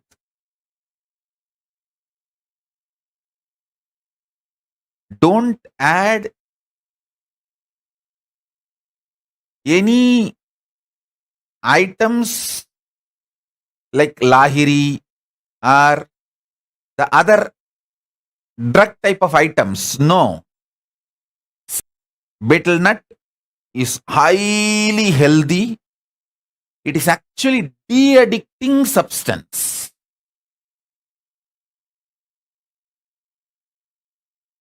Listen. Food should be nourishing, tasty, making you healthy. Nourishing means you should feel fresh after eating. Tasty. You should feel very pleasant while you are eating, and healthy. It should keep you health for a long time. Listen. These are the definitions of Ayurveda. Don't eat which is not nourishing after eating. If you feel tired, giddy, don't eat that food. Same way, don't eat which is not tasty. Because you will not continue the diet if it is not tasty. It should be nourishing, tasty. It should keep you healthy for a long time, long-term healthy. Betel leaf, betel nut and all will fall in this category. Nourishing, tasty, keeps you long time healthy. Listen.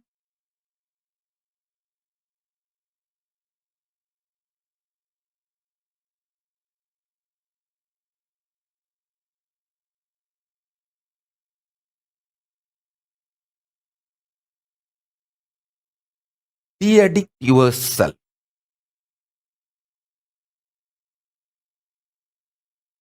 from all the sense-based addictions.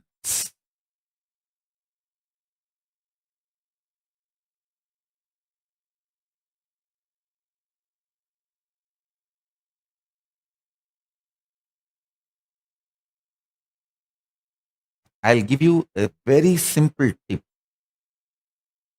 Drumstick juice and Tooduvalai juice. These two will make men, women both very strong physically. You will get out of porn addiction. Understand? Men, women, both. Whoever has pornography addiction, take these two juices. Drumstick leaves, Moringa leaf. Moringa leaf juice and Tooduvalai juice. These two makes you highly potent and highly strong. Understand? Don't try to understand. Don't try to be brainwashed by the modern introduction ideas about sex. Listen. Almost all of you in the modern world, you got the introduction about sex from pornography industry, pornography and soft pornography industry. They introduce about sex to you only to make you as their customer, not for you to have a healthy sex life. Hinduism is interested in your healthy sex life. Neither it addicts you using sex, nor it gives you wrong introduction about sex. It gives you enlightening ideas about sex. A person with high potency and stamina will not be addicted to pornography. Listen.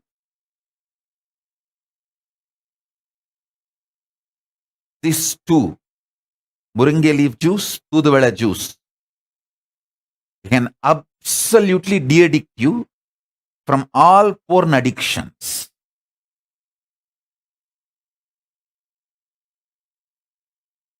Soon I'll speak, at least for selected group, detailed understanding about the Hindu biology.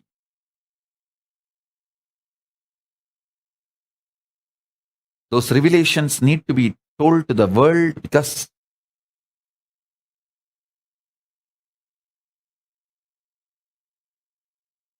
world needs to have right knowledge from Paramashiva himself directly.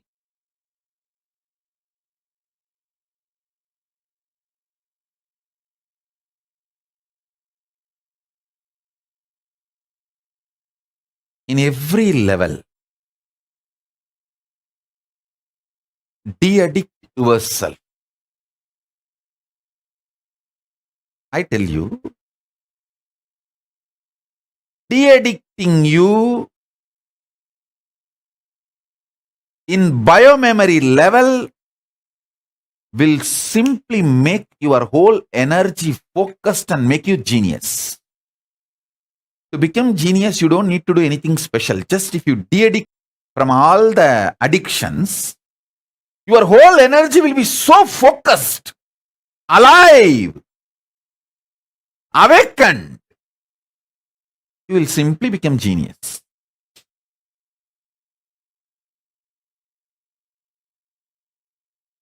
You will simply become genius.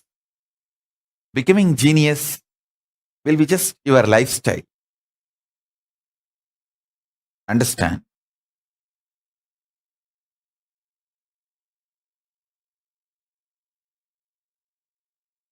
I'll give you now one simple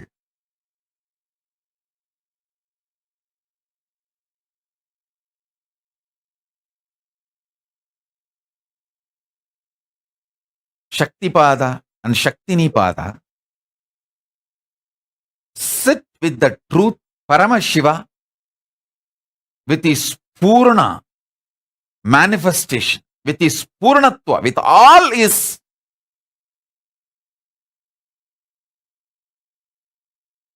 auspicious, with all his manifestations. He is sitting inside you and celebrating himself, enjoying himself. Listen. Listen carefully. Listen. Listen carefully.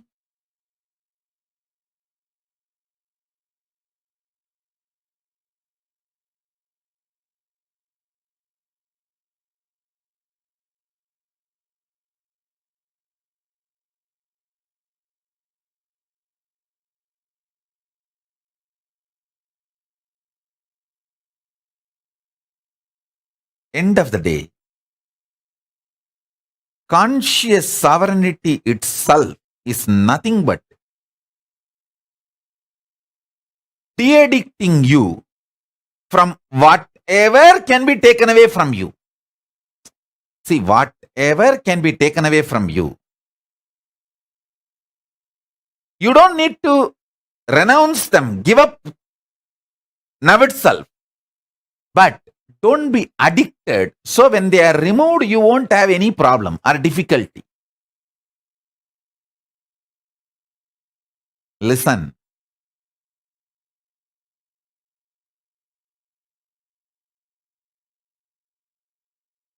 Whatever can be taken away from you, only remove the addiction.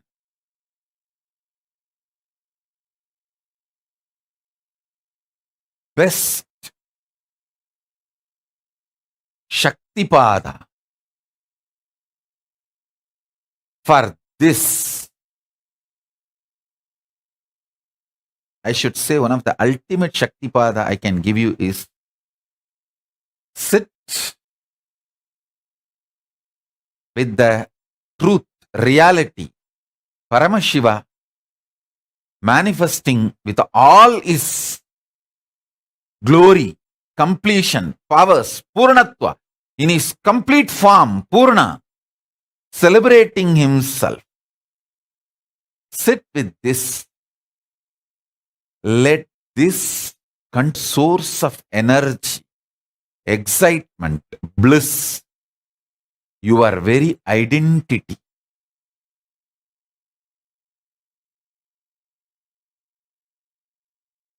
You will manifest conscious sovereignty.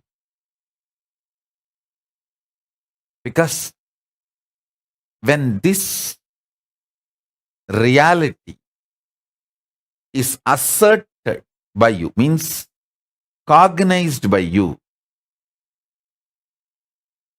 everything else drops automatically. They lose its power over you.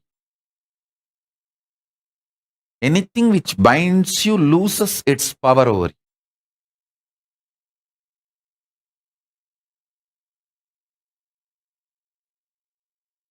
And I have seen how people get addicted, how people lose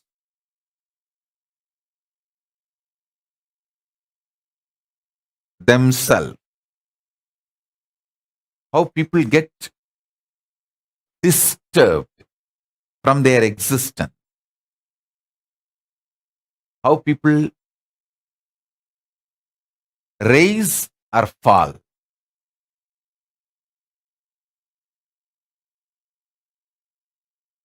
just remove addictions,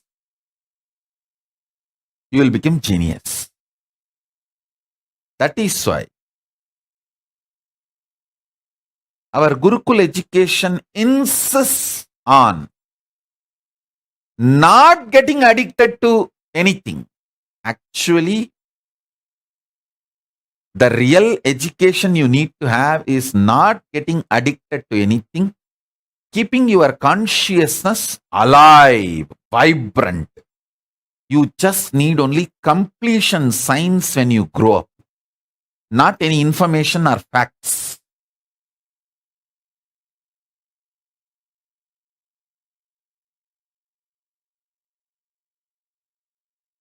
You only need conscious sovereignty, nothing else. Especially after the advent of the internet, Google, people who are studying, reading, trying to master some subject are fools, stupid. By the time you become a doctor, MBBS, MS, all these, that, bus, and ready to do open heart surgery, that science is outdated. You don't even need to open the heart. Just through laser, you can finish any surgery without opening the heart. So the whole 15-20 years you spent, you mastered the whole science is in every field. This is the way the future is going to be. 20 years you study. Somebody was asking, I saw which engineering college I need to go and join. Fool. To become a fool, any engineering college is okay. In India, everyone becomes engineer first. Only then they think what they should become. And India has more number of engineering colleges and engineers than the rats and cats. Go and join anyone, which is all now empty after all. And many colleges are paying you to come and study engineering. You study for 20 years and master the science of making roads. Suddenly the cars which can fly 20-30 feet high is invented. Over. The whole idea of the roads will become useless in next few years. And you will put your 20 years to learn how to make roads. I'll actually prove to you guys how I will make my Balasans as best doctors and powerful surgeons.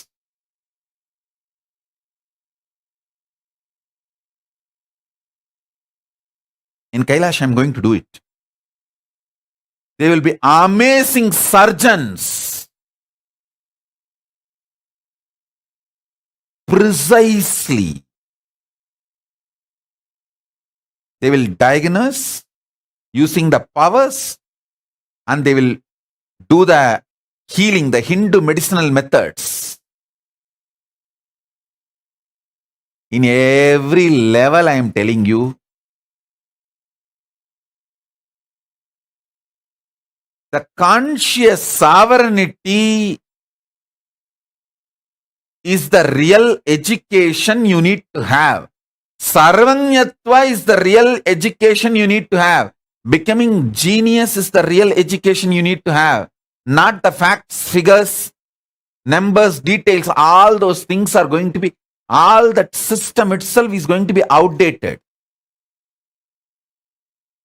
What a doctor who studied for 10 years and practiced for 20 years can't give you. That solution, you can get it just by Googling in 3 seconds. The whole system has become different.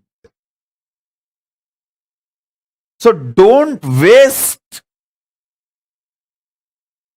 your time unscientifically, stupidly. in outdated so-called schooling methodologies. I am telling you,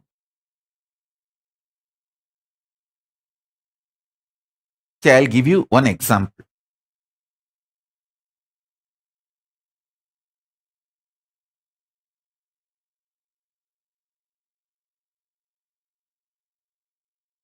All the jewels you are wearing, anyone can make it for you. All the clothes you are wearing, anyone can do it for you and give you. All the makeup you are wearing, anyone can do it and give for you. But the internal organs you are having, keeping them healthy, only you can do it for you. Building your body healthy, muscled, the way you want, only you can do it for you. Focus on that which only you can do it for you. Everything else will be easily, freely available to you. This is the core value of life.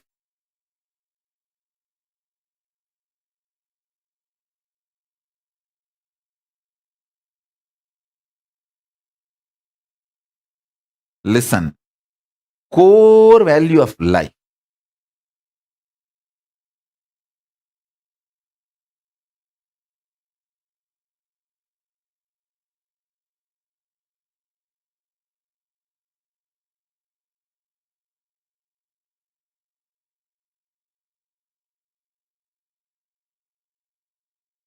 Sharpen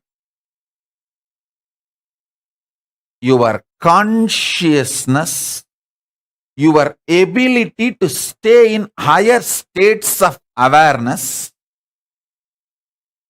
your ability to run the life without the drug called fear, confusion. Understand, greed is not a drug actually. I'm not saying greed is right, but at least greed is not a damaging life negative drug. Fear and confusion is the life negative drug. Stop taking the fear and confusion, which is life negative drugs, to run your day-to-day life. Understand? Don't come and tell me, no, Swamiji, I want to get out of the fear, but I am not able to get out of the fear. That is an absolute cunning lie. That's absolute cunning lie. Listen. Inside you, you are convinced your fears have a utility. Because of your fears, many times you saved yourself from many problems, and only with your fears you can run your life and you can be alive, active. All these wrong convictions have gone into your system. You convinced yourself wrongly that fear is needed or a part of life for you to run your day-to-day life. No, it's a lie. It's a lie. It's a lie.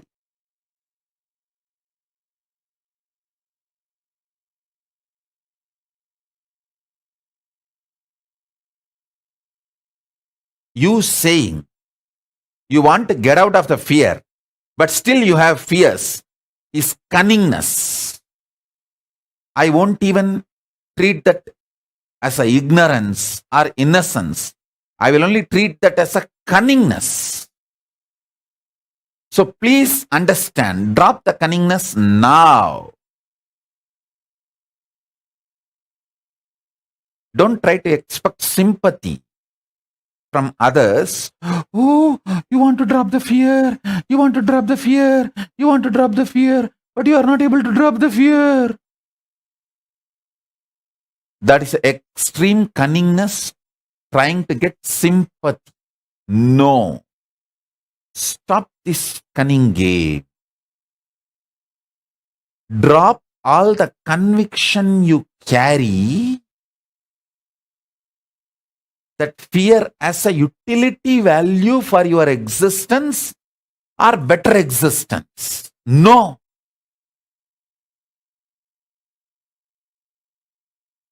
At least greed, I will approach with a little tolerating, okay. May not be accepting, I won't accept greed, but tolerate. But the fear and confusion has no right to exist in you. Both of them are life negative drugs.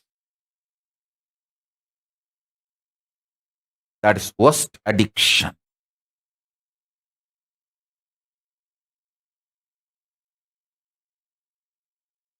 Decide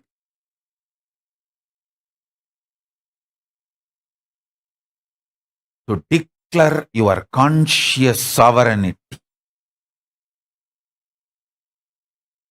Allow the Guru to work on your mechanism. I don't work on your mind. I work on your mechanism. I don't work on your mind because I don't work on shit. I am not scavenger.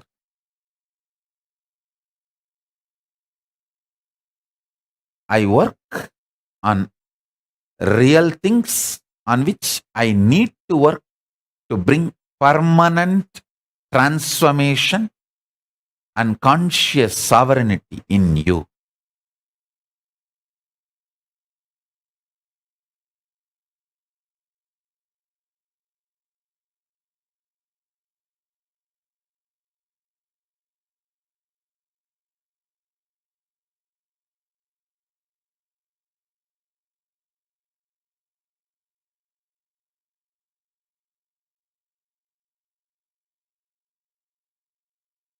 This one Shaktipada of Paramashiva being in his Purnatva,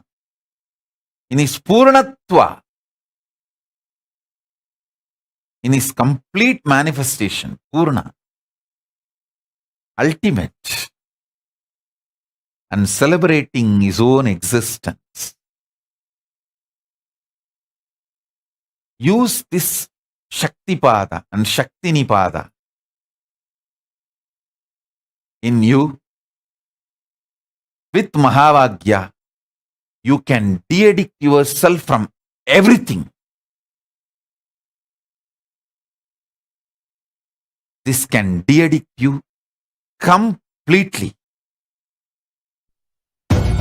राजाधिराजाय प्रषड्यशालिने नमो वयं वै श्रवणाय कुर्महे श्यामे कामाय मह्यमुत्पामेश्वरो वै श्रवणो ददातु कुबेराय वैष्णवाय महाराजाय नमः ஈசனடி போற்றி சிவன் சேவடி போற்றி நேயத்தே நின்ற போற்றி மாயப்பிறப்பருக்கும் மன்னனடி போற்றி சீரார் பெருந்துரை நம் தேவனடி போற்றி ஆராத இன்பம் அருளும் மலை போற்றி ஈசனே சிந்தை கவலம் நேசனே நீ வருவாய் பூவோடு கனிகளை கொண்டு உன்னை பூஜித்தோ அருள் தருவாய்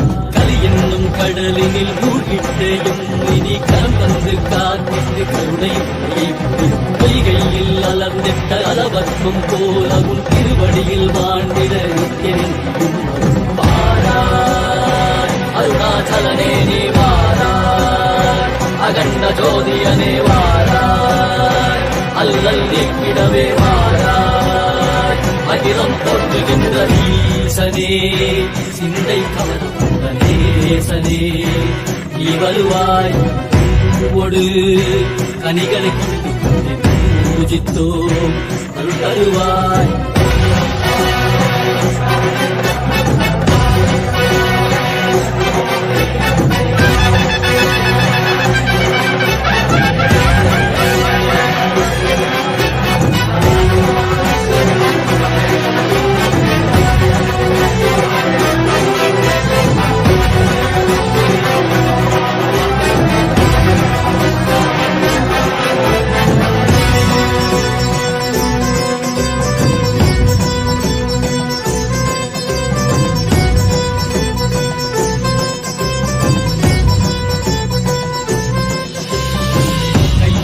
சூலமும் வெயிலில் வில்வமும் நிறையா கடல் நீர் முடியோடு தரிசனம் அருளவா செம்பொன் மாட சிற்றவை தனிலே சிந்தை கவர்ந்த உன்னை சிக்கன பிடித்தேனே மண்ணும் புகழ் பெறும் நான் வரை நாயகா மதியில் இல்லை மதி உணராதவர்க்கு மதி உணர் செய்திட வாழ்மழு நீ நேர்ந்தேவா அறவாடிட கை சூழ்ந்திட இவள் சேர நீ வருவாய் அகம் உணர்ந்திட புறம் மகிழ்ந்திட புலித்தோலோடு நீ வருவாய்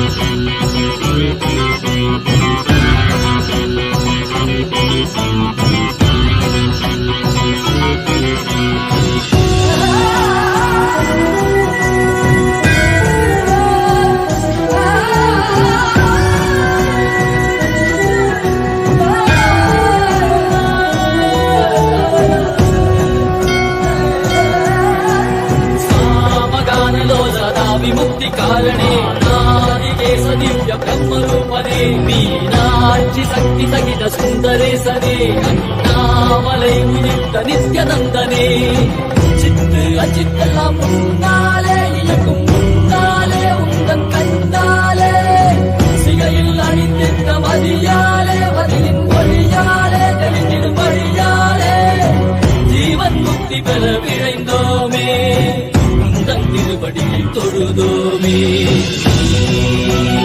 ஒளியாகினாய் ஒளியாகினாய் கேள்வி காண பதிலுமாகினாய் ஒளியாகினாய் உலகமாகினாய் அதுமாகி அறுபடை கல்வ விதைகள் தீர்க்கும் காசிநாதனே எங்கள் கல்வம் போக்கி எவ்வையாலும் நேசனே ஏகாந்தமாக ஏக பாதம் தூக்கியே மதியாரை காக்க வேண்டும் நித்யானந்தனே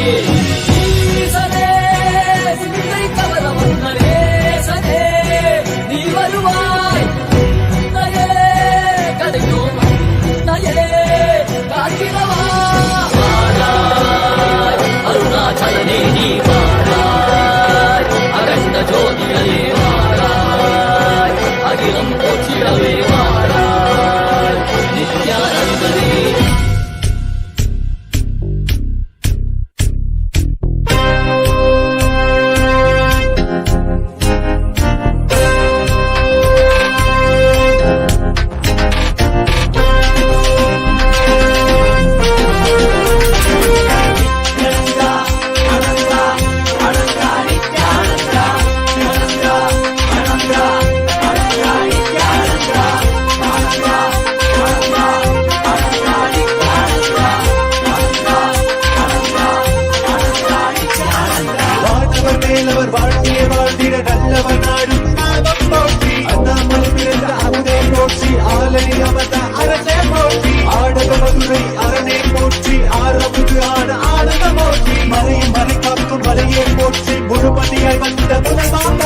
அருணையில் உதித்த நித்தியனை போற்றி மாமுதுரை நீட்ட சுந்தரா போற்றி அருணையில் உதித்த நித்தியனை போற்றி மாமுதுரை நீட்ட சுந்தரா போற்றி நித்யானந்தா அனந்தா அனந்தா நித்யானந்தா நித்யானந்தா அனந்தா அனந்தா நித்யானந்தா நித்யானந்தா அனந்தா அனந்தா நித்யானந்தா அனந்தா அனந்தா அனந்தா நித்யானந்தா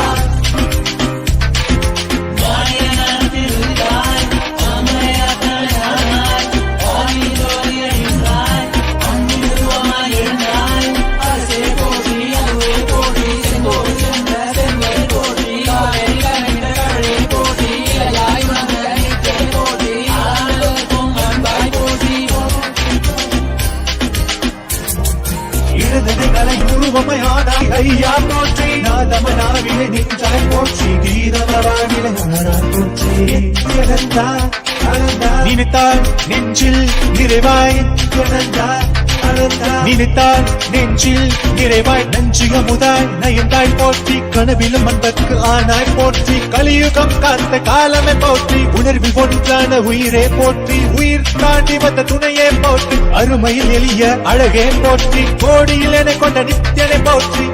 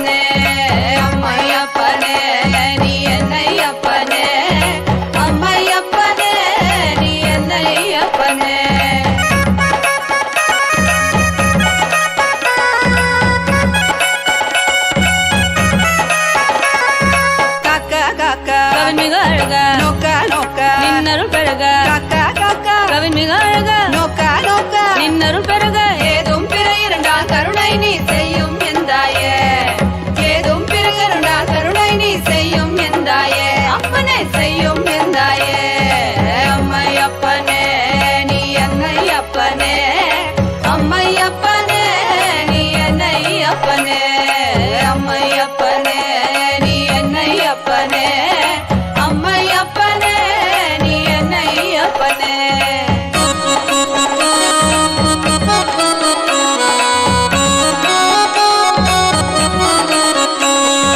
மக்களுக்காக மறுமுடியும் நீ அவதரித்தானே மக்களுக்காக மறுமுடியும் நீ அவதரித்தானே என்னை அம்மை அப்பனே அம்மை அப்பனே நீ என்னை அப்பனே அம்மை அப்பனே நீ என்னை அப்பனே அம்மை அப்பனே நீ என்னை அப்பனே அம்மை அப்பனே நீ என்னை அப்பனே அம்மை அப்பனே நீ என்னை அப்பனே அம்மை அப்பனே நீ என்னை அப்பனே நீ என்னை அப்பனே அம்மை அப்பனே நீ என்னை அப்பனே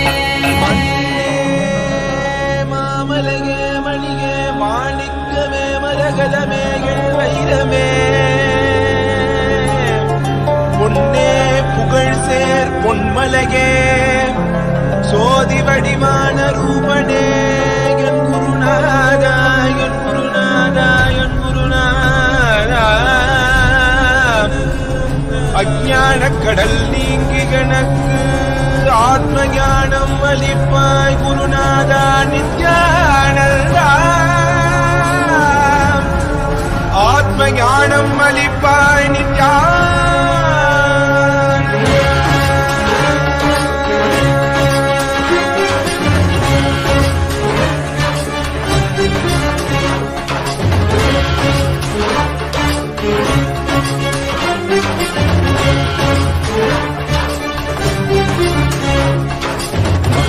கொண்டு கங்கை முடி கொண்டு நர்த்தனம் புரியும் ஈசனே சுடலை புற்பூசி புடுக்கை தனையேந்தும் காலனே புடிதோலனே வீடு பிடிகால் உள்ள முறைகின்ற மதுரை மாநகரி வாசனே இன்னல்களை கலைந்து இன்பங்களை அளிக்கும் சுந்தர வடமணி நேசனே ஞாயிறு திங்கள் நித்த முறைகின்ற செவ்விழி கொண்ட செல்வனே சொற்களே எந்த சோமனே ஐயா சோதி வடிவான ரூபனே பரிமொழி காணா அண்ணாமலையே அகிலமும் போற்றிடும் ஐயனே நாதாவரணனே நால்வர் போற்றிட நயமுடனாடிடும் நாதனே ஆழகாலம் உண்டு ஆழம் காடுதனில் ஆனந்த நடமிடும் ஆதி செய்வனே மங்கையிடம் கொண்டு கங்கை முடி கொண்டு நர்த்தனம் புரியும் ஈசனே சுடலை முடி பூசி உடுகை அணையேதும் காலனே புலிதோலனே மீனில் பிடிகால் உள்ள முறைகின்ற மதுரை மாநகரின் ராசனே இன்னல்களை கலைந்து இன்பங்களை அளிக்கும் சுந்தர வடமணி நேசனே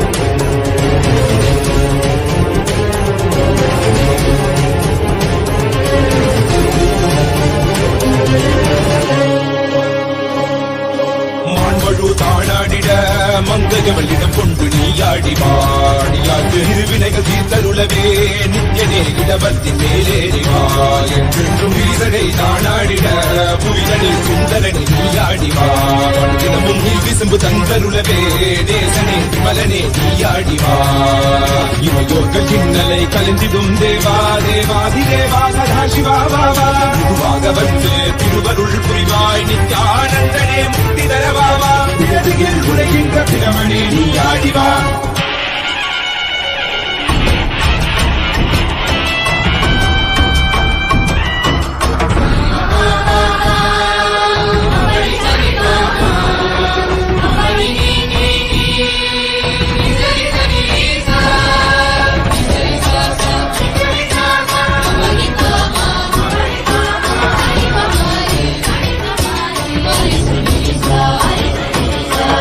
வணங்கிடவே காஞ்சியில் மண்ணாய் உறைபவனே அப்பாய் காட்சி தரும் எங்கள் ஆணை காவலசே ஆதிகந்தமிழாத ஜோதிய அருணகிரி உரைநாதனே உலகை இயக்கிடும் வாயு வடிவே காலசக்தியே பொழுதிட பிள்ளை நகர்தனி வானில் ஆடும் கூத்தனே பஞ்சபூதமும் நித்தம் பணியும் பரமனே பரமேசனே நித்யரசித நித்ய வைபவ குப்த கைலை வாசனே ஈசனே சர்வேசனே பரமேசனே ஜெகதீசனே நித்யனே ஆனந்தனே என் ஜீவனே குரு சேவனே நித்யனே ஆனந்தனே என் ஜீவனே குரு சேவனே நித்யனே ஆனந்தனே என் ஜீவனே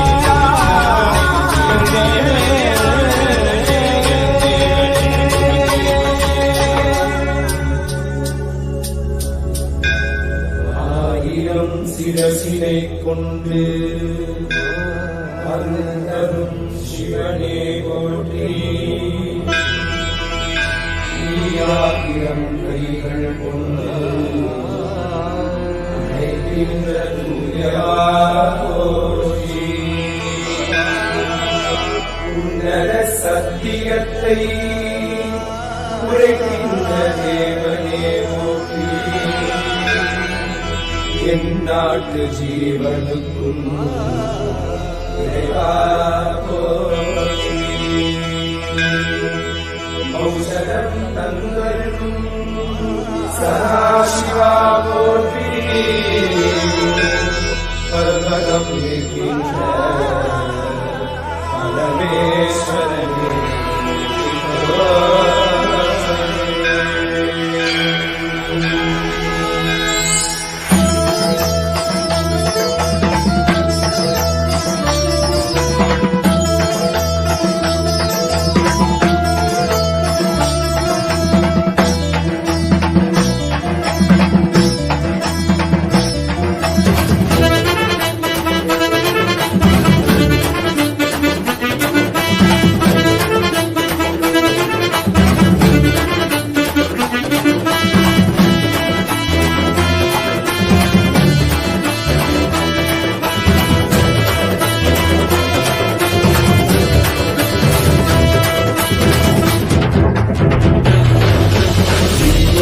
Nityananda Satya Nityarupa Nityananda Satya Nityarupa